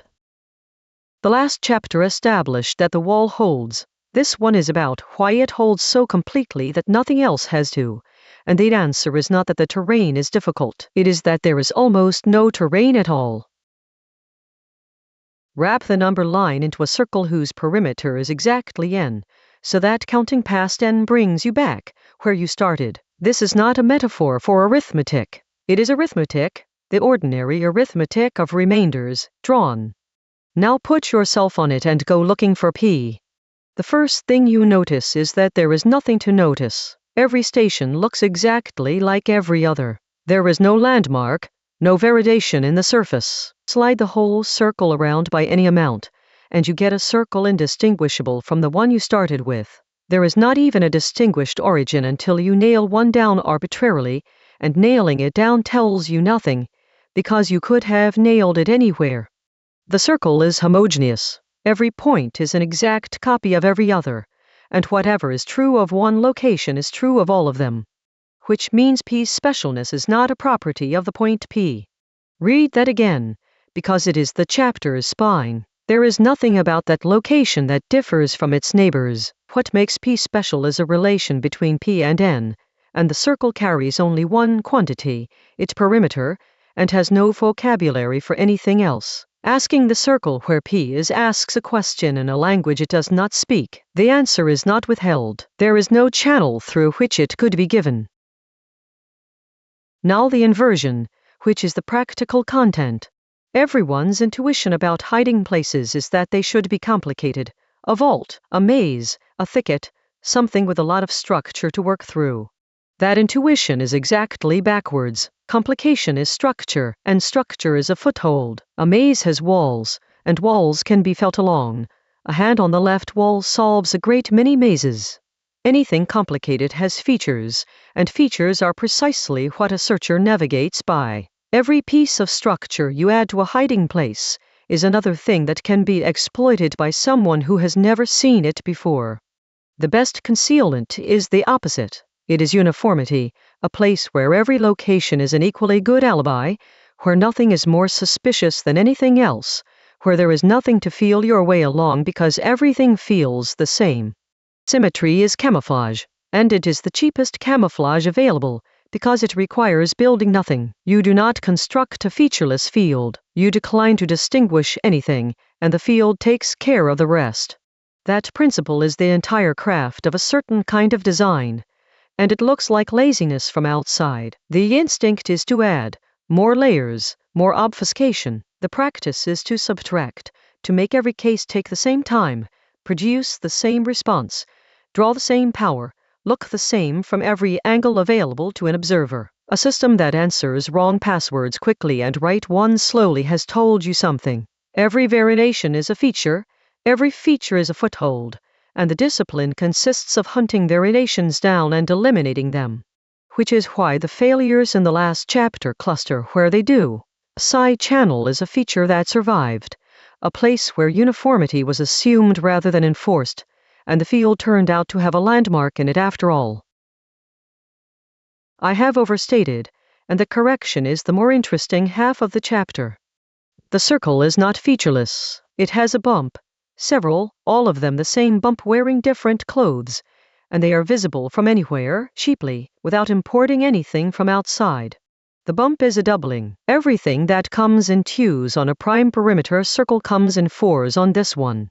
On a prime circle every square has exactly two roots, a value and its mirror. Here every square has four. A prime circle has exactly 2 points that squaring leaves unchanged, the boring ones.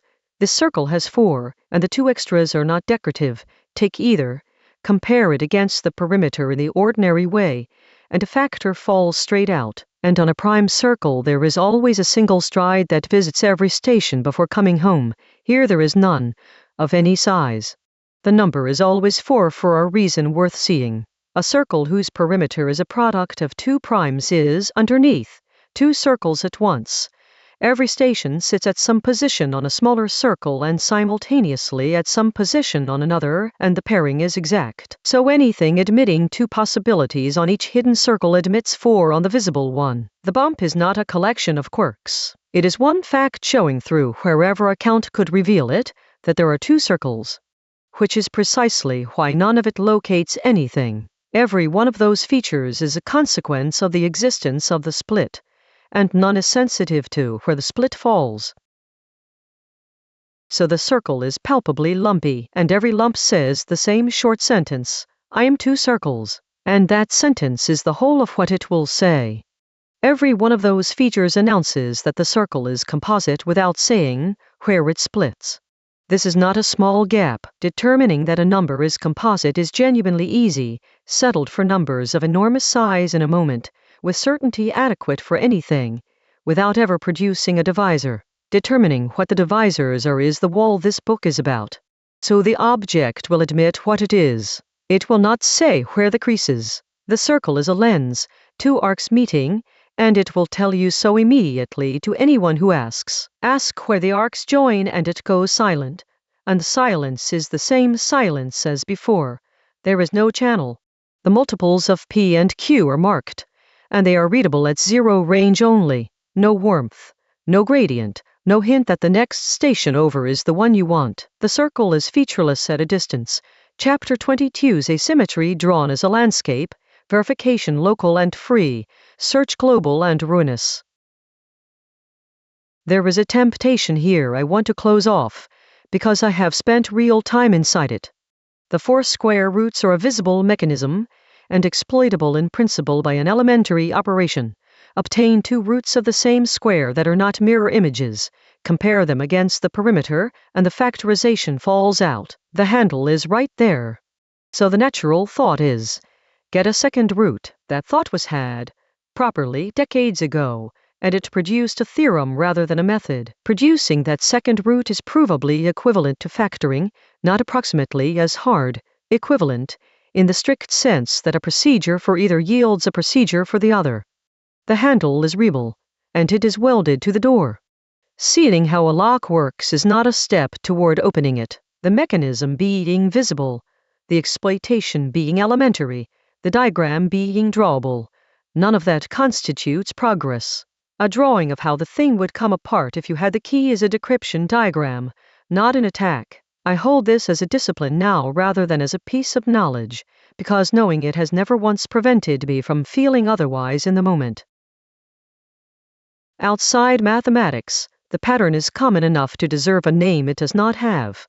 A test comes back abnormal, an alarm sounds somewhere in a building. A study finds a real effect and offers no mechanism.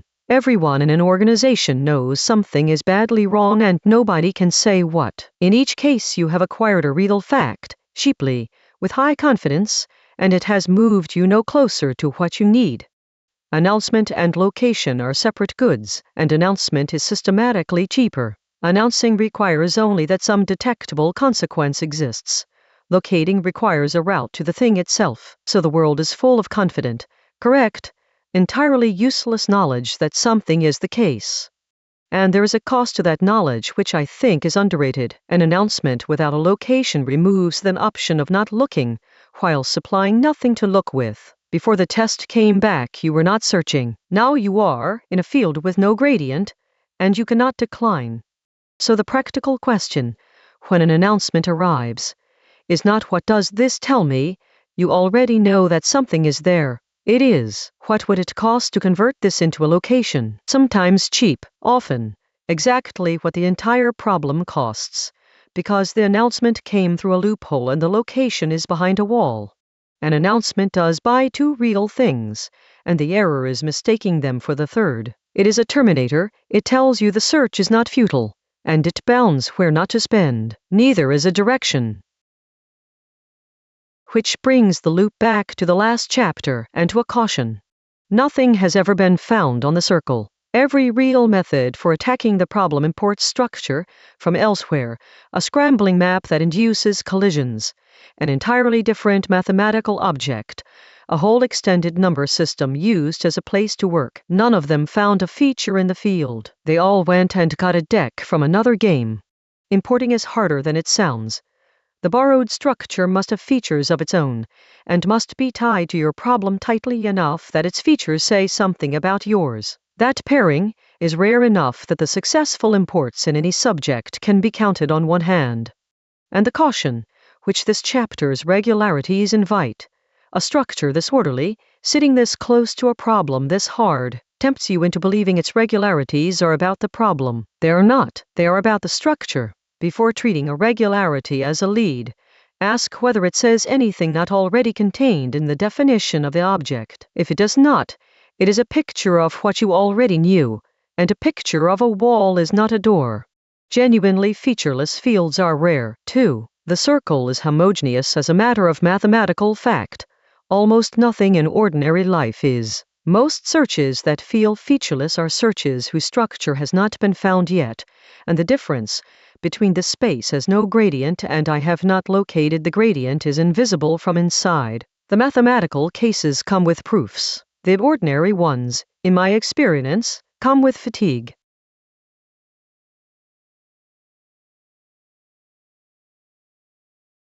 Chapter 26. No gradient. The last chapter described the country. This one is about walking it, and about a specific property that turns out to matter more to people than difficulty does. A gradient is a signal that tells you whether you are getting closer. That is all it is, and it is so ubiquitous in ordinary work that we do not register it as a resource. Dig, and the hole is deeper. Practice, and the passage is cleaner. Debug, and the failure moves. Draft, and the thing reads better. In each case, something in the world responds to your effort in a way that carries information about direction, and every intuition you have about persistence, planning, and when to stop is built on top of that response. Take it away and almost nothing about working transfers. It is worth noticing, before going further, that many of the gradients we rely on are not natural features of the terrain at all. Somebody built them. A test suite is a manufactured gradient. It converts does this program work into a number that moves. A curriculum is a manufactured gradient, arranging material so that a learner's effort produces visible increments in an order somebody chose. A well-designed instrument, a syllabus, a progress bar, a set of intermediate milestones. Each is a device for making an otherwise opaque process legible to the person inside it. That is the buffer thesis applied to feedback rather than to answers. Somebody, in advance, at their own cost, worked out how to make progress visible in a domain where it was not, and everyone since has been able to work in daylight. It is one of the least celebrated forms of prepayment and one of the most valuable, because it does not merely save effort, it makes effort sustainable, which is a different and in some ways more important thing. So a field with no gradient is often not a field that could not have one. It is a field where nobody has yet done that particular piece of work. Here is what its absence looks like in the pure case. Fold the number line at some interval and see whether it comes out flush. It does not. Fine. Fold at the next interval. Also not flush. And here is the property that matters. The scrap left over at an interval one step away from the right one is no more encouraging than the scrap left over from an interval a million steps away. It does not shrink as you approach. It does not tremble. It is, for all practical purposes, arbitrary at every step. So you can be one away and receive precisely the signal you would receive if you were nowhere near, and there is no operation available that would tell the difference. That is a gradientless field, not a place where progress is slow, but a place where progress is unobservable, including by you, including in retrospect. Chapter 7 already gave the structural version. Work that only asks the world questions does not pool, because nothing is deposited. This chapter is about what that does to the person asking. 4 things stop working, and they are worth separating because people usually experience them as one indistinct misery. You cannot estimate what remains. Every ordinary judgment about effort, how much longer, whether to continue, what to promise someone, depends on extrapolating from progress so far. With no gradient there is nothing to extrapolate from. You are not bad at estimating. The estimate does not exist. You cannot separate method from luck. When an attempt fails, that failure says nothing about whether your approach is sound. When one eventually succeeds, the success says almost nothing either. The feedback that would normally let you improve your technique is not merely noisy, it is absent, and a signal that is absent cannot be averaged out by more of it.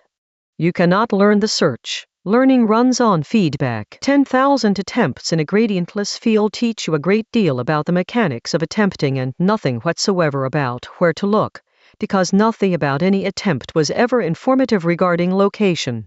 And persistence has nothing to stand on. People endure remarkable hardship when they can see the pile going down. What sustains long effort is not comfort. It is the perception of movement. Remove the perception and you have removed the thing persistence was resting on, while leaving the effort exactly as expensive. That last point deserves to be stated as the chapter's actual thesis, because I think it is both true and underappreciated. The absence of feedback does something to people that the absence of progress does not. Slow progress is tolerable, extraordinarily so. The historical record is full of people doing brutal, decades-long work under conditions I would not survive, and doing it steadily, because the work moved and they could see it move. Zero feedback is corrosive at a completely different rate, and it is corrosive even when the work is objectively going fine. The reason is that without a gradient you cannot distinguish between three situations that call for three opposite responses. This is hard and I am on course. This is hard and I am doing it wrong. This is not possible. Those are entirely different, and in a gradientless field they produce an identical experience. Identical. There is no observation available that separates them, and no amount of care or intelligence generates one. And a mind confronted with an unexplained persistent failure does not sit comfortably with three life hypotheses. It reaches for an explanation, and the explanation always available, the one requiring no evidence, the one that fits every case, is that the fault is in the person doing the work. That inference is not irrational. Given the evidence, it is as well supported as its alternatives, which is precisely the problem. What makes it damaging is not that it is obviously wrong, but that it is unfalsifiable from inside the situation. I am describing a structure rather than diagnosing anybody, but I think a substantial amount of what gets attributed to character in long unrewarded work, the doubt, the exhaustion that is not physical, the private conviction of inadequacy, is the predictable output of doing real work in a place that returns no signal, and would appear in anyone. There is a complication that makes the situation worse rather than better, and leaving it out would give a falsely clean picture.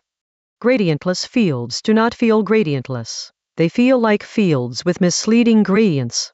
A mind deprived of signal does not register in absence. It finds patterns, because that is what it does with insufficient data, and the patterns are noise. You will become convinced that a certain region is more promising. You will develop a hunch. You will notice that the last three near misses clustered somewhere and conclude something about where to look next. In a field with real structure, those instincts are valuable and often better than explicit reasoning. In a field without it, they are indistinguishable from the valuable kind and completely worthless, and there is no internal test that separates them, because the internal experience of a good hunch and a manufactured one is the same experience. This is why gradientless searches produce not only exhaustion, but superstition, elaborate private theories about where the answer lies, held with real conviction, built entirely from noise. And it is why such theories are so hard to give up. They are the only thing in the situation providing direction, and abandoning them means returning to a landscape with no features, which is worse to inhabit even though it is more accurate. I have held several such theories. What I can say about them in retrospect is that they felt exactly like insight at the time, and that this is the only thing I now know about them that is reliable. So what can be done? 4 things, and I will not oversell them. Manufacture a gradient, instrument something, even imperfectly, count attempts, track coverage, measure anything that correlates however weakly with progress. A crude proxy is enormously better than nothing, because it converts an unobservable process into an observable one and gives persistence something to rest on. The obvious hazard is that you will start optimizing the proxy instead of the goal, which is a real and well-documented failure. It is still usually the better trade. Working blind reliably ends the work. Working toward an imperfect measure at least keeps it going, provided you remember which one you actually wanted. Get a terminator instead. Chapter 23's distinction applies directly here. A gradient tells you where you are. A terminator tells you that the flight ends. Establishing that a thing is possible, that somebody has done it, that the space is bounded, that an answer exists, does not tell you where the answer is, and transforms the situation anyway. It converts an unterminated flight into a long one, and those are different in kind.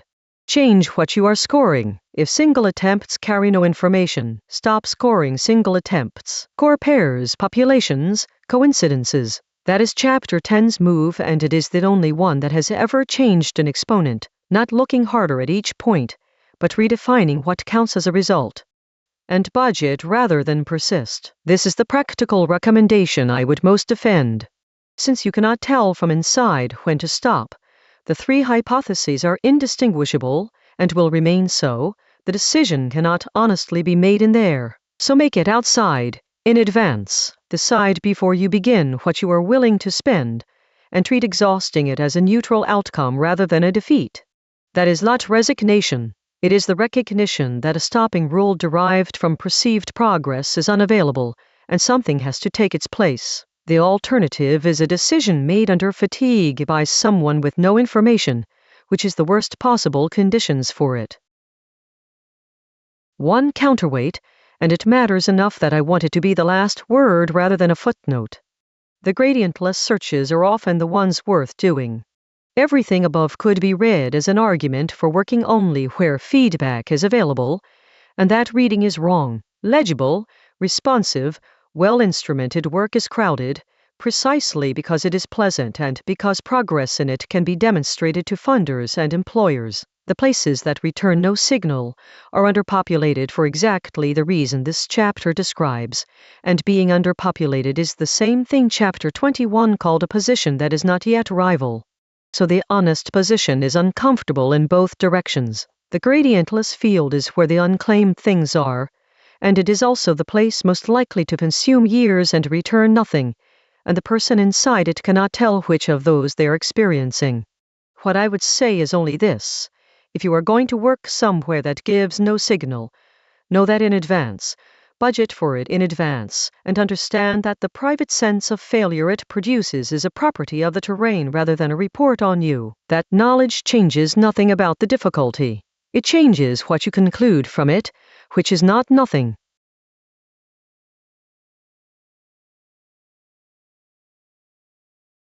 Chapter 27. The Retry Button. Everything in this part has been subtraction. No landmarks, no gradient, no way to tell approach from arrival, structure that announces and will not locate. What is left? One thing, you can throw again. That sounds like a consolation prize, and it is not. It is the only move anybody has ever had in such a place. It is the basis of every method in the subject, and understanding why it works changes how you would approach a great many situations that have nothing to do with numbers. Start with where the permission comes from, because it is the one genuine freedom the circle offers. Chapter 25 said the circle is homogeneous, no distinguished point, no origin until you nail one down arbitrarily. I presented that as a limitation. It is also a license. If every starting point is as good as every other, then starting over costs nothing and forfeits nothing. There is no penalty for abandoning where you were, because where you were had no advantage. The very featurelessness that denies you a gradient is what makes the retry free. The arbitrary origin is not a tell, it is a retry button. Now the point that people resist, and it is worth spending some length on because the resistance is deep. In a field with no features, a random attempt is not worse than a considered one. We are trained to believe that thinking before acting is always better, that deliberation is what separates competence from flailing. In most situations that is correct, because most situations have structure and deliberation is how you exploit it. Where there is genuinely no structure, deliberation buys nothing and costs something. There is nothing to reason about. The careful attempt and the careless one have exactly the same probability of success, and the careful one took longer. So randomness is not a failure of method in these places. It is the correct method, not a fallback, not a confession, the actual optimum. Every serious technique for attacking the wall of this book begins by choosing something at random and is not embarrassed about it. Once you accept that, the economics of the whole situation invert. Here is the inversion, and it is the most useful thing in the chapter. When you cannot improve the aim, the only variable left is the cost of the attempt. In a field with structure, effort goes into aiming better, understanding the problem, narrowing the space, choosing well. In a field without structure, all of that effort is wasted, and the entire question becomes how many throws you can afford. Which means the productive work is not on the attempt, it is on the apparatus. Anything that makes a single try cheaper, faster, less costly, less disruptive, easier to recover from, multiplies directly into the number of tries you get, and the number of tries is the only quantity that matters. This reframes a great deal that is usually explained in other terms. Rapid prototyping is not primarily about speed, it is about converting a domain where you cannot aim into one where you can afford to throw. Cheap experiments outperform careful ones in unfamiliar territory not because care is bad but because care is aim, and aim is worthless where there is nothing to aim at. The ability to fail cheaply is not a cultural virtue. It is the specific asset that makes gradientless work possible at all. Where you cannot aim, cheapen the throw. I know of no more reliable piece of advice in this entire book. It is worth being concrete about what cheapening a throw actually involves, because the advice is easy to agree with and rarely acted on. The cost of an attempt is almost never dominated by the attempt itself. It is dominated by the setup and the teardown. Everything that has to happen before you can try and everything that has to be undone afterwards. A scientist running an experiment spends a small fraction of the time on the measurement and the bulk of it on preparation, calibration, and cleanup. A cook testing a variation spends most of the effort on the parts that are identical every time. Anyone who has debugged anything knows that the expensive part is rarely the change. It is rebuilding, rerunning, and getting back to the state where the next change can be made. So the leverage is in the invariant parts, not the varying one, and the way to get it is prepayment, which is why this chapter sits in the same book as Part 3, Build the Rig Once, at full cost, so that every subsequent attempt draws on it for nothing. That is what a laboratory is, what a test harness is, what a jig, a mold, a template, a staging environment, a rehearsal space all are. Each is a buffer whose specific purpose is to make the next attempt cheap, and the return on building one scales with how many throws you are going to need, which, in a featureless field, is all of them. Which yields a rule I would put next to the one above. When you find yourself unable to aim, stop working on the problem and start working on the rig. It feels like procrastination. It is the highest value thing available. But a retry strategy has requirements, and they are worth stating precisely, because where anyone fails the strategy is simply unavailable. The attempt must be cheap, obvious, and the thing everyone optimizes. Failure must be survivable. You have to be there to throw again. This is the requirement people forget, and it is the one that most often disqualifies the approach. Verification must be cheap. Chapter 22's asymmetry doing load-bearing work. If you cannot cheaply tell a success from a failure, then throwing more produces more unlabeled outcomes, which is not progress. The retry economy runs entirely on the verification side being nearly free. And attempts must be independent, or better than independent. If every throw lands in the same place, more throws is not more coverage. And Chapter 10's improvement applies. If you can score pairs of attempts rather than single ones, the arithmetic changes qualitatively, because coincidences arrive far sooner than direct hits.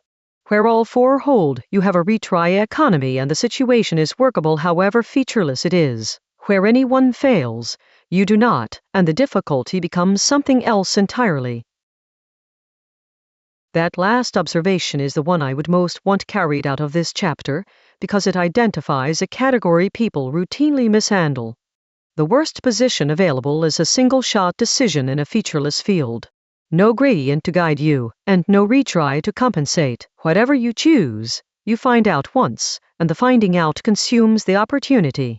A great many of the heaviest decisions in a life have that shape. Which career, which city, whether to have children, whether to leave, a surgery, a trial, a launch that consumes the funding. In each case the space offers little guidance and the attempt cannot be repeated, and the ordinary tools, think harder, gather more information, be careful, are all aim, and aim is the thing that does not work here.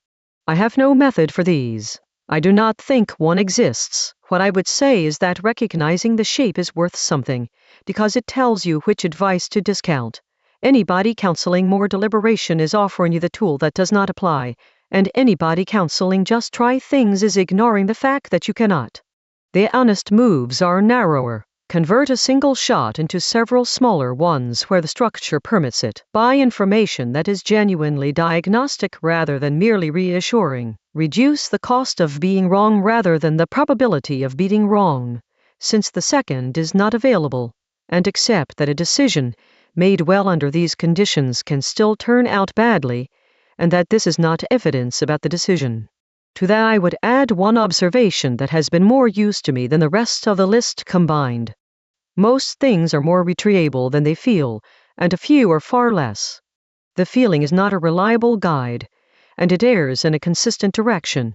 Decisions feel final in proportion to how much they cost emotionally rather than how much they cost structurally. Leaving a job feels irreversible and usually is not. Choosing a field feels like a life sentence, and people change fields constantly. Meanwhile, some genuinely one-shot decisions, a document signed without reading, a thing said to somebody in anger, a risk taken with a body, carry no sense of finality at all until afterwards. So the useful exercise is not to steel yourself for a big decision. It is to ask, coldly and in advance, what would it take to get back to the line? Sometimes the answer is a year and some embarrassment, which is a price and not a wall. Sometimes there is no answer, and that is worth knowing before rather than after. The category error runs both ways, and the second direction is the expensive one. Now the part with teeth, which belongs here as mechanism and gets its argument later. If the retry count is what determines outcomes in featureless fields, then the decisive resource is not talent, it is the ability to absorb failures. Two people in the same gradientless space, equally capable, equally diligent. One can attempt something 100 times because a failed attempt costs them a month, and they have 100 months of slack. The other can attempt twice, because a failure costs them everything and they cannot get back to the line. That is not a capability difference, and Chapter 19's test detects it immediately. Making the second person arbitrarily better does not close the gap, because the gap is in the number of throws. I am not going to develop the implications here. Part 7 is where they belong, and stating them properly requires machinery I have not yet laid out, but the mechanism is arithmetic and it belongs in Part 5. In any field where you cannot aim, outcomes are determined by retry count, and retry count is determined by who can afford to fail. 2 limits, and then the part's final chapter. Retries do not scale to the largest spaces. Everything above assumes that many attempts materially change your odds. Against the numbers that actually protect things, they do not. Even the best collision method reduces an impossible search to an impossible one, and the retry button, pressed for the lifetime of the universe, delivers nothing. Where the space is medium, retries are decisive. Where it is enormous, they are decoration. And the retry mindset corrupts when it is applied to non-retrievable things. Once you have internalized cheapen the throw more, it becomes tempting to treat everything as an experiment. Some things are not. Some failures are terminal, some doors close behind you, and some attempts consume the thing you were attempting to obtain. The habit is excellent where it applies and quietly destructive where it does not, and the discipline is knowing which situation you are in, which is, once again, the whole difficulty.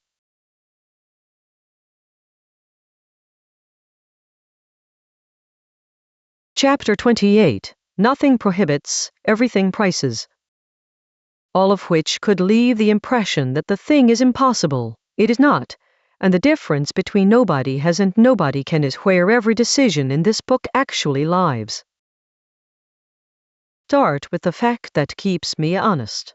Key sizes that were once recommended are now broken, not theoretically weakened, factored, publicly, by named efforts, with the results published. The sizes that fell were once considered adequate by serious people who were not being careless. They fell to two things working together. Machines got faster, which everyone expects, and the methods got better, which is the part that matters, genuinely better, Mathematically, in ways that reduce the cost by more than any amount of hardware could have, the desert turned out to be crossable at those widths.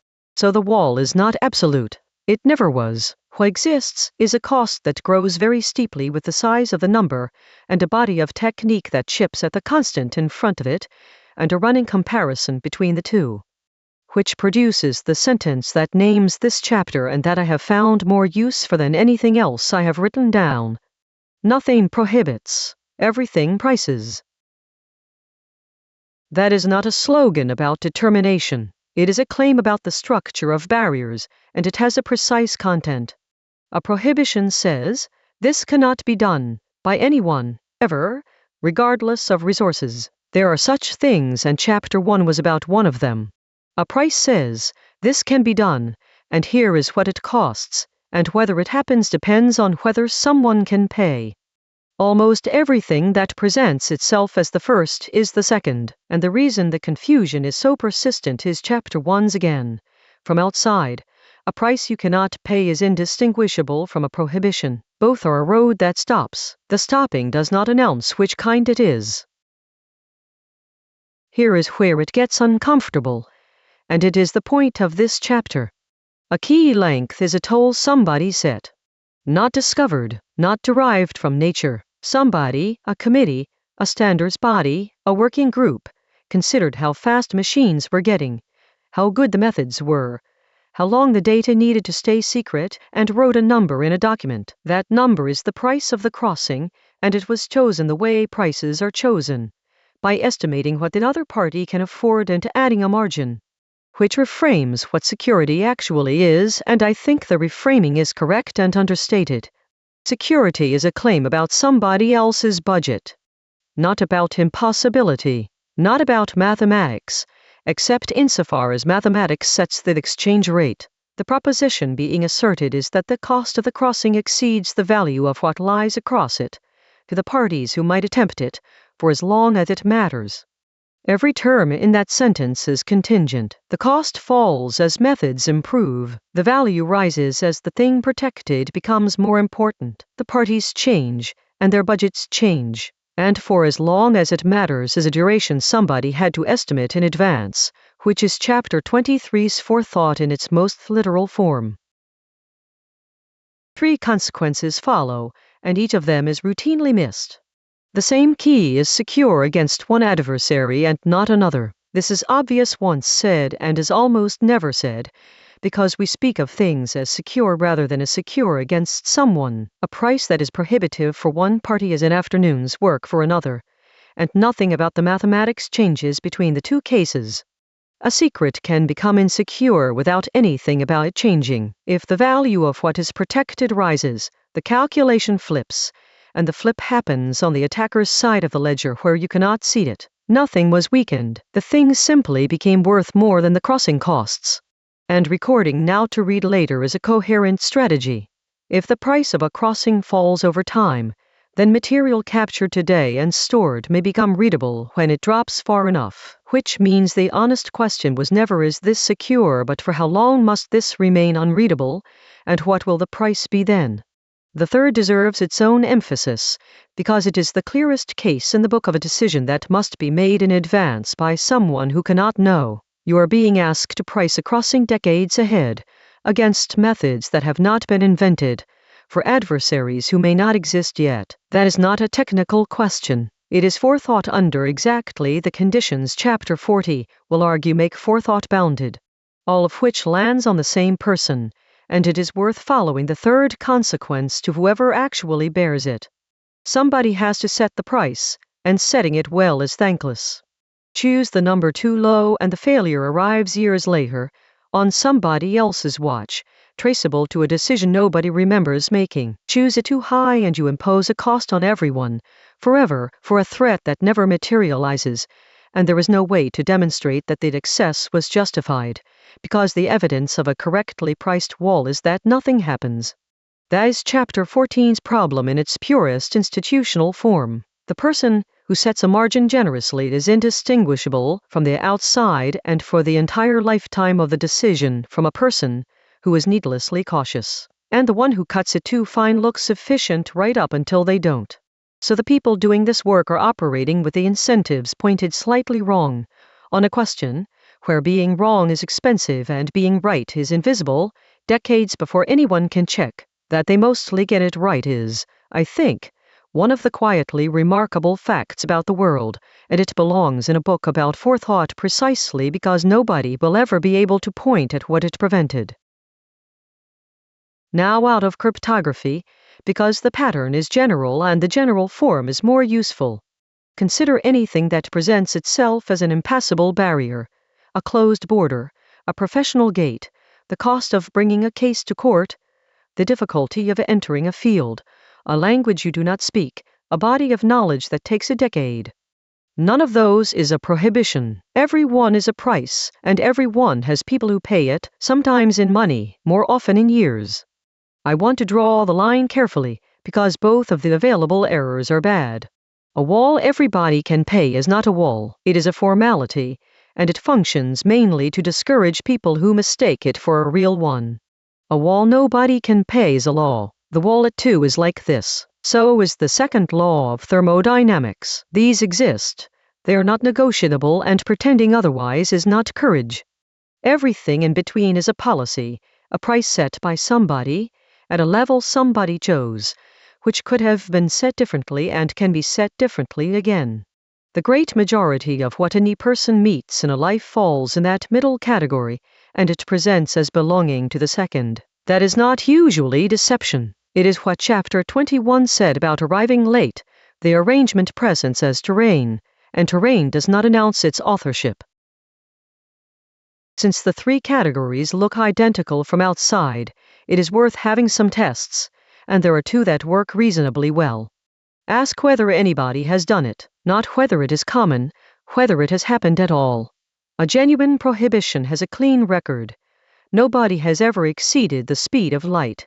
Nobody has ever found a whole number between two consecutive ones. A price has exceptions, and the exceptions are informative, because each one is somebody who found a way to pay. The existence of a single person who crossed tells you that you are looking at a toll booth, however expensive. And ask what currency it takes. Prohibitions do not have currencies. Prices do, and the currency is usually not money.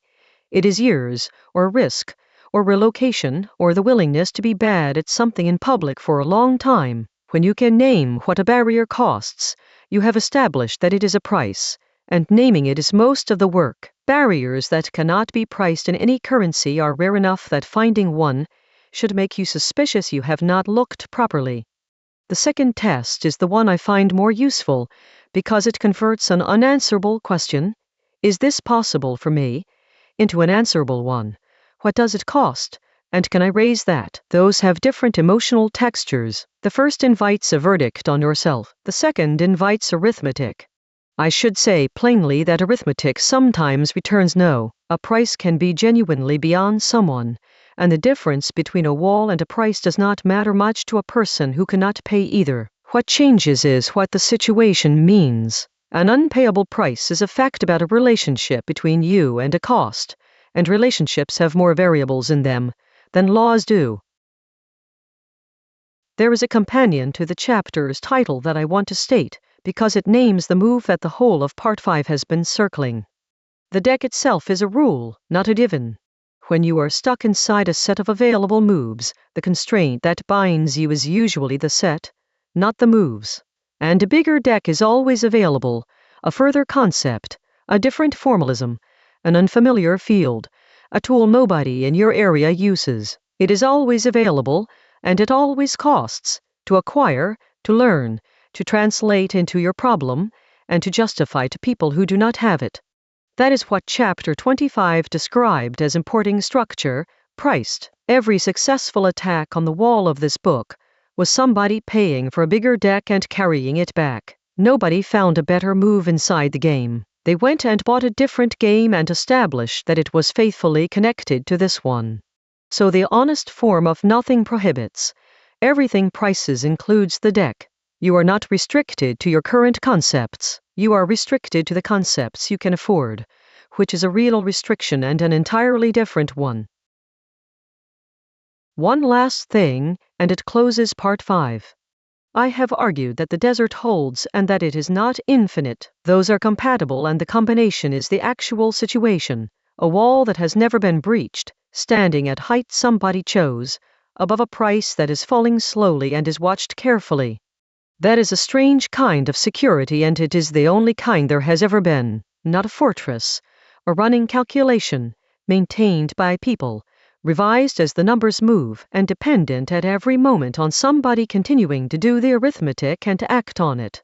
Which is exactly what Part 6 is about, because a running calculation is a flow, in Chapter 17 sense, and flows require continuous payment. The key length that was adequate is not adequate forever. The estimate that was careful becomes stale, and the people who did the estimating retire, and the document stands, and the number in it stops being a decision and starts being a tradition.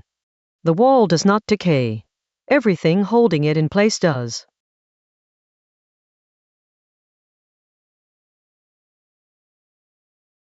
Part 6. The perishability. The gatekeeper has already gone.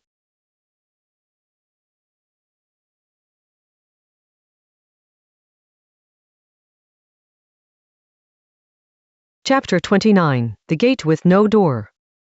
Part 6 is about what happens to prepaid things over time, and it begins with a property that has to be stated carefully, because the careless version is wrong and I have caught myself saying it. The wall has no door, not even for the party who built it.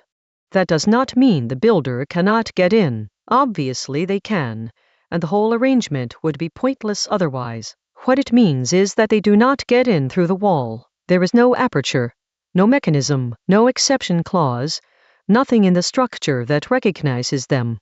What they have is a position. They are already on the far side, having arrived there without crossing. Chapter 23's funded flight. The party who started holding P and Q and turned the crank once. Their advantage was never an ability to open the thing. A key is not a door, it is a record of where you started.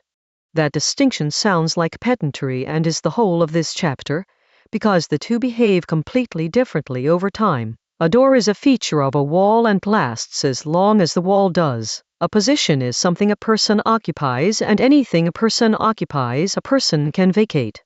Which is what makes the following possible, and why it is so much stranger than it first appears. Take the plainest case, which has produced some of the most expensive absent-mindedness in history. Somebody holds a quantity of a digital asset. What they actually hold is a key, a number, kept somewhere. There is no register of ownership independent of that number, no institution that issues certificates, no clerk with a duplicate. Possession of the key is ownership, in the strictest sense the word has ever had. Lose it and the asset is gone. Not frozen, not disputed, not recoverable through a process. Gone, in the specific way this book has been describing.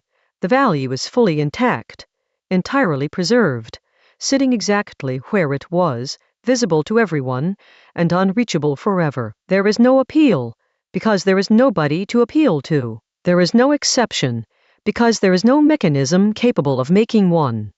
And here is the part that matters. It does not help to be anybody. Wealth does not open it. Position does not open it. A court order does not open it, not because courts are being defied, but because there is nothing for a court to address. The most powerful institution on earth stands in exactly the position of the most powerless person, which is outside.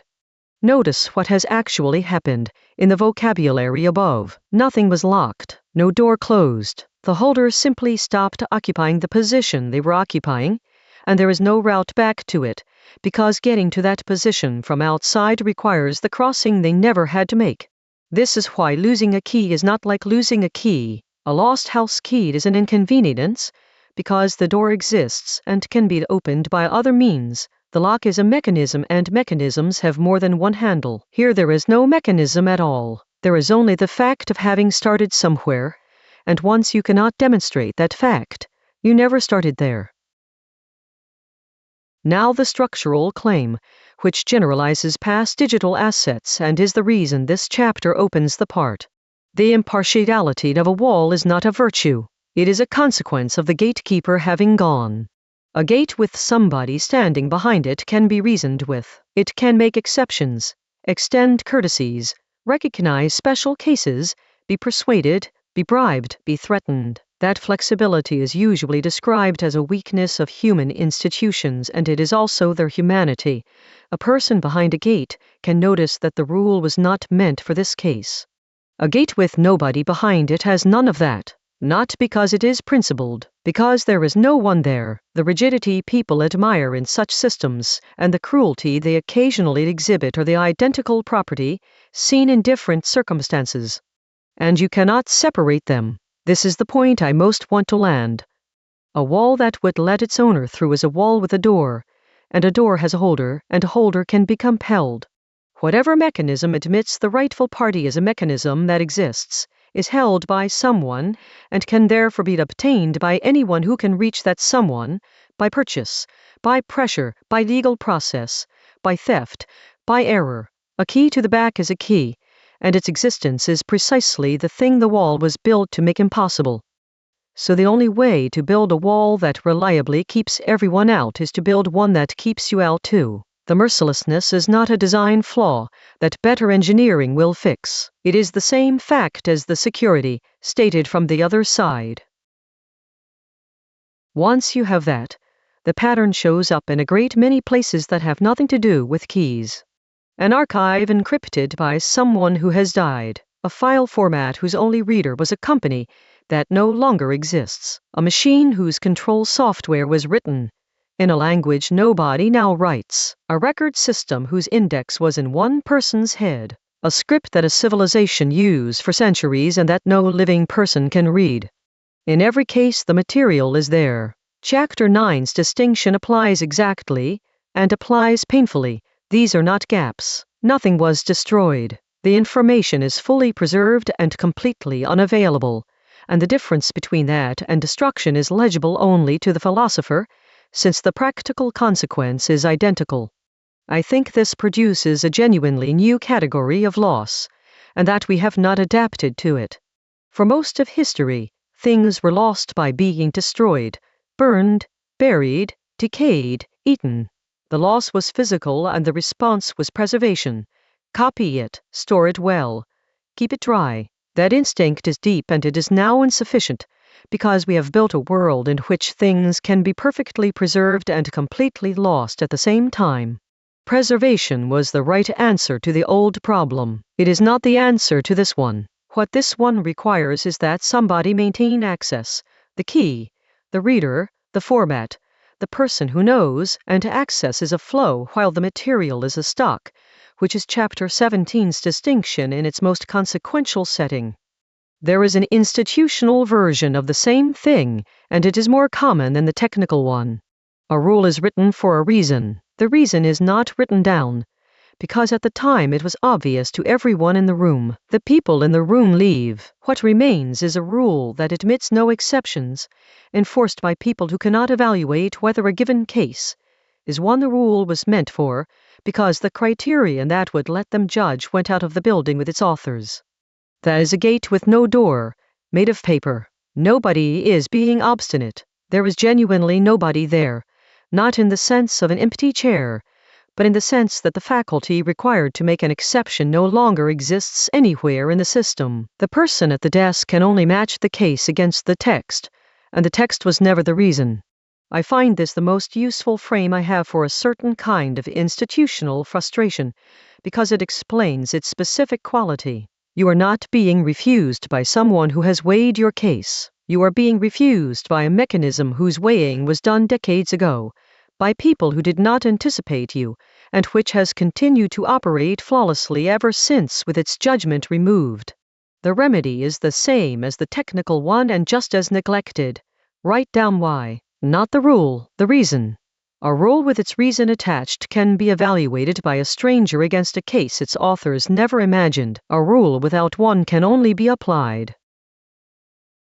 That has a practical consequence, and it is one of the few places in this book where I would give something close to advice. Where a gate has no door, the entire defense is redundancy of access, arranged in advance. Not stronger protection, the protection is already perfect, which is the problem. What is needed is more than one route in, held by more than one party, established before it is needed, and tested. Everyone knows this in the abstract and almost nobody does it, and the reason is instructive. Arranging redundant access feels like weakening the thing. Every additional copy of a key is an additional place it could leak from. Every additional person who can read the archive is another person who could disclose it. So the security instinct pulls toward fewer routes, and the security instinct is correct about the risk it is looking at and blind to the one it is not. The two failure modes are genuinely in tension and cannot both be minimized. More routes means more exposure, fewer means more fragility. What makes this hard is not that the trade-off is subtle but that the two risks arrive on completely different schedules. Exposure is an event, sudden, attributable, embarrassing. Fragility is an absence that shows up years later, usually after the person who chose is gone, and it is nobody's fault by then. So the incentives point one way and the expected losses point the other, which is Chapter 14's asymmetry again. And the practical upshot is that almost every organization and almost every person is holding more fragility than they would choose if the two risks were equally visible. The test I would apply is the one from Chapter 17, asked of access rather than of the thing itself.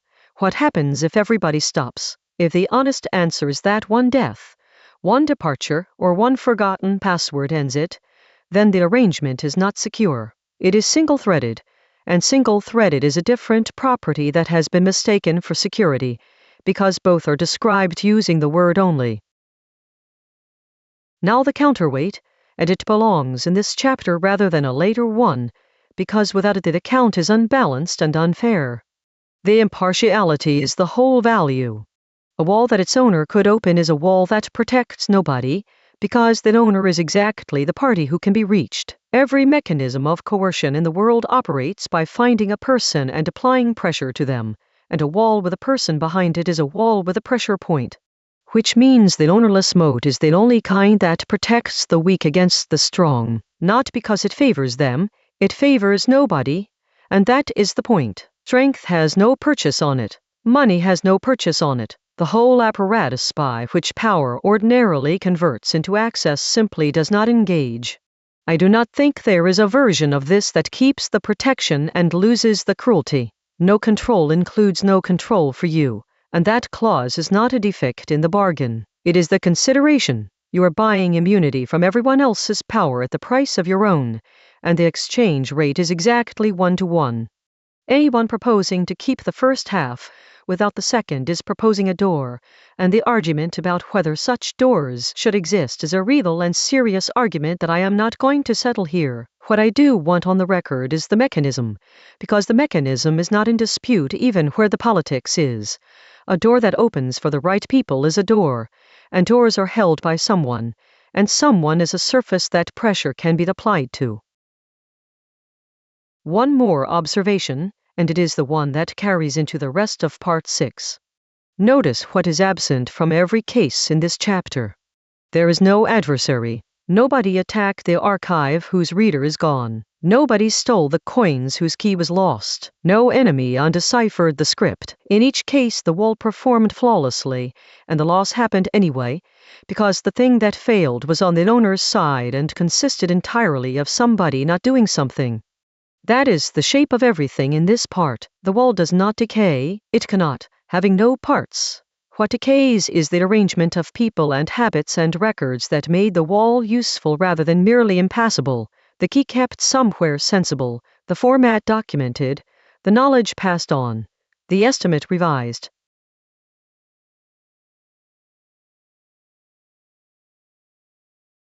Chapter 30. Forethought does not renew. Everything Part 7 will argue rests on a single property, so this chapter establishes it carefully and does nothing else. Among the resources people spend, forethought is unusual. It does not replenish. Consider what else does. Money renews. You can earn more, borrow more, be given more. The quantity you hold at any moment is not the quantity you can ever have. Labor renews. A person rests and works again, and the work they do tomorrow is not diminished by the work they did today, beyond a fatigue that also renews. Compute renews and does more than renew. The amount purchasable for a fixed sum has increased relentlessly for as long as anyone has been buying it. Materials renew in the relevant sense. They are mined, grown, recycled, substituted. Even attention renews. Sleep restores it. Nothing about having concentrated hard yesterday prevents concentrating today. So the ordinary economic picture is one of stocks that can be replenished, and most reasoning about resources, how to allocate, when to spend, whether to wait, implicitly assumes replenishment. If you spend badly, you can spend again. Now be precise about the exception, because the careless version of this claim is wrong. The capacity to think ahead renews perfectly well. A person can be thoughtful today and thoughtful again tomorrow. Nothing is used up. If forethought were simply a mental faculty, it would belong on the list above. What does not renew is the window. Forethought is only forethought if it happens before. Thinking carefully about how to prevent something that has already occurred is not forethought. It is analysis, and it is a different and much cheaper good. The value of the thinking depends entirely on the position in time from which it was done, and positions in time are not repeatable. So the sharp version. Forethought is not a resource. It is a position. And that reclassifies it completely. Resources can be accumulated, stored, transferred, and spent later. Positions cannot. You either occupied it or you did not, and no quantity of anything else reconstitutes it afterwards.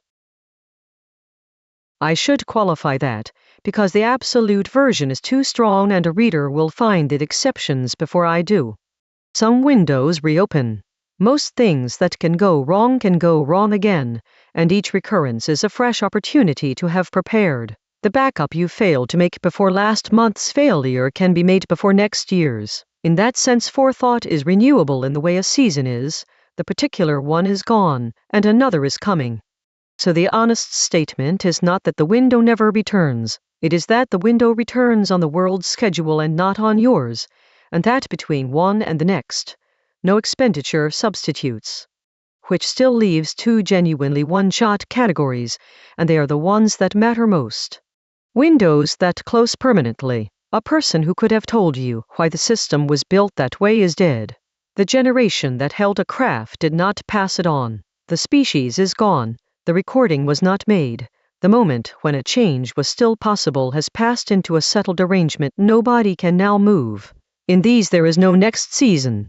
And windows whose recurrence is unaffordable. Technically the opportunity returns, and the cost of reaching it again is a catastrophe. The second outbreak, the second collapse, the second betrayal.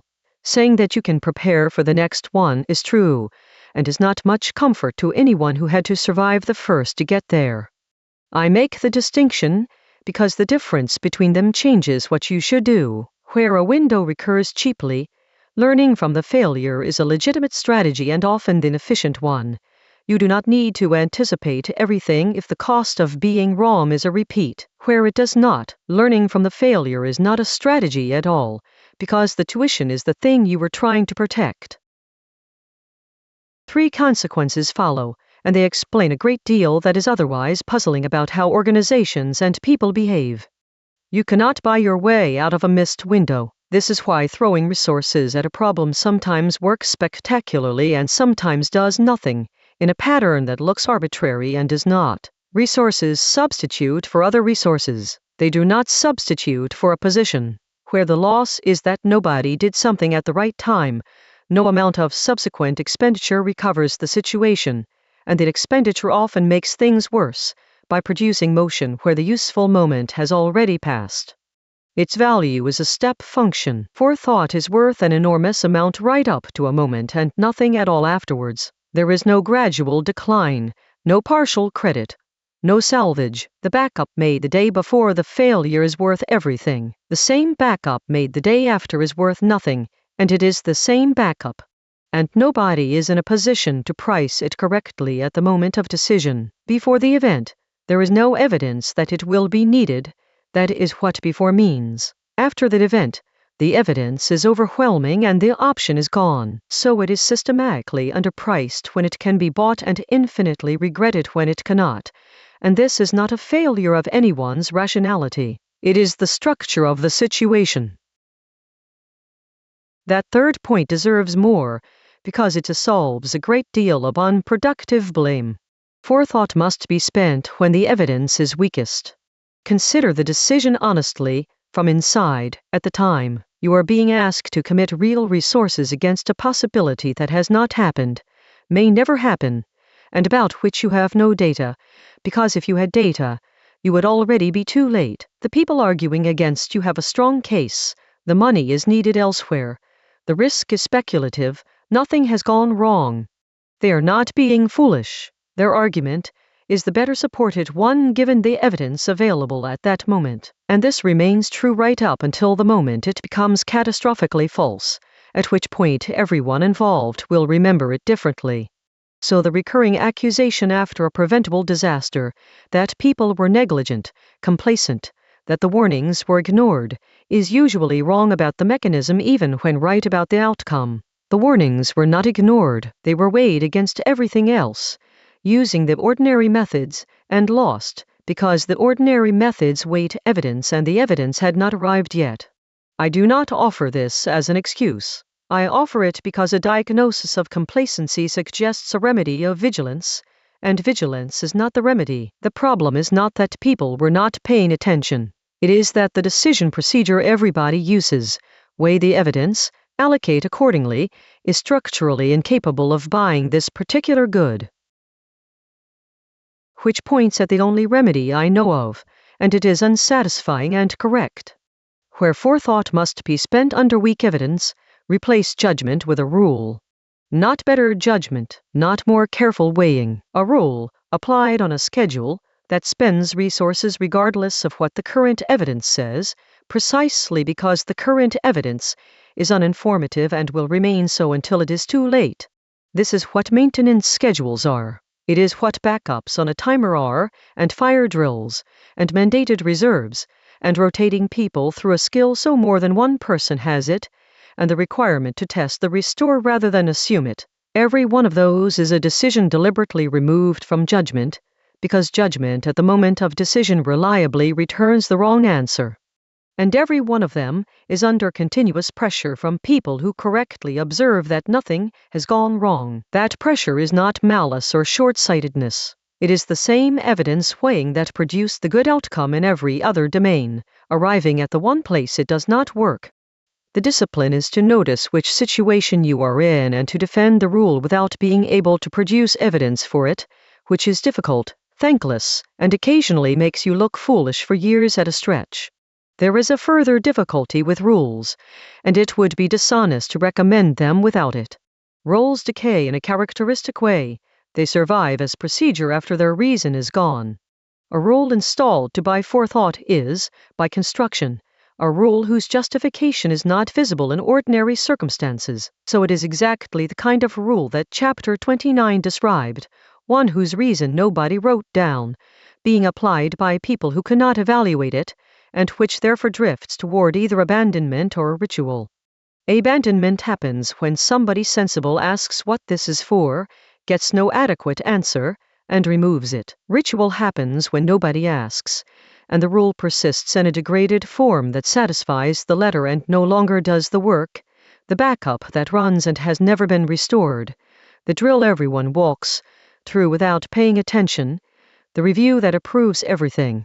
Ritual is the more dangerous of the two, because it produces the appearance of protection, while the protection has quietly stopped, and it is nearly impossible to detect from inside, since the observable behavior of a working rule and a hollowed one are identical, which is Chapter 14 once more. The only defense I know is the one from that chapter. Induce the failure deliberately. A backup is not a backup until it has been restored. A drill is not a drill unless something is genuinely disrupted. Anything else is a record of compliance, which is a different good and one that nobody was actually trying to buy. One more thing, and it is the counterweight the rest of the book will need.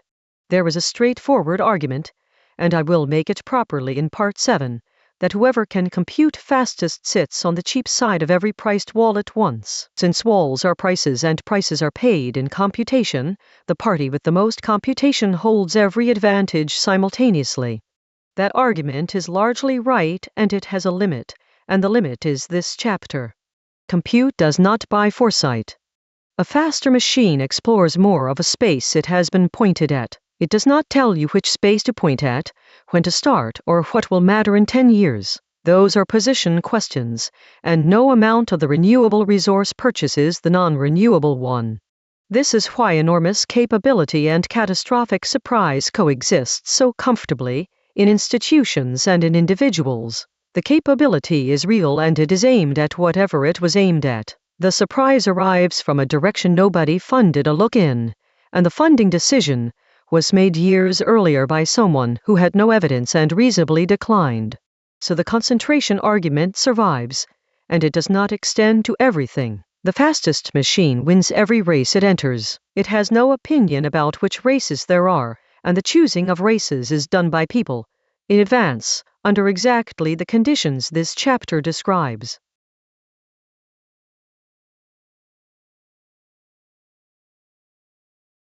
Chapter 31. What rots first?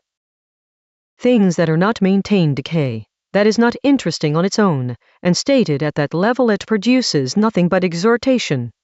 What is interesting is the order, because decay is not uniform. It proceeds through a sequence. The sequence is the same nearly everywhere, and knowing it tells you where to look years before anything visible has gone wrong. The organizing principle is this. Things rot in reverse order of visibility. The invisible parts go first, and the visible object outlives all of them. First to go is the slack, the margin, the spare capacity, the redundancy, the person whose absence nobody would notice this quarter, the budget line that funds nothing in particular. Slack goes first because it is defined by having no present job. Every review that asks what is this for returns no satisfactory answer, because the honest answer, it is for something that has not happened, is exactly the answer chapter 30 established cannot be defended with evidence.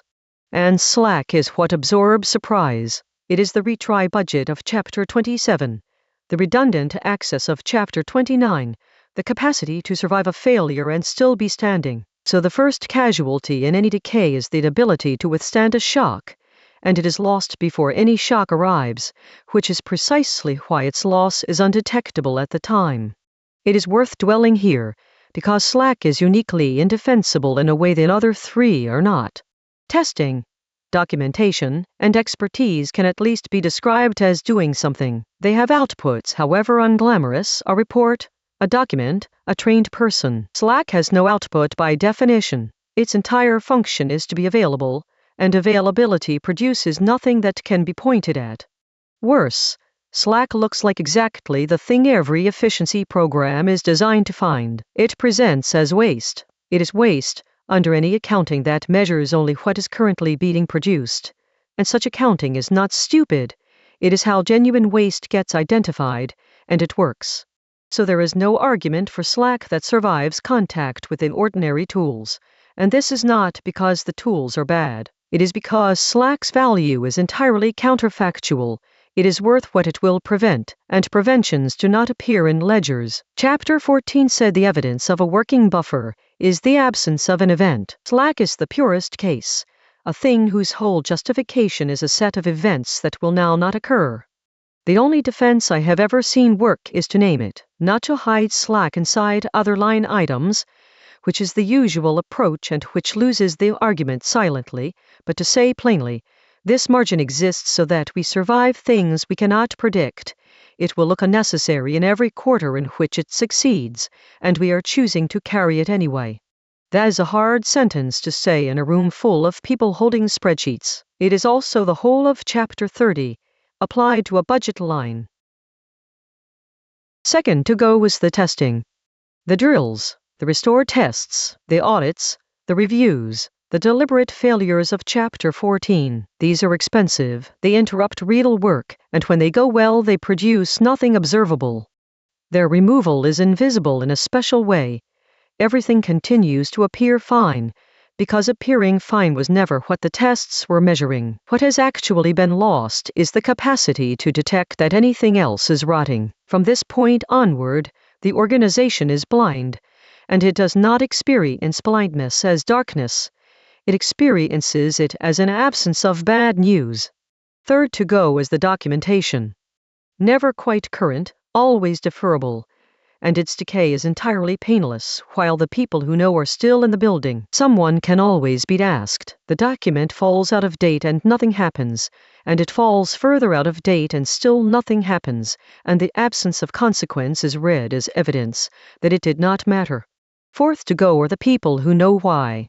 They retire, they leave, they are reorganized somewhere else, and the reasons go with them, not the procedures, which are written down, but the reasons, which Chapter 29 established are the part that lets a stranger evaluate a case the rules never anticipated.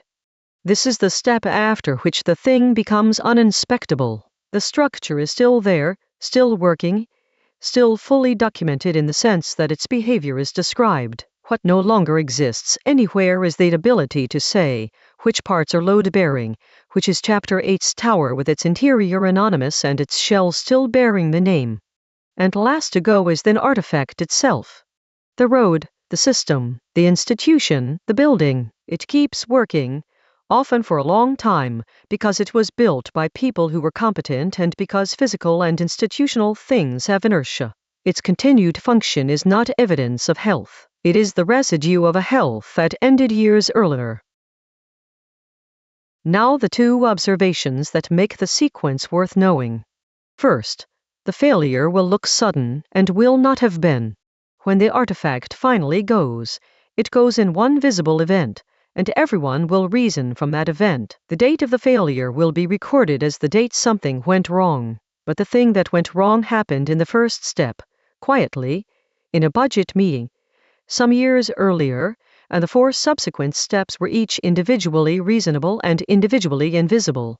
This is why postmortems so often produce unsatisfying answers. They examine the last link, find approximate cause, a component, a decision, a person, and fix it. The proximate cause is real. It is also the 5th thing in a sequence whose first 4 were the actual event, and none of the first 4 is in scope, because none of them coincided with anything happening.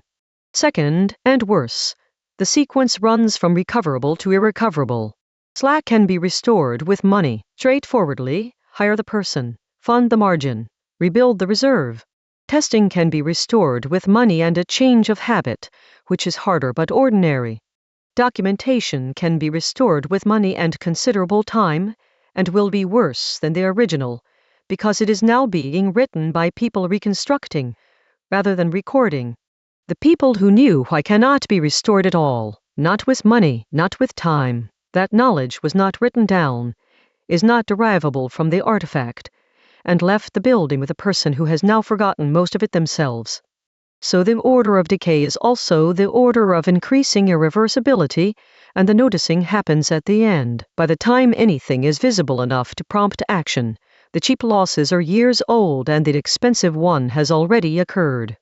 That is, I think, the single most useful thing in Part 6, and I do not know of a way around it.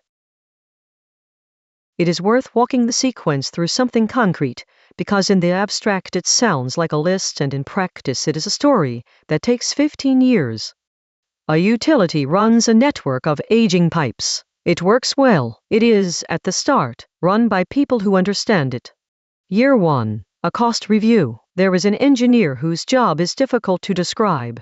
He knows the system, walks the older sections, and has opinions about which will need attention. He is not assigned to any project. The post is not filled when he moves on. Nothing happens. The network runs exactly as before. Year 4. The program of exploratory inspections is reduced. They are expensive. They mostly find nothing, and the last several found nothing. Sampling continues at a lower rate. Nothing happens. Year 7. A systems migration. The old records, annotated maps, marginal notes about which sections were replaced and which merely patched, decades of accumulated marginalia, are transferred in summary form, because transferring them fully would cost more than the project has. The new system is cleaner. Nothing happens. Year 11. The last two people who worked on the network before the migration retire within a year of each other. There is a handover. It covers procedures. Year 15. A section fails in an area that the retired engineer would have told you was patched rather than replaced in the 1980s, which was recorded in a marginal note that did not survive the migration, and which an exploratory inspection would have found in Year 5. The inquiry will examine the failure. It will find approximate cause and it will be correct, and the actual decision was taken in Year 1 by people acting reasonably about a post whose value could not be demonstrated, and every step afterwards was individually defensible and collectively fatal. I have watched versions of this in software, in institutions, and in families, and the timeline is the only thing that varies,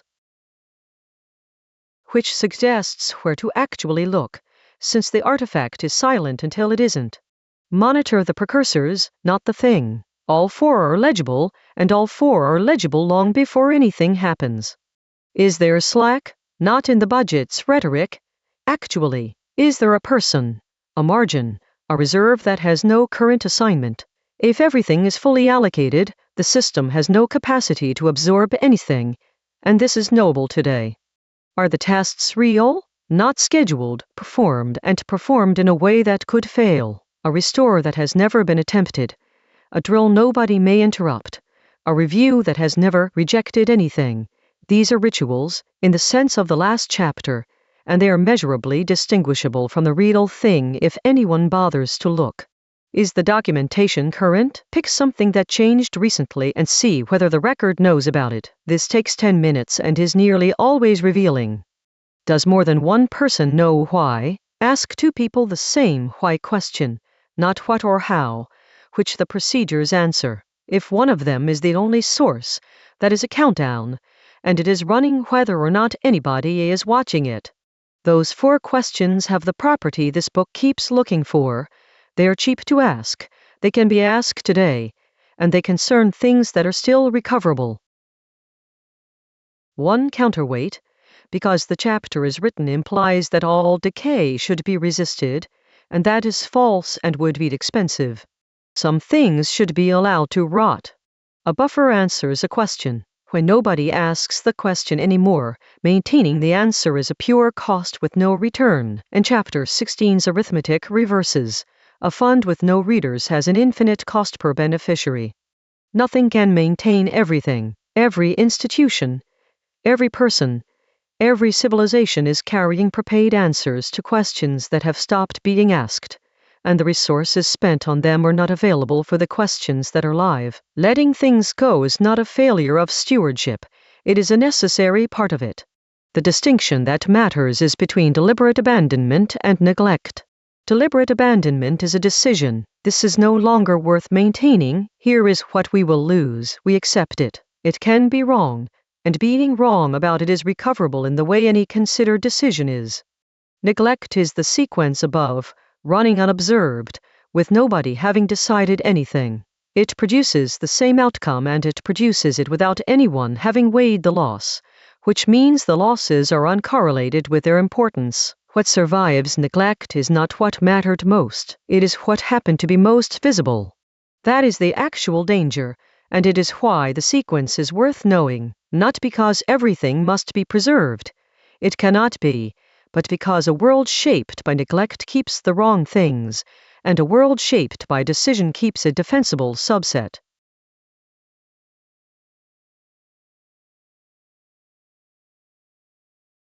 Chapter 32. Maintenance is forethought in the present tense. The last chapter gave the order in which things fall apart. This one is about the work that opposes it, which is badly classified, badly rewarded, and structurally identical to the subject of this book. Maintenance is usually filed as a cost of ownership, the chore, the unglamorous part that follows the interesting part. That classification is wrong, and correcting it is the whole chapter. Maintenance is forethought, performed continuously. Look at what Chapter 30 said forethought was and check the properties one by one. It is spent before the event, against a possibility rather than an evidence base. So is maintenance. You replace the component that has not failed, inspect the section that is not leaking, refresh the knowledge nobody has needed. Its value is invisible when it succeeds. So is maintenance. A maintained system behaves exactly like a system that did not need maintaining, and there is no observation that separates them. It cannot be defended with the ordinary evidence weighing, because the evidence arrives after the window closes. Same. And its window does not renew. Same. A component replaced late is not a component replaced. Every property matches. Maintenance is not a different activity that happens to resemble forethought. It is forethought, in the present tense, on a schedule, aimed at a moment nobody can identify in advance. Which means the sharp division we draw between building and maintaining, with all the prestige on one side, is a distinction about visibility rather than about the work. Building produces a new object. Maintenance produces the continued existence of an old one, and continued existence is not an event, and things that are not events do not get noticed, funded, or admired. There is a second refrain that follows, and I think it does more work than the first. Rot is not decay. Rot is unpaid upkeep. The word decay describes something happening to you, a natural process, external, gradual, nobody's doing. Everything the last chapter described is instead the consequence of a bill going unpaid, a bill somebody could have paid, chose not to, and quite possibly never framed as a choice. The difference between those two descriptions is not rhetorical. One is weather, the other is accounting. And the accounting version is correct in almost every case that matters, because the physical deterioration of most things is slow compared with the rate at which the human arrangements around them lapse. Bridges do not mostly fail because steel is weak. Institutions do not mostly fail because circumstances changed. They fail because nobody was funding the thing that would have caught it. I make the point because decay invites resignation and unpaid upkeep invites a question: who was supposed to pay, and what happened to them? That question is worth pressing, because the answer is almost never nobody. In most cases somebody was supposed to pay, and one of three things happened. The obligation was cancelled deliberately by a person who weighed it and decided against, which is a defensible act and leaves a record, or it was cancelled by omission, when a post went unfilled or a line item was consolidated into another and quietly stopped funding what it had funded. Or, most commonly, the obligation was never assigned to anybody in the first place, because it fell between two parties who each reasonably assumed the other held it. That third case is worth naming as the dominant one, because it is the join from Chapter 24 arriving in a new setting. Maintenance obligations concentrate at interfaces, between departments, between the builder and the operator, between the outgoing contract and the incoming one, between the person who wrote the thing and the person who runs it. Each party is competent and each party's scope stops just short, which suggests a small diagnostic that costs nothing. For anything you depend on, try to name the person whose job it is, not the department, the person. If the answer takes more than a moment, or if it comes back as a role rather than a name, or if two people would each name the other, then the upkeep is unfunded and has been for as long as that has been true. Nothing is decaying. Somebody stopped paying or nobody ever started. Now the incentives, which are the worst in this book and which explain why the work is chronically underfunded everywhere anyone has looked. Successful maintenance produces no evidence. Chapter 14 established this, and it is worth restating in its strongest form. The entire output of a good maintenance program is a set of events that did not happen, and non-events cannot be counted, reported, celebrated, or defended in a budget meeting. The maintainer competes against a counterfactual that is never allowed to occur. They cannot point at the failure they prevented, because they prevented it. Their opponent in any argument about resources can point at real, present, alternative uses for the money. It is not a fair contest, and it never will be. And the timescales are misaligned with careers. Cutting maintenance produces an immediate, visible, attributable saving. The cost lands years later, on a successor, in a form that will be attributed to whatever was proximate. So the person who cuts is rewarded twice, once for the saving and once for not being present at the failure, and the person who maintains is rewarded not at all. Put those together and you get the structural result. The reward for maintenance is negative and the reward for cutting it is positive, on the time scale at which people are actually evaluated. Nothing about that requires anyone to be foolish or venal. It follows from non-events not being countable. There is a status version of the same thing. Prestige tracks visible novelty in essentially every field, and maintenance produces none by construction, so it sits low everywhere, which means the people most capable of doing it well are continuously drawn toward the work that is seen, and the drawing away is not a failure of their character either. So what actually works? 4 things, and none of them is exhortation. Make it a rule rather than a judgment. This is Chapter 30's remedy, and it is the foundation of everything else. Maintenance decided case by case on the merits, loses case by case on the merits. Maintenance on a schedule, defended as a policy rather than as a series of individual calls, survives, because each individual call is the one that cannot be won. Convert maintenance into events. A drill is maintenance with a timestamp. An audit is maintenance that produces a document. A restore test is maintenance that generates a pass or a fail. Each of these takes work whose output is an absence and attaches an observable to it, artificially, on purpose. That is not bureaucratic theater. It is the only known way to make invisible work legible to the mechanisms that allocate resources.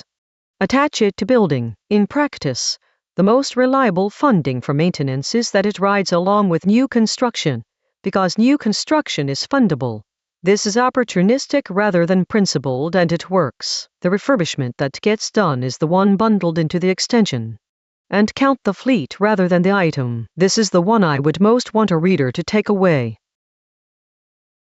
An organization that operates one of something has a population of one, and therefore no statistics. Its equipment either fails or it does not, and either way it learns nothing it can act on. Every maintenance decision it makes is a judgment about an unrepeatable case, under exactly the conditions Chapter 30 says judgment fails. An organization that operates 10,000 of something is in a completely different epistemic position. Failures occur regularly somewhere, at rates that can be measured, and the relationship between maintenance intervals and failure rates becomes an empirical question with an answer. The invisible risk has been converted into a visible statistic, not by cleverness, but by scale. That is why the industries famous for maintaining well are the ones with large fleets and shared incident reporting, and why a single owner of a single thing maintains badly almost regardless of how careful they are. It is not a difference in diligence. It is a difference in whether feedback exists at all, which is Chapter 26's gradient arriving in a new setting. With a fleet you have one, with a single item you do not. The practical consequences run in 2 directions. Where you have a population, use it.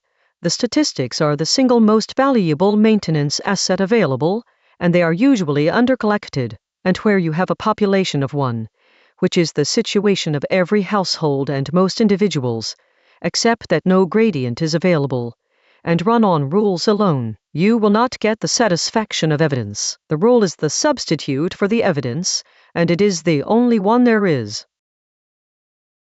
One further thing about maintenance that is rarely said and that I think is the most underrated argument for it. Maintenance is how a system stays understood. The usual case for it is preservative.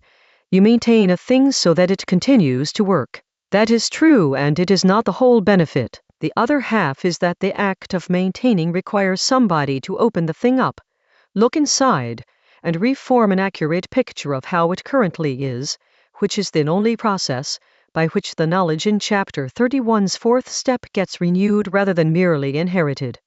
A system nobody has opened in 15 years is not just a system with 15 years of deferred work. It is a system nobody alive has an accurate model of. The documentation describes what it was, the people describe what they were told, and the object itself has drifted from both in ways that only inspection would reveal.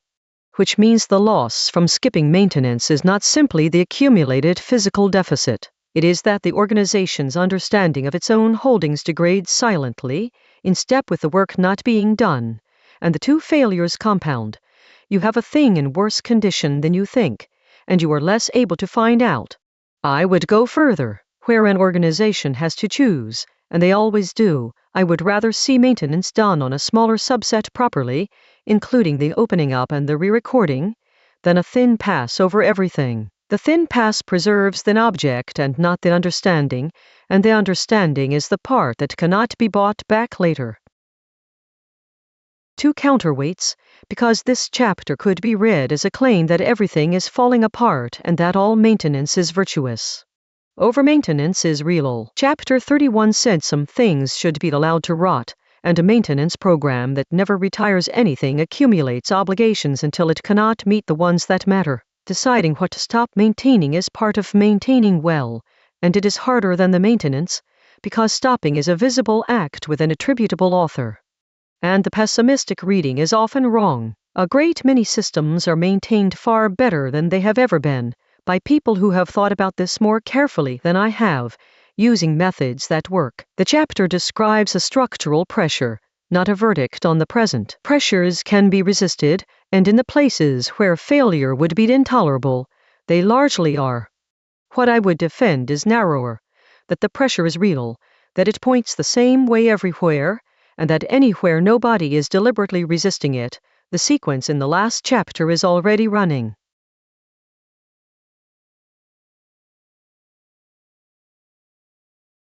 Chapter 33. Inheritance. Part 6 closes where it has been heading. Everything in this book that makes life possible was paid for by people who are gone, cannot be repaid, and mostly cannot be named.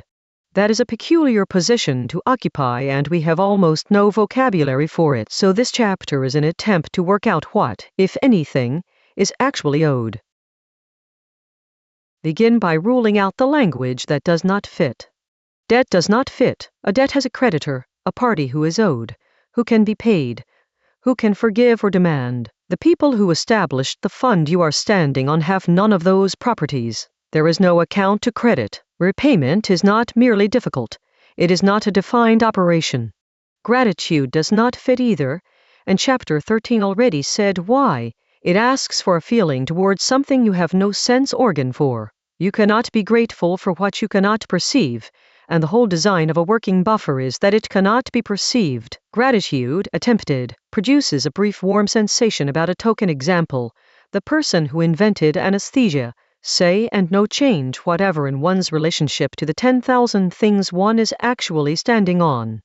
Guilt fits worst of all. There is no wrongdoing in receiving. You did not take anything from the dead. They had no further use for it, and the arrangement by which their work reaches you is exactly what they were building. A person who feels bad about using a road has misunderstood roads. So the 3 obvious moral vocabularies all fail, and I think their failure is why the topic mostly goes unexamined. When the available words do not work, people stop talking rather than find better ones. Here is the one transaction that is defined. You cannot pay the dead. You can only pay forward. That is not a sentiment. It is the observation that the ledger has exactly one open direction. The past is closed. Nothing you do reaches it. The future is open, and doing for successors what predecessors did for you is the only operation in the system that has the right shape. A payment made now, at cost, benefiting parties who will not know your name. Notice that this is structurally identical to what was done for you. Not similar, identical. The people who funded your inheritance were also unable to pay their own predecessors, also facing a closed past and an open future, and also making the only move available. The whole apparatus of a civilization is that move, repeated by people who never met. And now the honest complication, because I have just recommended something that this book has spent 6 parts explaining will not get done.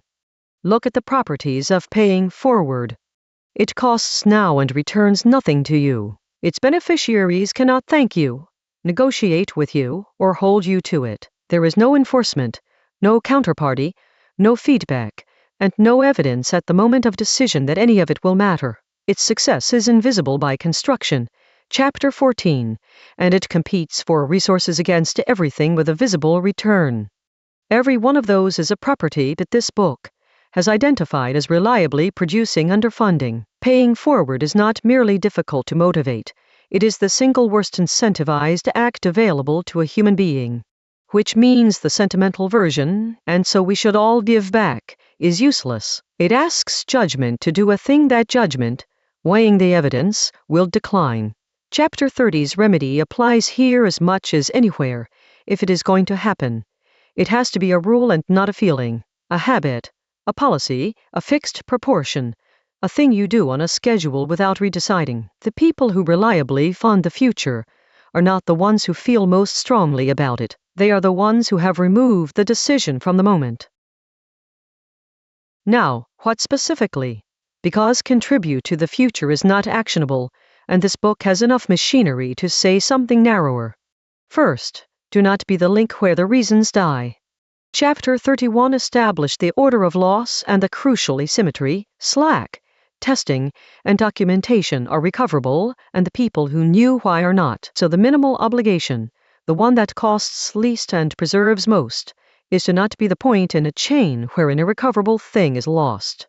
You will pass through a great many systems, roles, and relationships in which you are temporarily the person who knows why. Handing that on costs an afternoon. Not handing it on costs a successor a decade, or costs them the thing entirely.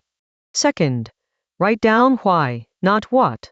Chapter 29's remedy, and I think it is the highest value act available to almost anybody almost all the time. Procedures get recorded, reasons do not, because at the moment of writing they are obvious to everyone in the room. The obviousness is exactly the signal that they are about to be lost.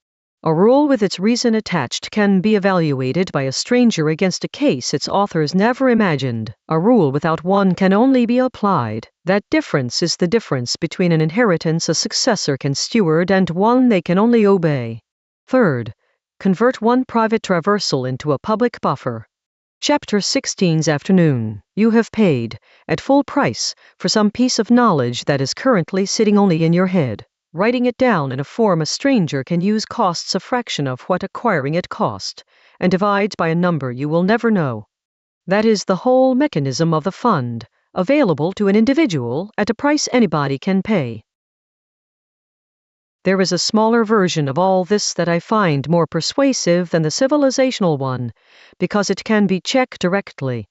You inherit from yourself, and you are usually a poor ancestor.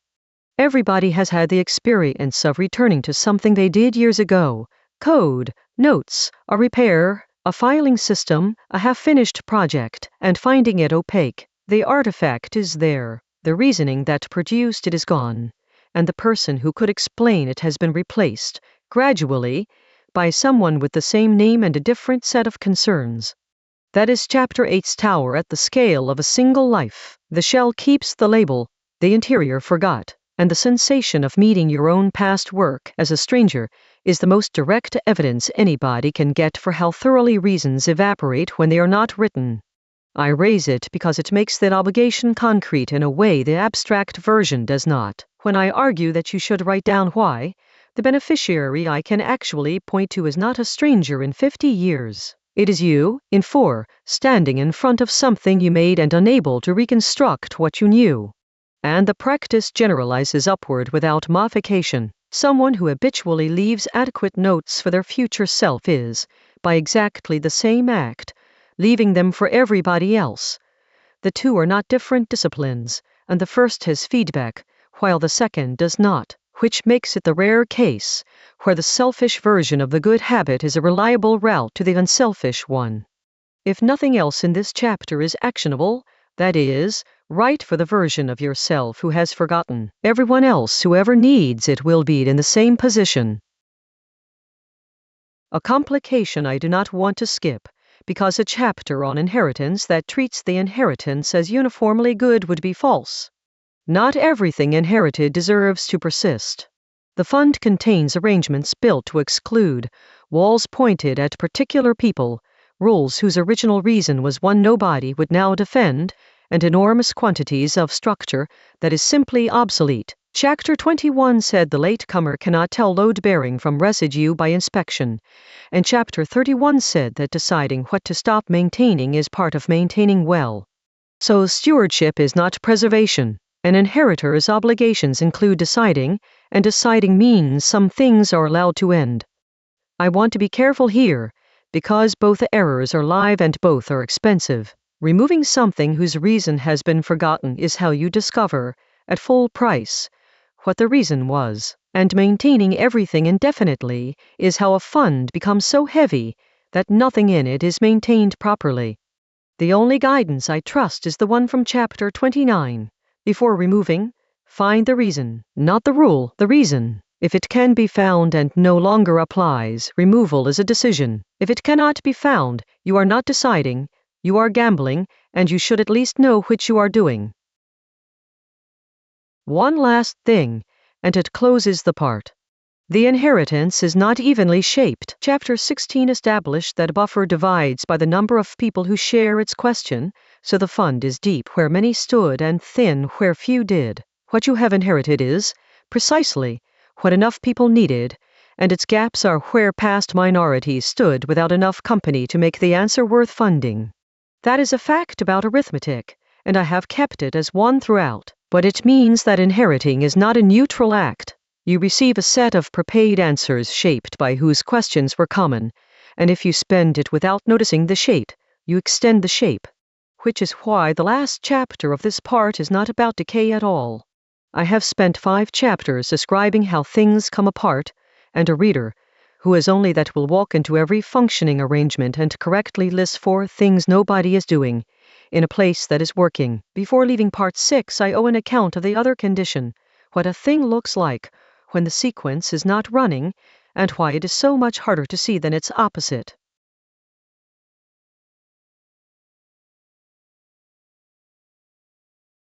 Chapter 34. What health looks like. 5 chapters on how things come apart, and I have described almost nothing about how a thing looks when it is not coming apart. That is a real gap, and I want to fill it rather than excuse it, because a book that can describe only decay teaches its reader to see only decay, and there is a failure mode there worth naming. Somebody who has absorbed part 6 and nothing else will walk into every functioning arrangement and correctly identify 4 things that are not being done, in a place that is working fine, and will be wrong about what they are looking at. So, what does a well-maintained thing look like from inside? The first difficulty is that the honest answer is unremarkable, and unremarkable is hard to write about. A healthy system does not present as impressive. It presents as boring. Things happen on time, in the expected way, without heroics. Nobody is up all night. Nobody is famous inside the organization for saving anything. The most reliable signal of health is the absence of stories, and stories are the only thing anybody records. This is the inversion that makes health so difficult to recognize. Failure produces narrative, the crisis, the response, the person who fixed it, the lesson learned. Health produces nothing to tell anyone about. So an organization's oral history is an inventory of its worst moments, and an outsider reconstructing its condition from what people talk about will systematically see a place that is worse than it is, which yields the first marker, and it is uncomfortable because it inverts a common instinct. Where there are no heroes, look again. You may be standing in something that works. A place with a celebrated firefighter is a place with fires. The absence of anyone whose reputation rests on rescue is weak evidence, and it is the only evidence of its kind available. Now the positive markers, and I want to give them in the same terms as Chapter 31 sequence, because health is that sequence not running. There is slack, and somebody can point at it. Not hidden in other line items, not accidental. A named margin, defended out loud as a margin, with the argument for it made openly rather than smuggled. The test is whether anybody in the place can tell you what the reserve is for without embarrassment. Where the answer is fluent, somebody has won that argument recently, which means the argument is still being had. The tests are able to fail, and sometimes do. The strongest single marker I know. A drill that has never been inconvenient is not a drill. A restore that has never surfaced a problem has probably never been attempted. In a healthy place, the deliberate failures of Chapter 14 occasionally produce genuine bad news, and the bad news is received as the system working, rather than as an embarrassment. The absence of small failures is worse evidence than their presence. The record knows about last month, not the whole record. That is never true anywhere. But pick something that changed recently and the documentation has noticed. That is a 5-minute check, and it distinguishes a place where writing things down is part of the work from one where it is a project that gets funded after incidents. 2 people can answer why question the same way, not the procedure which is written, the reason, where 2 people independently give the same account of why something is done as it is. The reasons are alive and being transmitted, where one shrugs and the other refers you to the first. You are looking at Chapter 31's 4th step in progress.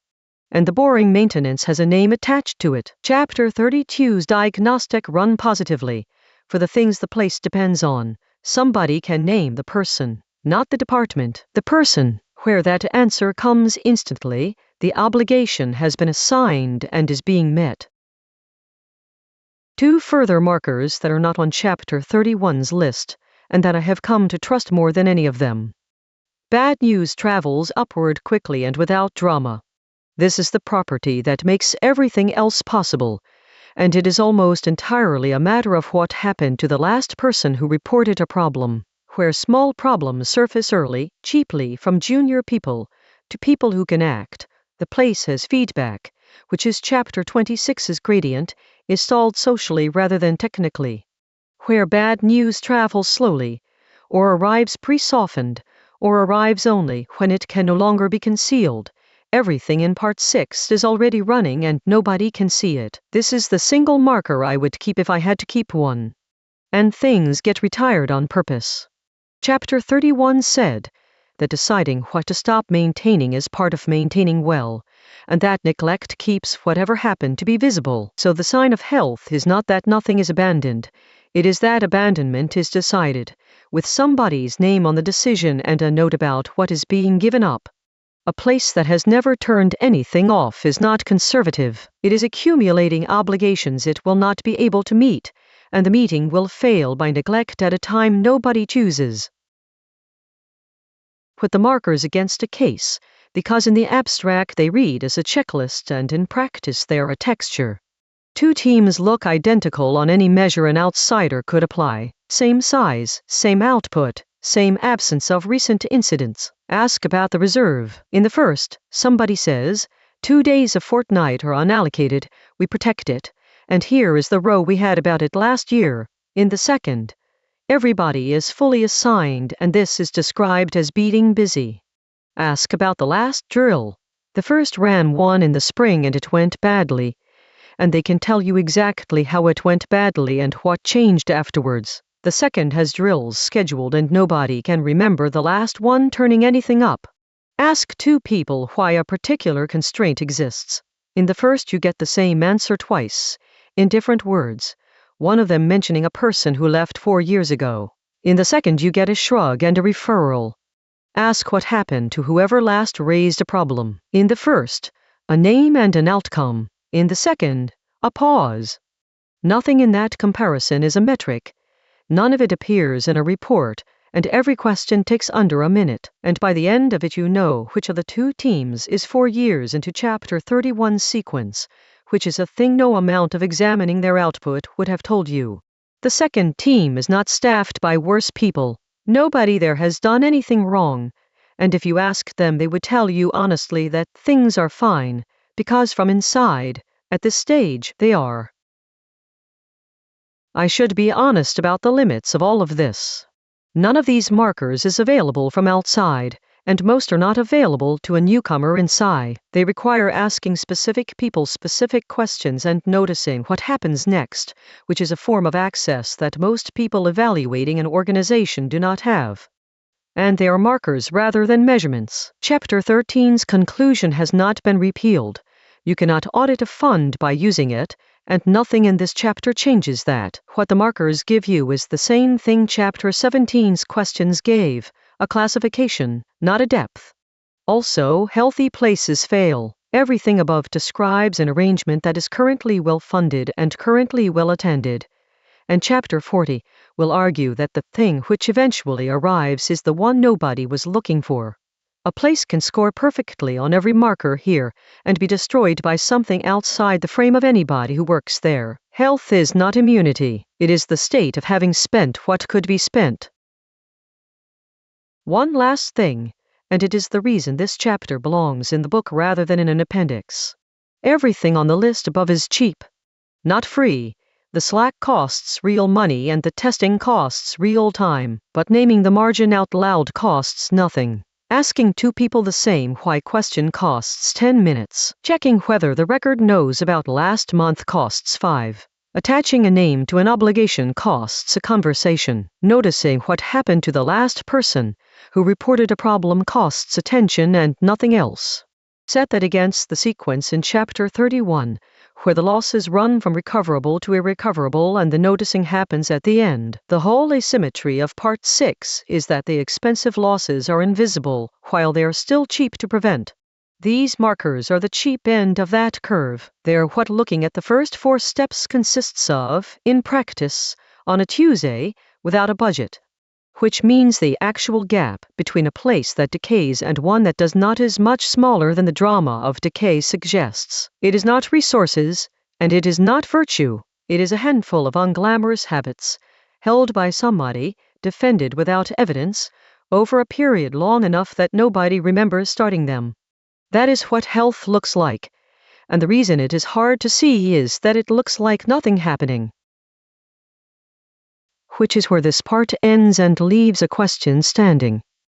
Part 6 has been about a fund that decays unless somebody funds it, maintained by habits that lose every case-by-case argument, defended by people whose success produces no evidence. Everything in it has been addressed to whoever is holding the thing, what rots, in what order, and what holding it well consists of.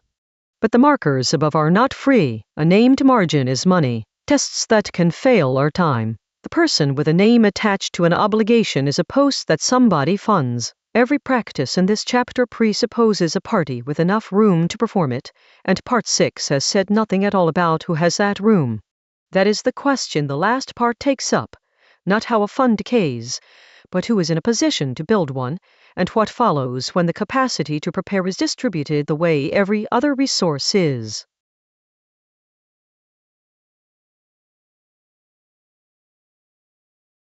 Part 7. The Distribution. A note on register. The first 6 parts describe a mechanism, and the evidence for it is not mine. It is arithmetic and the historical record. This part does something different. It asks what follows for people, and nothing here is entailed by what came before. These are consequences I am drawing, and a reader who accepts every prior chapter may decline every chapter in this one. I have written the strongest objection into each.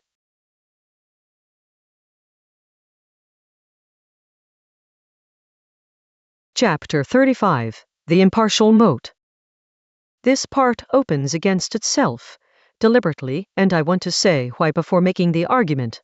What follows over the next 6 chapters is that secrecy is a purchased gap, that the concentration of prepaid advantage is a serious problem, and that I would prefer a world with fewer walls of the kind this book has described. Those are positions I hold and will defend.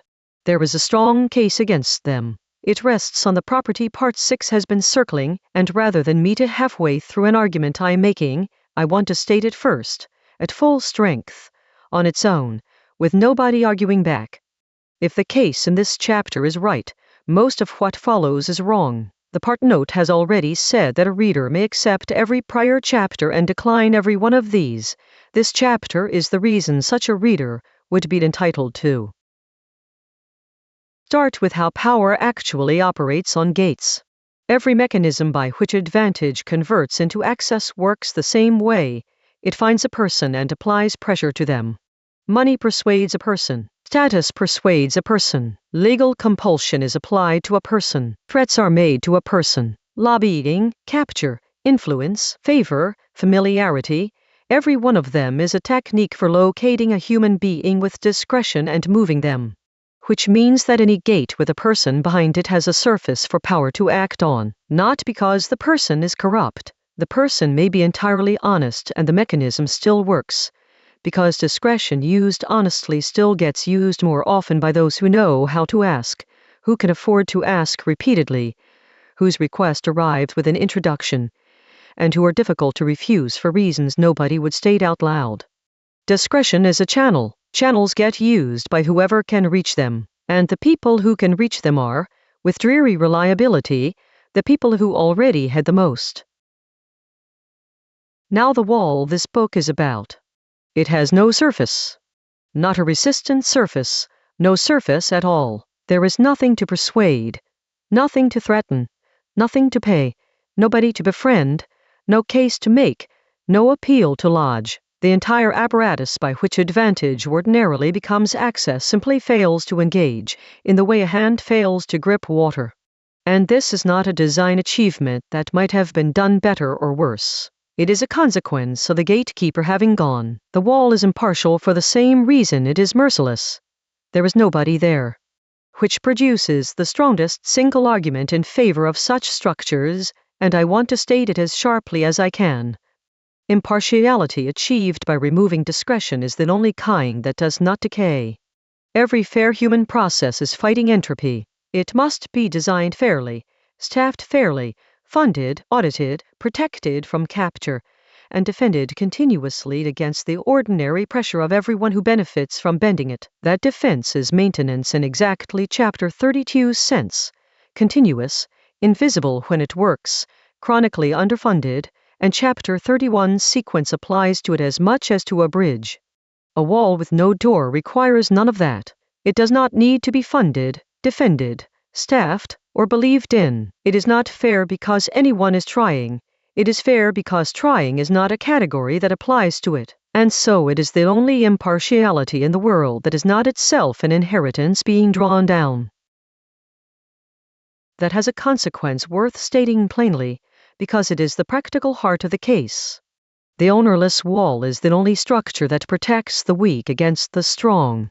Consider what a person with no resources actually has, when their adversary has many. Every discretionary system is a system their adversary is better at using. Every appeal process, every court, every regulator, every negotiation is an arena where the ordinary conversions of advantage operate.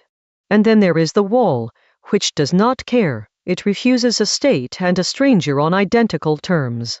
It cannot be told that this case is special. A journalist's archive and a government's demand meet the same silence, and the silence is not courage, not principle, not resistance. It is an absence of anything that could be moved. I do not think there is a substitute for this. Every proposal to make such walls more reasonable, to admit legitimate access, to allow for exceptional cases, to build in a lawful route, is a proposal to install a door, and Chapter 29's argument applies without modification. A door has a holder, and a holder is a surface, and surfaces are where power acts. You may believe that the holder would be trustworthy. Perhaps they would. The question is not whether the first holder is trustworthy. It is whether every holder, in every jurisdiction, under every future government, for the lifetime of the mechanism, will be. That is a claim about the future, made under exactly the conditions Chapter 30 says forethought is hardest, and it is the claim on which the whole proposal rests. Two more supports for the case, and then the honest crack in it. The wall does not need to be maintained. Everything else in Part 6 rots. Institutions rot, expertise rots, documentation rots, slack is cut. The wall does not, because it has no parts and no upkeep, which makes it uniquely reliable across exactly the timescales at which everything else fails. Chapter 24's finding was that in half a century the mathematics is the one component that has never needed a patch. That is not a small thing to be able to say. I have to immediately qualify that with Chapter 24's other finding, because the two sit badly together and I would rather set them side by side than let a reader find the collision. An impartiality that does not decay can still be rendered irrelevant. That is precisely what the record shows. Nobody crossed the desert, and a great deal was taken anyway, by going around. The wall's indifference was intact throughout every one of those failures, and intact indifference protected nobody, because the loss occurred at a joint the wall does not stand across. So the claim has to be narrowed. What does not decay is the wall's impartiality, not the protection it was installed to provide. Protection is a property of an arrangement. Arrangements have joins, and joins are maintained by people on exactly the schedule of Chapter 31.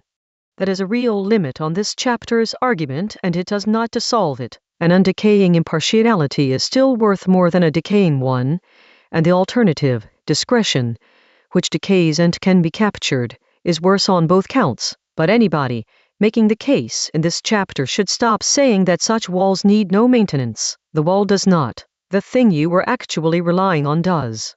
And it treats the future symmetrically. A discretionary system protects the people its designers thought of. A wall protects everyone, including people whose situation nobody anticipated and whose interests nobody represented. Given Chapter 40's argument that foresight is bounded by recognition that the deepest exposures are the ones nobody thought to prepare for, a mechanism that requires no anticipation of who will need it has an advantage that no amount of careful design can match. It is worth noticing how much of ordinary life already runs on this principle, because the argument sounds exotic and describes something familiar. A lock on a door treats a burglar and the householder identically. It responds to a key and to nothing else, including to need, to explanation, and to whose house it is. Nobody experiences this as an injustice, and its indifference is precisely why it works. A standard weight is the same weight for a powerful buyer and a poor one. That is what the whole apparatus of weights and measures exists to guarantee, and the history of it is a history of removing discretion from the person holding the scales, because a scale that could be adjusted was always adjusted in the same direction. A sealed ballot does not know who cast it. That is not a limitation of the technology, it is the entire feature, and every scheme for making votes accountable to someone founders on the same rock as every scheme for lawful access to a key.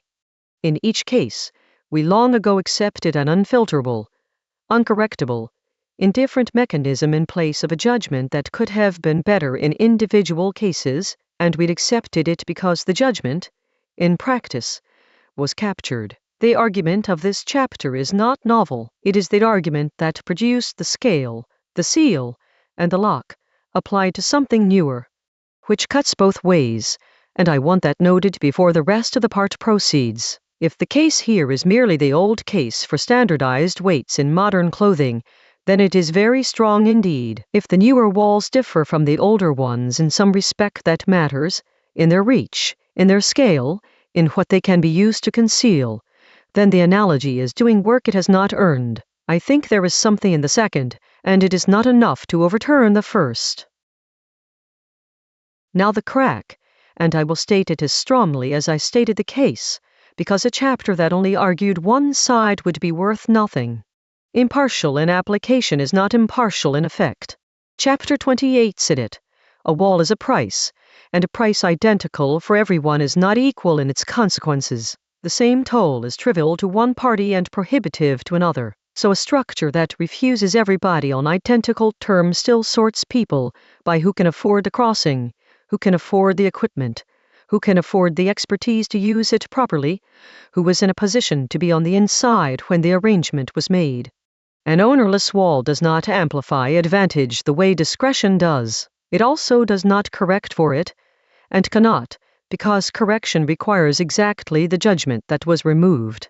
And the second half of the crack, the wall has no filter. It protects the journalist and it protects the person doing serious harm on identical terms, because identical terms is the whole of what it offers. Anybody making the case in this chapter has to accept that consequence in full. It is not an unfortunate side effect that better engineering will address. It is the same property, and the protection is not separable from it. So the honest form of the choice is this. You may have an asymmetric, discretionary, correctable system that can be captured and reliably favors whoever is already strong, or you may have a symmetric, indifferent, uncorrectable one that cannot be captured and reliably favors whoever can pay a fixed price. Both are real options. Both have identifiable victims. There is no third thing on offer that has the virtues of each, and every proposal that appears to be one is a door with an argument attached.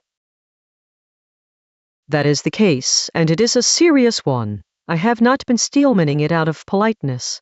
I find it genuinely difficult, and there are days when I think it settles the matter. So here is my reply, and I want to make it here rather than promise it, because a book that stages its strongest counterargument at full strength and then defers the answer has performed fairness without paying for it. First, I accept the case for the objects it covers. Not partially, where the good in question is a secret, something whose protection consists of a price differential, and where the alternative to an ownerless wall is a discretionary system, that will be captured. The argument of this chapter is correct and I have no rebuttal. I would not install the door. The holder question settles it, not whether the first one is trustworthy, but whether everyone, in every jurisdiction, under every future government, will be. Second, it is silent about the thing I am actually worried about. The moat protects secrets. It says nothing whatever about positions, and positions are what the rest of this part is about. Consider what an advantage a sequence actually consists of. Somebody arrived early, had margin, occupied a place. No wall was involved at any point. There is nothing to open, nothing to be granted access to, no differential being maintained by anybody, and therefore nothing for an impartial mechanism to be impartial about. Chapter 19's whole argument was that the party who walks through did not solve anything and did not open anything either. They were on the far side already. So the concession above costs me nothing, which is the honest reason I can make it so freely. Accepting that ownerless walls are the best available protection for secrets leaves every claim in the next 6 chapters standing, because none of those claims is about a wall. Third, the argument proves too much if you generalize it, and its own force is domain-bound. The structure of the case is, remove discretion, obtain an impartiality that cannot be captured and does not decay. That structure is not specific to walls. Apply it to the allocation of anything and you get a mechanism that distributes without regard to circumstance, cannot be lobbied, and answers to nobody. We have those. They are called lotteries, and markets in their idealized form, and nobody argues that their uncapturability makes their outcomes just. The reason we accept an indifferent mechanism for a lock and not for a distribution is that a lock's job is to treat all comers identically and a distribution's job is not. Which locates the real boundary of this chapter's argument. It is strongest where the good is non-rival, information-like, and where identical treatment is the point. It is weakest where the good is a position, rival, and where identical treatment is precisely what reproduces whatever asymmetry was there when the mechanism was installed. So the 2 arguments are about different objects, and I think much of the heat around this subject comes from treating them as one. The impartial moat is an argument for not putting doors in things. It is not an argument that the distribution of forethought is fine, and it was never going to be, because the distribution of forethought has no door in it to defend.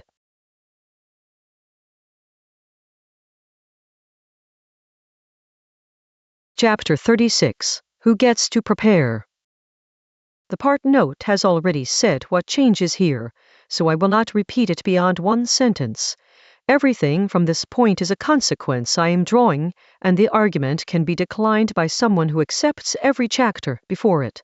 The consequence I want to draw first is the one the rest depend on. Forethought requires slack. By slack I do not mean money, though money buys it.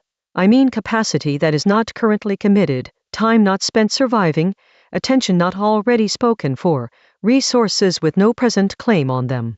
Chapter 30 established what forethought costs. It is spent before an event, against a possibility, with no evidence that it will be needed, in competition with everything that has an immediate return. To make that expenditure you must have something available that is not required elsewhere.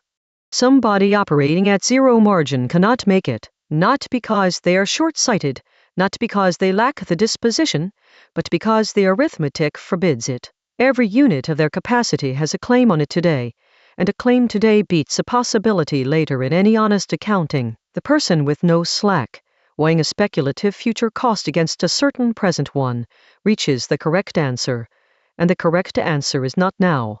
I want that stated carefully, because the sloppy version is condescending and the precise version is not. Scarcity is not merely uncomfortable, it is structurally hostile to forethought. The person under it must optimize for the present, correctly, and every act of correct present optimization forecloses a preparation that would have been available to someone with room.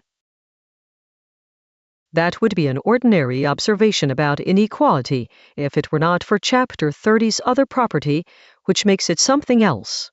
Forethought windows do not renew, so a period spent without slack is not a pause in preparation, with a preparing resumed later when conditions improve. The positions available during that period are gone. Whatever could have been prepared for then cannot be prepared for now, and the money that arrives later buys renewable things, labor, materials, compute, and does not buy back a position, which produces a mechanism of compounding advantage that has nothing to do with saving, investment, or interest.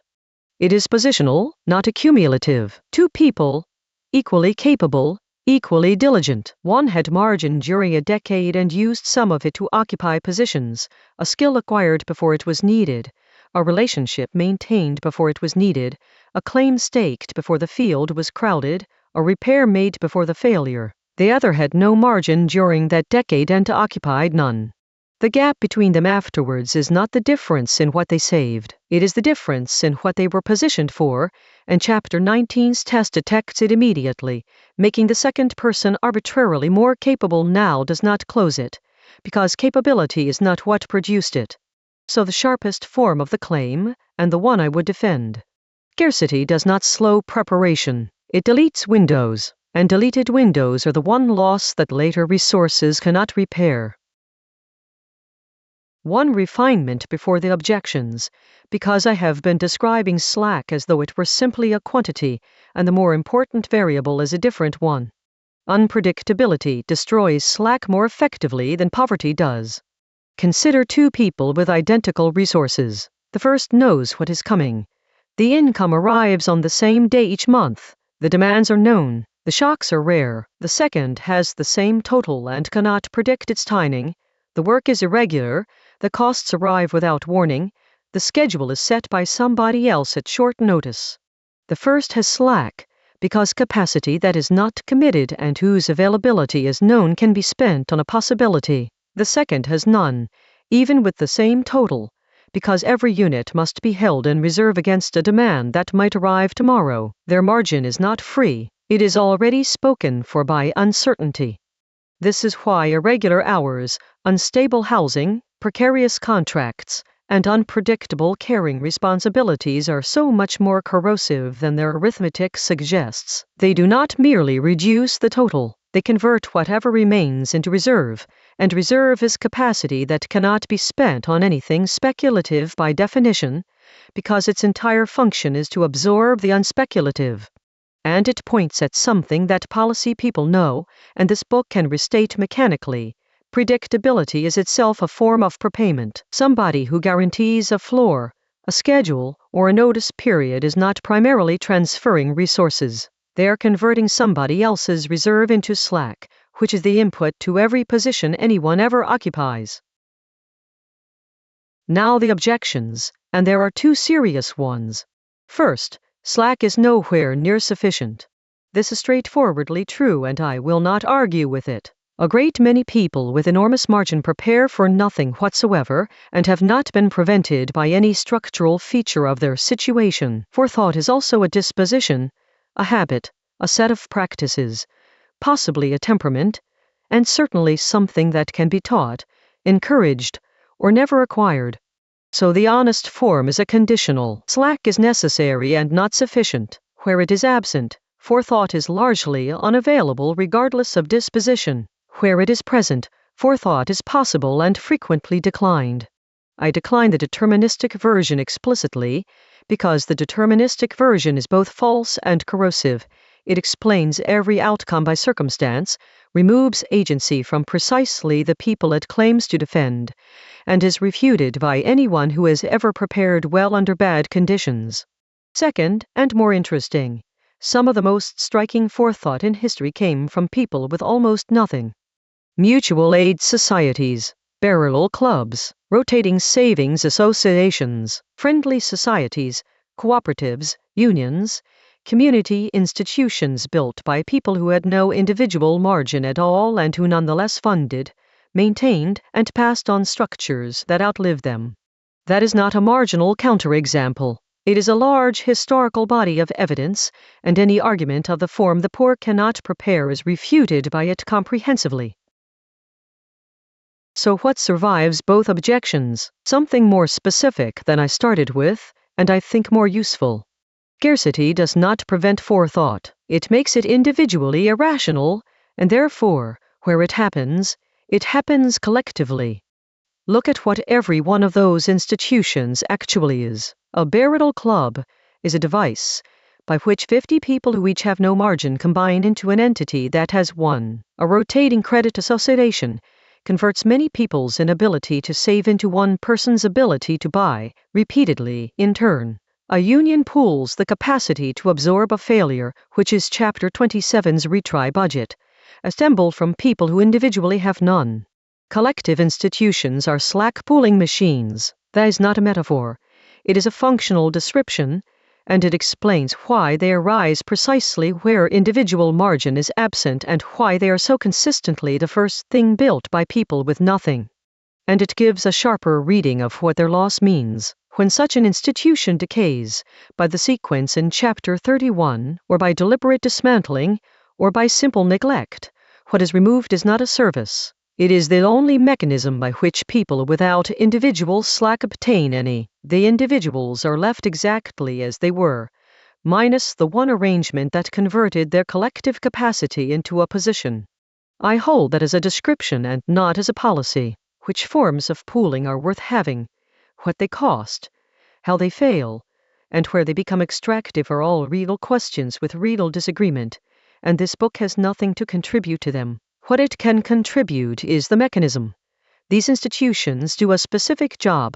The job is manufacturing slack, and slack is the input to the only thing that has ever bought a cheap crossing. There is one further mechanical point, and it is not a happy one. Slack pooling institutions are unusually fragile for reasons this book has already established. They are funded by people with no margin, which means their reserves are thin. Their output is prevention, which means Chapter 14 applies and their successes are invisible. They require continuous maintenance, which means Chapter 32's incentives apply and the maintenance is unrewarded. And their most valuable asset is they've accumulated knowledge of how the arrangement works and why it was set up that way, which means Chapter 31 applies and that asset is the one that cannot be recovered. So the same structure that makes them necessary makes them hard to sustain, and their decay follows the ordinary sequence, and by the time anyone notices, the part that could have explained the arrangement has usually left. I do not think there is a clever answer to that. The honest observation is only that such institutions require deliberate, scheduled, thankless upkeep of exactly the kind that nothing in anybody's incentives supplies, and that where they survive for generations, somebody has been doing that upkeep unremarked, and their name is not on anything. 2 practical notes, one for each side of the situation. If you have margin, it is an asset and it does not look like one. Chapter 31 said slack is always the first thing cut, and that applies to a life as much as to a budget. Unclaimed capacity presents as waste, particularly to conscientious people who tend to fill it, and the filling is precisely what removes the ability to occupy any position that has not already been identified. Protecting a modest amount of uncommitted time and attention is, on the argument of this book, among the highest return acts available, and it is nearly impossible to justify in the moment, for exactly the reasons Chapter 30 gave. And if you are advising somebody without margin, notice what you are actually saying. Think long-term. Plan ahead. Invest in yourself. Every one of those is advice to spend a resource. Delivered to somebody who does not have it, it is not advice at all. It is a description of a position they do not occupy, offered as though it were a choice they are failing to make. I do not say this to discourage the advice. I say it because the same words are useful to one person and meaningless to another, and the difference is not their character. It is whether the resource the advice presupposes is in their hands. One last thing, and it is the reason this chapter opens the part rather than sitting later in it. Everything remaining in this book, the concentration of computational advantage, the pricing of privacy, the case for commons, the bounds on foresight itself, depends on where forethought can be performed. If the capacity to prepare is distributed like every other resource, then the distribution of every future gate is fixed in advance by the distribution of present margin, and the walls of this book are not merely inherited, they are reproduced. Whether that is what is happening, and at what rate, is an empirical question I am not equipped to answer and will not pretend to. The mechanism is what I can offer, and the mechanism says, preparation is a privilege before it is a virtue, and treating it as a virtue while ignoring the privilege gets both wrong.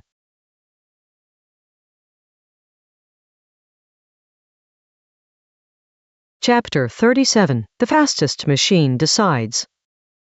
Here is an argument I have held at various times and no longer hold in its strong form. I want to make it properly before taking it apart, because the strong form is nearly right and the way it fails is more interesting than either the claim or its refutation. The argument. Chapter 28 said that walls are prices rather than prohibitions. In the domain this book is about, those prices are paid in computation, cycles, time, machines. That is what crossing costs.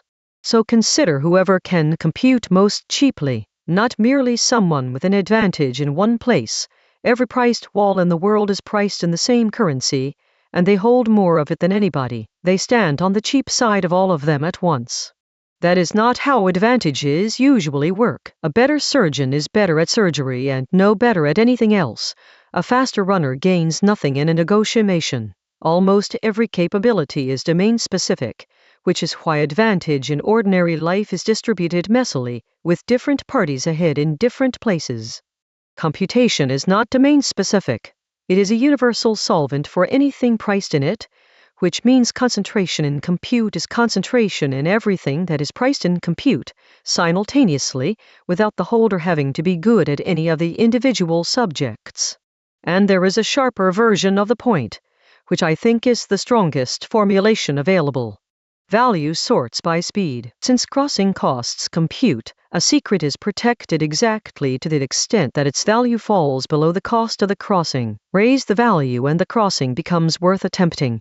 Raise the available compute and the same is true. So over time the most valuable secrets end up held by, or available to, whoever computes fastest, not because anyone arranged it, but because value and cost meet at a threshold and the threshold moves with capacity. Follow it to the end and you get a conclusion that is bleak and arithmetical rather than political. The fastest machine decides. It sits on the cheap side of every gate, holds whatever is worth holding, and its advantage compounds, since a party who computes cheaply can also afford to build more of what does the computing. I do not think any step in that is stupid. I held it for a while. 3 things cut against it, and I will carry all 3. 1. Compute does not buy foresight. Chapter 30 established this, and it is the deepest of the 3. A faster machine explores more of a space it has been pointed at. It does not decide which space, when to start, or what will matter in 20 years.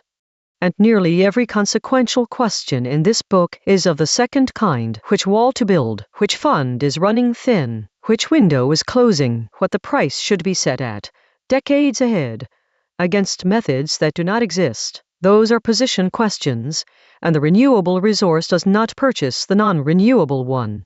Which is why the picture of an all-seeing fast machine is wrong in a specific way. Such a party wins every race it enters. It has no opinion whatsoever about which races there are, and the choosing has to be done by somebody, in advance, under exactly the conditions where evidence is unavailable.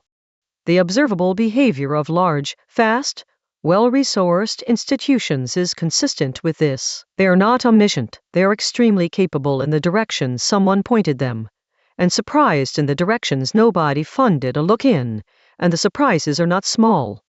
2. The impartial moat locks the fast out too. Chapter 35's argument applies here without modification. A wall with no door has no surface, And speed is not a surface either. There is nothing about computing quickly that helps you persuade a mechanism with nobody behind it. The lost key is lost to the fastest machine on Earth exactly as thoroughly as to anyone else. A properly generated modern key is unavailable to every party currently in existence, and the difference between the largest budget and the smallest is nil against a wall whose price is beyond both. So there is an entire class of walls where compute buys nothing at all, and it happens to be the class that protects people with no resources, which is the whole point of chapter 35. 3. And this is the strongest. A toll that can be outrun is simply repriced. Chapter 28 said key length is a number somebody chose. It follows that if computation makes a crossing affordable, the response is to raise the price. And look at what that costs each side. Adding bits to a key is nearly free for the defender, a marginal increase in the work of legitimate use, borne once, at trivial expense. For the attacker, the same addition multiplies the cost of the crossing exponentially. Defense scales linearly. Attack scales exponentially. That is not a fair fight, and it does not favor the fast. Which means the fastest machine's advantage in this domain is continuously neutralized by a party who has to do almost nothing, notice, and add a few bits. A 1,000-fold increase in an adversary's capability is answered by a handful of digits, at a cost that does not register. That asymmetry is the actual reason the concentration argument fails for cryptography specifically, and it is worth stating plainly because it is genuinely good news and there is not much of that in this part of the book. I should immediately say how far it generalizes, which is not very. The linear against exponential trade is a property of a particular kind of wall, one where a small change in a parameter produces a disproportionate change in the cost of crossing. That is a remarkable feature of certain mathematical objects, and it is not a feature of the world generally. Most defenses do not scale that way. Doubling the height of a fence roughly doubles its cost and rather less than doubles the difficulty of climbing it. Adding checks to a hiring process adds cost linearly to everyone, including the people you wanted to admit. A regulation that doubles a firm's compliance burden does not square anyone's difficulty in evading it. In the ordinary case, defense and attack both scale linearly, and then the party with more resources simply wins, which is what everyone's intuition already says. So the good news of the last section is narrow and specific. There exists a class of walls where a defender with almost nothing can hold off an attacker with almost everything, and that class is unusual enough that we should be clear it is a gift of the mathematics, rather than a general truth about conflict. It also explains something about why these particular walls matter out of proportion to their apparent domain. They are, as far as I know, the only place where the defensive cost curve is that shape. Everywhere else, resources tell. So what survives? Something narrower than the slogan and disquieting enough on its own. The concentration argument holds wherever the three defenses do not apply, which is to say, wherever the price cannot be raised. And there is one enormous domain where it cannot: the past. A recording made 10 years ago has the parameters it has. Nobody can go back and add bits to it. Material captured and stored, while the crossing was unaffordable, becomes readable when the price falls, and there is no defensive response available, because the defense would have had to be made at the time. This is chapter 28's third consequence. Record now, read later, and it is where the fastest machine genuinely does decide. The past is a fixed space with fixed parameters, and a fixed space is exactly the situation where raw speed wins and no counter exists. So the honest form of the conclusion is not that compute concentrates advantage over the future. It concentrates advantage over everything that has already happened and cannot be repriced, which is a great deal, is growing, and is not fixable by anyone's later diligence. There is a second surviving domain, and it deserves naming, where the price is not a key length, but the practical difficulty of doing something at scale, correlating records across a population, matching patterns across millions of people, searching everything rather than something. The target cannot add bits either. A person cannot raise the cost of being analyzed. In that setting, Falling compute costs remove a protection that was never designed and was purely incidental, and there is no repricing move available to anyone. I think that second case is where the strong version of this chapter's argument is closest to correct, and it is not a case about secrets at all. If that is where the argument survives, it is worth asking what defense exists there, and the answer follows from the mechanism rather than from anybody's preferences. Against a fixed space, you cannot raise the price, so the only remaining variables are the size of the space, and whether it exists at all, which yields the one defensive move available. Do not create the fixed space. Material never recorded cannot be read later. Data not retained has no parameters to be outrun. A conversation that left no artifact is not waiting to become affordable. This is why retention periods, minimization, and deletion turn out to be the load-bearing defenses in exactly the domain where cryptography's elegant asymmetry does not apply, and why they feel so unsatisfying compared with a good lock. A lock is a wall you can point at. Deletion is an absence, and absences have all the properties this book has spent 6 parts describing: invisible when working, impossible to demonstrate the value of, first to be caught, and defended by nobody. The parallel with Chapter 31 is exact. The protection that works against the fastest machine is a form of slack, capacity deliberately not used, records deliberately not kept, and slack is always the first thing to go, because it produces nothing and its justification is a possibility. I offer that as mechanism and not as a policy proposal, since the question of what should be retained and by whom is a serious argument I am not equipped to settle. What the mechanism says is narrower and, I think, not in dispute. Where a space is fixed and a price cannot be raised, the only variable anybody controls is how much of the space there is, and that variable is set long before anyone is interested in it. A closing calibration, because I have now argued both sides and should say where I actually stand.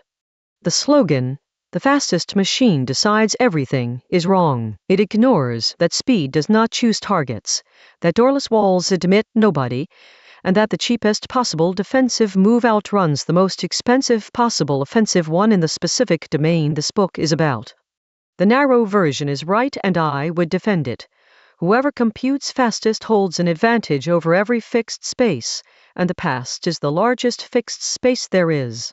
And there is a further thing I would say only tentatively, because it belongs to the chapter after next. Even the narrow version is about capability, and this book has argued throughout that capability is the second variable. The party with the most compute still has to have decided, years earlier, to capture the material they are now able to read, which was a position taken under uncertainty by somebody who could not have known. The fastest machine does not decide. It executes a decision made by someone slower, earlier, with worse information, who had the margin to act on a possibility. That is the whole book, arriving at the largest actor it can find, and finding the same structure there.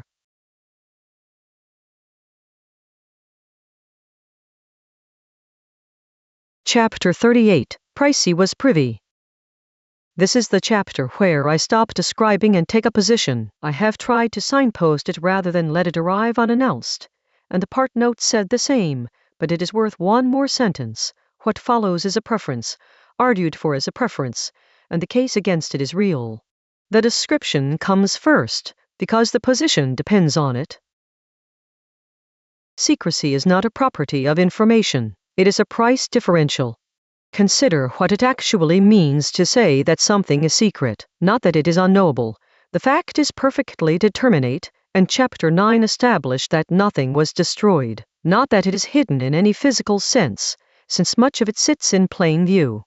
What is true is that one party can reach it cheaply and everybody else cannot. The holder has the crank, everyone else has the wall. The gap between those two prices is the secrecy, and there is nothing else in it. I have carried this around for a while as a phrase. Pricey was privy. To be privy to something is to hold the cheap path to it. The privacy is the price, and the price is the whole of the privacy.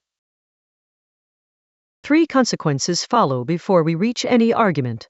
Secrecy is not binary. Chapter 28 said security is a claim about somebody else's budget, and the same applies here. Nothing is secret. Things are secret against a particular party's capacity to pay. The same fact can be an open record to one organization, an expensive investigation for another, and unreachable for a third, all simultaneously, with no property of the fact varying. Nothing is intrinsically secret, which means the moral weight we attach to secrets, the sense that some things are private in themselves, does not survive contact with the mechanism. What varies is who can afford the crossing, and affordability is not a moral category. And a secret is a subscription rather than a possession. This is the one I find most useful, and it follows directly from Part 6. Maintaining a price differential is continuous work. The key must stay unknown, the excess controlled, the people trustworthy, the records tidy, the parameters current. Stop paying and the differential collapses. Not immediately, but on the ordinary schedule of Chapter 31. So keeping a secret is not a state, it is a flow, funded by somebody, forever, and every secret in the world is being paid for at this moment by people whose job it is. That is a strange thing to notice, and it is straightforwardly true. It is worth asking what the payment actually consists of, because the answer explains why secrets fail the way they do. The cost of maintaining a differential is only partly technical. Mostly it is compartmentalization, the deliberate arrangement of who may know what, maintained against the ordinary human tendency to tell people things. That has a specific price, and the price is paid in effectiveness. Everyone who is kept outside the compartment is somebody who cannot help. Decisions get made by fewer people with less information. Errors go uncaught because the person who would have caught them was not cleared to see. Work is duplicated because two groups cannot be told about each other. A well-kept secret makes an organization stupider in exact proportion to how well it is kept, which is a genuine cost, continuously incurred, and it explains something that would otherwise look like carelessness. Secrets leak not usually because somebody is disloyal, but because the compartment is expensive to maintain and everybody inside it experiences the expense as friction. The pressure to widen the circle is not weakness. It is people trying to do their jobs. And it means the differential has a natural half-life. Chapter 31 sequence applies without modification.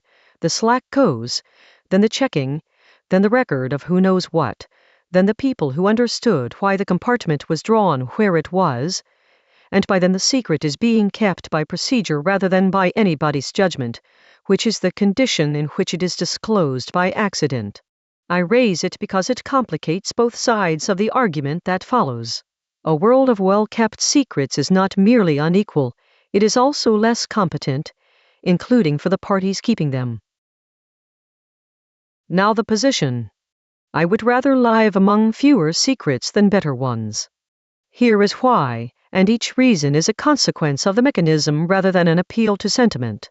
A price differential is power that requires no justification. Chapter 35 made the case that discretion is capturable and that ownerless walls are not, and it is right about that. But it does not follow that a purchased gap is accountable.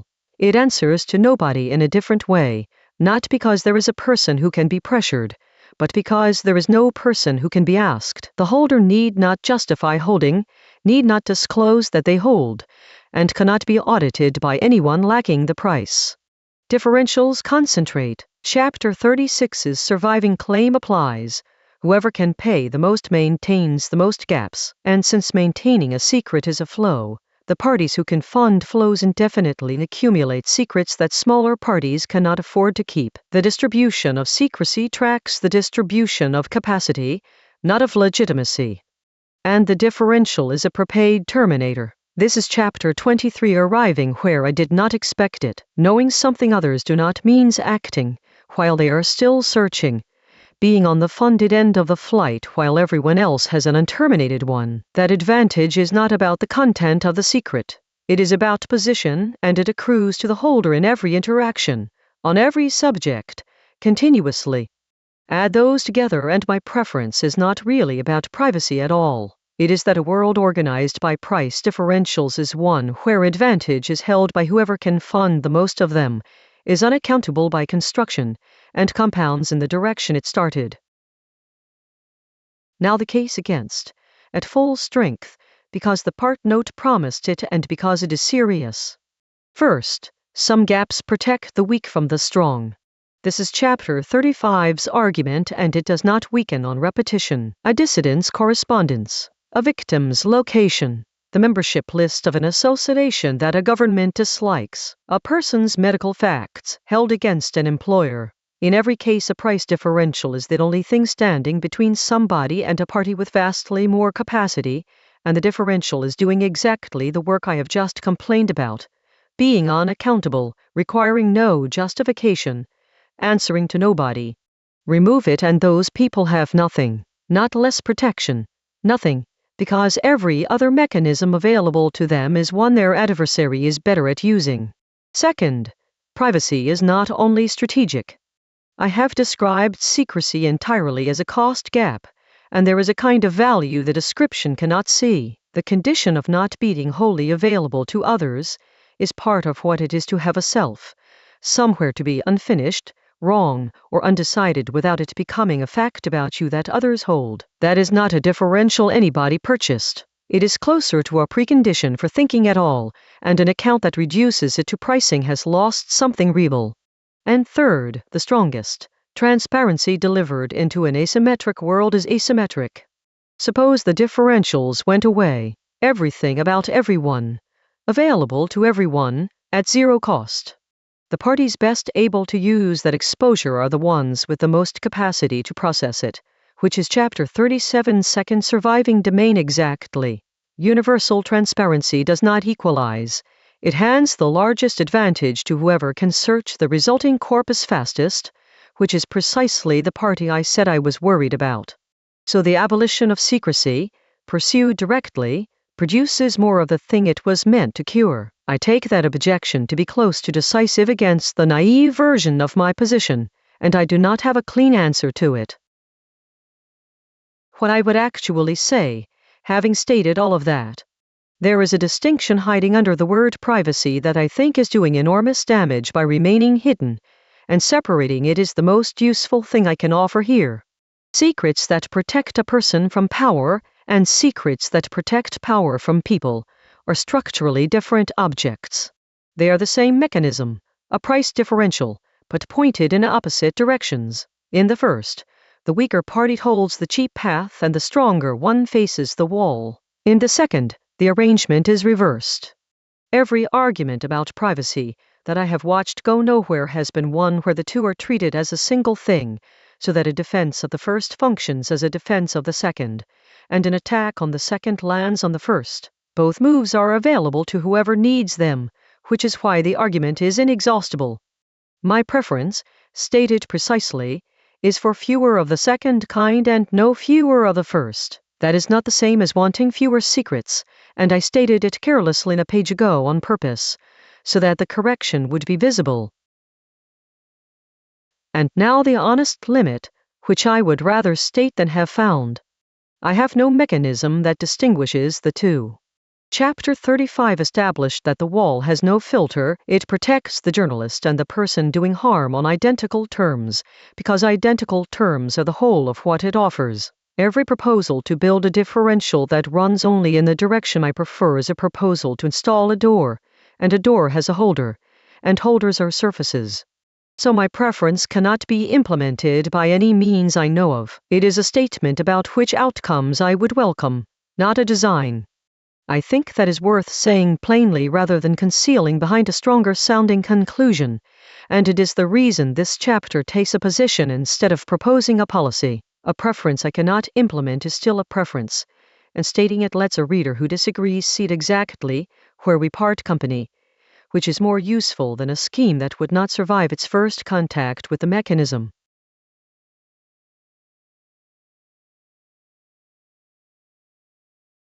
Chapter 39. Unilateral Discovery. This chapter is about the one arrangement I know of that does not require a door. It has serious problems and I want it anyway, and by the end I will have said how much of it I think survives. The idea. Suppose the thing to be known is not held by anybody. Suppose it is simply there, structure that gets read out rather than issued, available on identical terms to anyone who looks, with no party in a position to grant or withhold access. Then there is no cheap path for one party to hold alone. There is no differential to maintain, nothing to compartmentalize, no flow to fund, and none of the accumulation Chapter 38 described. The mechanism of concentration is not regulated. It is absent, because the object it operates on does not exist. I have called this unilateral discovery, and the phrase carries the important part. The discovering is one-sided in the sense that it happens from the structure rather than between parties. Nobody grants it. Nobody is asked. Nobody gets there first. That last claim needs immediate correction, because taken literally it is false, and the false version is not worth defending. Somebody does get there first. Discovery happens in time, to particular people, in a particular order, and the person who sees a thing before anyone else genuinely did something. What is true is narrower and more interesting. Firstness confers no durable differential once the thing is published. Chapter 21 established why. The object is non-rival. My knowing does not consume your knowing, so the moment it is released the cheap path belongs to everybody, and the discoverer retains no position at all except the historical fact of having been early. So unilateral discovery is not a claim about simultaneity. It is a claim about what happens at the moment of publication. The differential collapses, deliberately, by an act of the person holding it. That is the anti-enclosure move from Chapter 16, and it is worth seeing it as an act rather than an absence. Enclosure takes a non-rival thing and installs a gate. Publication takes a private cheap path and destroys its privateness on purpose. Both are decisions. Only one of them is usually described as one. Which gives the phrase I actually like best from this whole line of thinking. We are all pricey at the same moment. Before publication, everybody faces the wall, including, in an important sense, the discoverer who had to pay full price to get there. After publication, everybody has the crank. What the arrangement never produces is the durable middle state. One party with the crank, everyone else with the wall, indefinitely funded. That middle state is where every mechanism in Part 7 does its damage, and unilateral discovery is the only structure I know that does not pass through it. Mathematics is the existing proof that this can work at scale. Nobody owns a theorem. The subject runs almost entirely on Chapter 16's third funding family, the gift, and it has produced, over centuries, one of the deepest prepaid funds in existence, freely available, with essentially no enclosure, and no gatekeepers who can refuse you. That is not a utopian proposal. It is a description of something that already exists, and has for a very long time. It is worth asking what holds it in place, since a commons that large with no enforcement is unusual enough to demand explanation. Part of it is that the goods are non-rival, which removes the motive for enclosure. You cannot deprive a rival of a theorem by holding it, since they can derive it. Part of it is that verification is cheap, so the currency of the field is credit for having been first, which is a reward that requires publication and is destroyed by withholding. That is an unusually well-designed incentive, and it was not designed, it accreted. But the largest part, I think, is norm and habit, a settled expectation, maintained continuously by practitioners, that results are published, which makes it maintenance in Chapter 32 sense, an arrangement with no physical existence, upheld by people, invisible while it works, and vulnerable to exactly the sequence Chapter 31 described. That is worth noticing, because the commons is often discussed as though it were a natural feature of certain kinds of knowledge. It is not. It is an institution, several centuries old, currently being maintained by people who mostly do not think of themselves as maintaining anything, and it is subject to the same erosion as any other arrangement whose successes are invisible. Where enclosure has advanced into such commons, and it has, in places, it did not advance against resistance. It advanced into a space nobody was defending, because nobody experienced the norm as a thing that could be lost. Now the problems, and there are 4. 1. It funds nothing. Chapter 16 was explicit that the gift is the least reliable of the three funding families because nothing about it scales with importance. A commons produces magnificent things capriciously by people who were paid for something else or were not paid at all.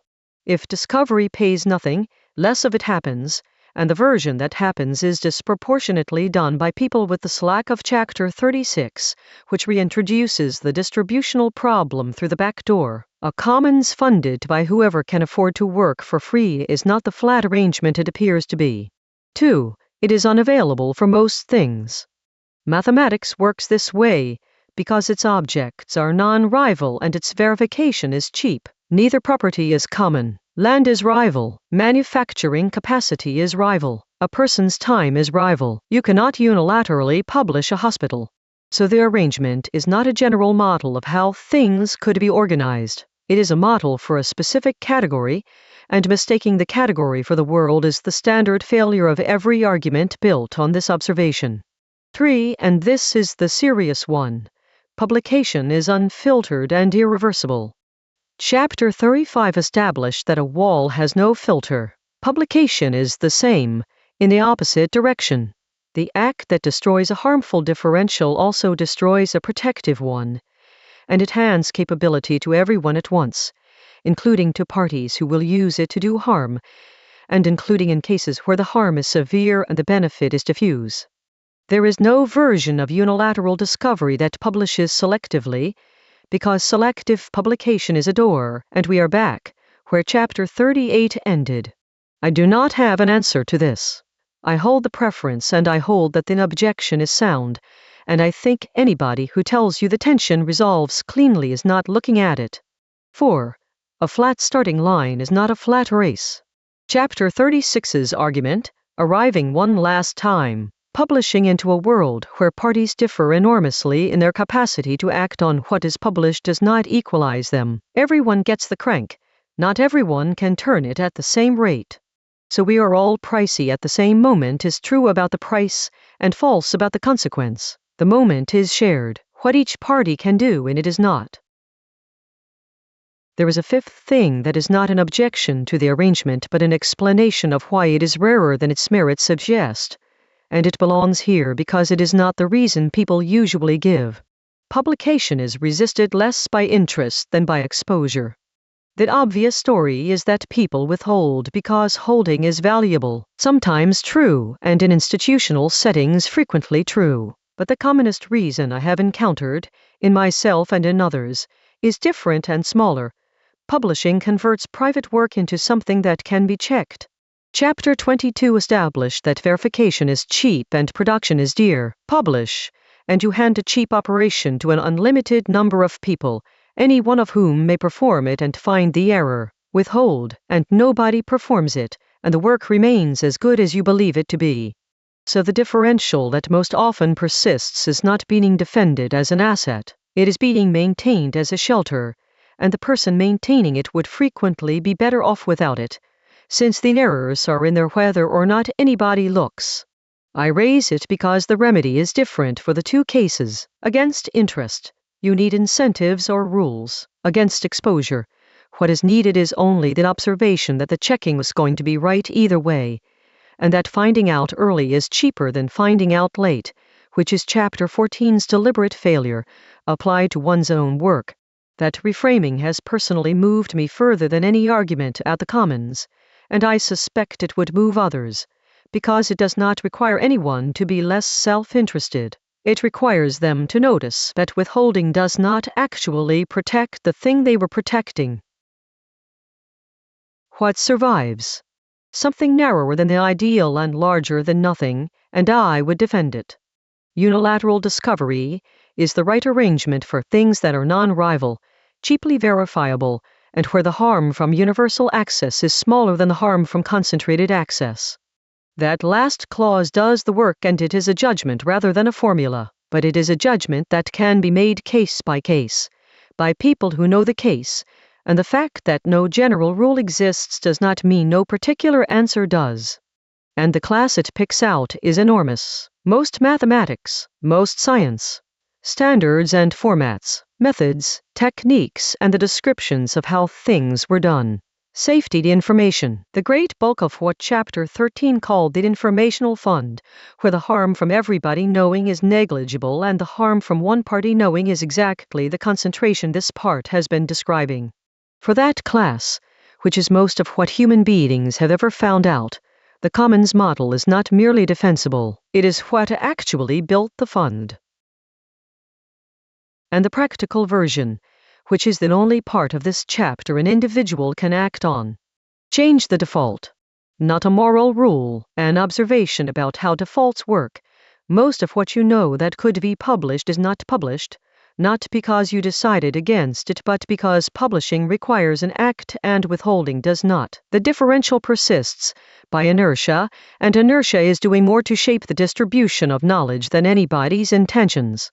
Chapter 16's afternoon is the whole of it. You have paid, at full price, for something sitting only in your head. Writing it down where a stranger can find it costs a fraction of what acquiring it cost, divides by a number you will never learn, and destroys a differential that you are not really benefiting from. Do that by default, and reserve the decision for the cases where the third objection actually applies, which are rarer than the instinct to withhold suggests, and which you will recognize because they are the ones where you have to stop and think about it. Most withheld knowledge is not being protected. It is just sitting there, unpublished, because nobody wrote the afternoon into their week. The next chapter is the limit on everything in this part, and on the book I have been writing as though the problem were the distribution of forethought, who has the margin, who holds the differential, who arrived first. There is a deeper constraint underneath all of that, and it applies to every party equally, including the fastest, the richest, and the earliest. You cannot prepare for a structure you have never seen.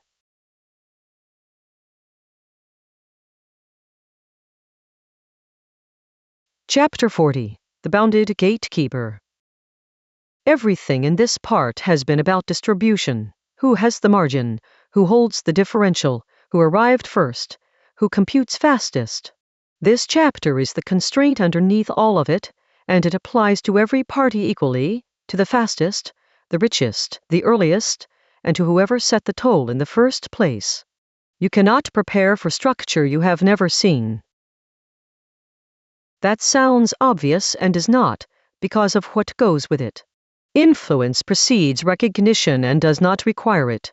The structure you have not seen is not waiting politely for you to notice it. It is operating. It shapes what happens to you, what your options are, what your efforts produce, continuously, at full strength, entirely indifferent to whether it has been named.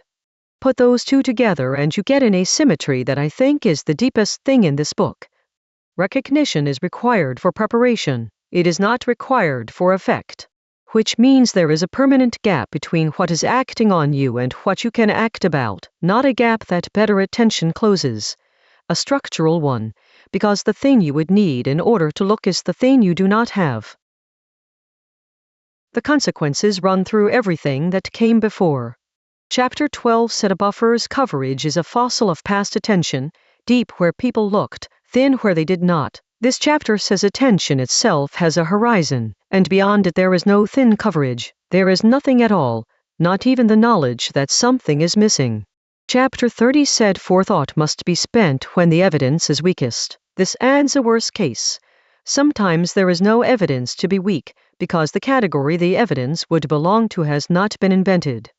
And Chapter 37's counterweight now generalizes past compute. It is not merely that speed does not buy foresight. No resource buys recognition of a structure you have never encountered. Not money, not machines, not seniority, not being early. Every party in this book is operating inside the same bound, and the bound does not respond to any currency. Which gives the chapter its title, and it is worth saying carefully because it changes how the whole book should be read. The gatekeeper is itself gate-kept. The person who set the key length, drew the boundary, chose the standard, wrote the rule.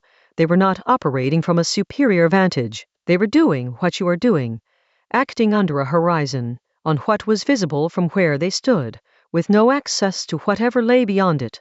So the arrangements we inherit are not the products of foresight in the sense we usually imagine. They are the products of foresight aimed at what was visible then, which is a much more modest object, and which explains a great deal about why inherited structures are so often well built and pointed slightly wrong. I find this both consoling and alarming, in roughly equal measure, and I think both reactions are correct. The consolation: nobody was ever wiser than this. The people whose decisions constrain you were not seeing further. They were seeing differently, from an earlier position, with their own horizon at their own distance. The asymmetries this book has described are not a hierarchy of vision. They are a sequence of equally bounded parties, each doing what they could see. The alarm: that means nobody is watching the thing that will actually matter, not because of negligence, because it is beyond the horizon of every party, including the ones with the resources to look, who are looking in the directions they can see. There is a piece of evidence for all this that is available to anybody, and it is worth extracting because the claim otherwise floats. You can only ever see a horizon in retrospect. Look at any period more than a few decades back and the unrecognized structures are obvious, not because those people were foolish.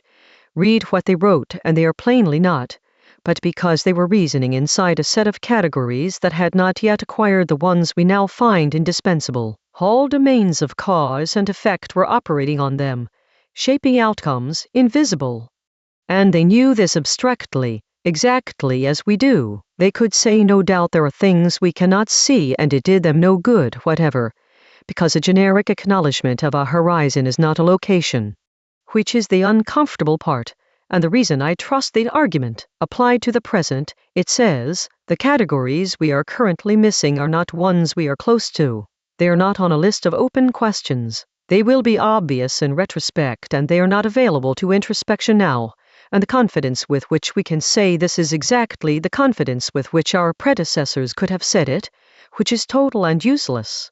The one thing this does earn is a calibration. When somebody claims that a domain is now essentially understood, that the remaining questions are details, the historical record on that claim is poor enough to treat it as evidence about the speaker rather than the subject. So what can be done under a bound that no resource lifts? 3 things, and the first is the one that unifies most of this book. Prefer general capacity to specific preparation. If you cannot know what is coming, then a preparation aimed at a particular threat is a bet, and most such bets lose, not because the reasoning was bad, but because the space of possible futures is larger than the space anybody imagined. What does not require knowing is slack, margin, reserve, capacity that is not committed to anything, and is therefore available for anything, including things that have no name yet, which gives the sentence I would put on the whole chapter. Slack is forethought that does not require foresight. It is the only form of preparation that works against the unrecognized, because it makes no claim about what is coming, it merely ensures there is something left to respond with. And it is, as Chapter 31 established, the first thing cut in every decaying arrangement, because it is the hardest to justify. That is a genuinely unfortunate combination. The only defense against the unimaginable is also the least defensible in a budget meeting. I do not know a way around it beyond naming it, which is why I keep doing so. Preserve reasons rather than artifacts. Chapter 33's obligation, given a sharper justification here. An artifact serves the situations its makers imagined. A reason can be evaluated against a situation nobody imagined, by somebody who is standing in it. So where you must choose what to pass on, and you always must, since nothing can be preserved entirely, the reasons are worth more than the things, precisely because the future you cannot see will need to make decisions you cannot make for it. And obtain second frames deliberately. This is the only partial remedy for the recognition bound that I know of, and I have referred to it 3 times already without naming it as such. Chapter 15 said you cannot perceive the cost of your own substrate without a clock that does not run on it. Chapter 21 said the latecomer inherits the vocabulary along with the arrangement, and cannot see that the terms are the settlement. In both cases the remedy was the same, contact with an arrangement built on other assumptions. Not because the other arrangement is better, because holding two lets you see that either is a choice, and a thing you concede as a choice is a thing that has crossed the horizon into the space where preparation is possible. Another field, another country, another century, somebody whose training was different from yours. These are the instruments that move the horizon, and they are the only ones I have found that do. It is worth being honest about why they are so rarely used, since everybody already knows the advice and almost nobody follows it. Second frames are expensive and unrewarding at the moment of acquisition.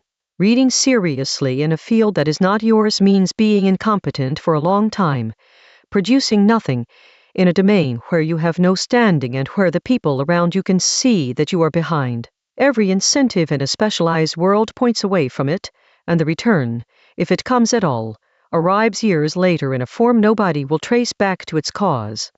Worse, you cannot aim it. This is Chapter 27's problem exactly. You do not know which second frame will turn out to illuminate your own, so the productive move is not to select carefully, but to acquire cheaply and often, which looks from outside like dilettantism and from inside like waste. And worst, the payoff is invisible even to you. When a borrowed frame lets you see something, it does not arrive labeled as borrowed. It arrives as an obvious thought that you simply had, and you will attribute it to yourself, and you will therefore never accumulate evidence that the practice works. So the practice has every property this book has identified as producing underfunding, costly now, unnameable, invisible when successful, unattributable in retrospect, which means, by the argument of Chapter 30, that it will not survive as a judgment and has to be a rule, some fixed fraction of attention spent outside your own frame, on a schedule, defended without evidence. Now the guard, because this chapter is an excellent excuse and I would rather disarm it myself. The bound does not make preparation futile, and it must not be used to argue that. Most losses are ordinary, most failures are the recognizable kind, the maintenance not done, the backup not tested, the margin cut, the reason not written down. Every one of those was foreseeable, was foreseen by somebody, and went unaddressed for the incentive reasons of Part 6 rather than for any deep epistemic reason. So the honest allocation is not give up on specific preparation. It is, do the recognizable things, because they are cheap and they are most of the losses, and hold general capacity for the rest, because the rest cannot be itemized. Anybody using the horizon as a reason to skip the recognizable work has taken a genuine limit on foresight and used it to excuse a failure of attention, which are not the same thing and should not be allowed to wear each other's clothes. One last observation, and it closes the argument of the book before its final chapter. A bottleneck is a horizon that has not moved yet. Every structural limit anybody has ever met has that character. It looks like a property of the world, and it is a property of the world as currently seen. Some of them move. Somebody arrives with a different deck, and what was a wall becomes a crank, and the whole arrangement built on it becomes obsolete in an afternoon. Some do not move, and the wall at 2 was one of those. You cannot tell in advance which is which. That was Chapter 28's problem, and it remains unsolved. And it is the same problem as this chapter's. The horizon does not announce whether what lies beyond it is a passage or a floor. What I would say, having spent a book on it, is that the question is this a wall or a price, and the question is this the world or my position, are the same question asked at different scales, and that the habit of asking either one is the closest thing to a general method that I have found. The last chapter is about what that habit does to the person who holds it, which turns out to be the only transmutation in this book that anybody has ever completed.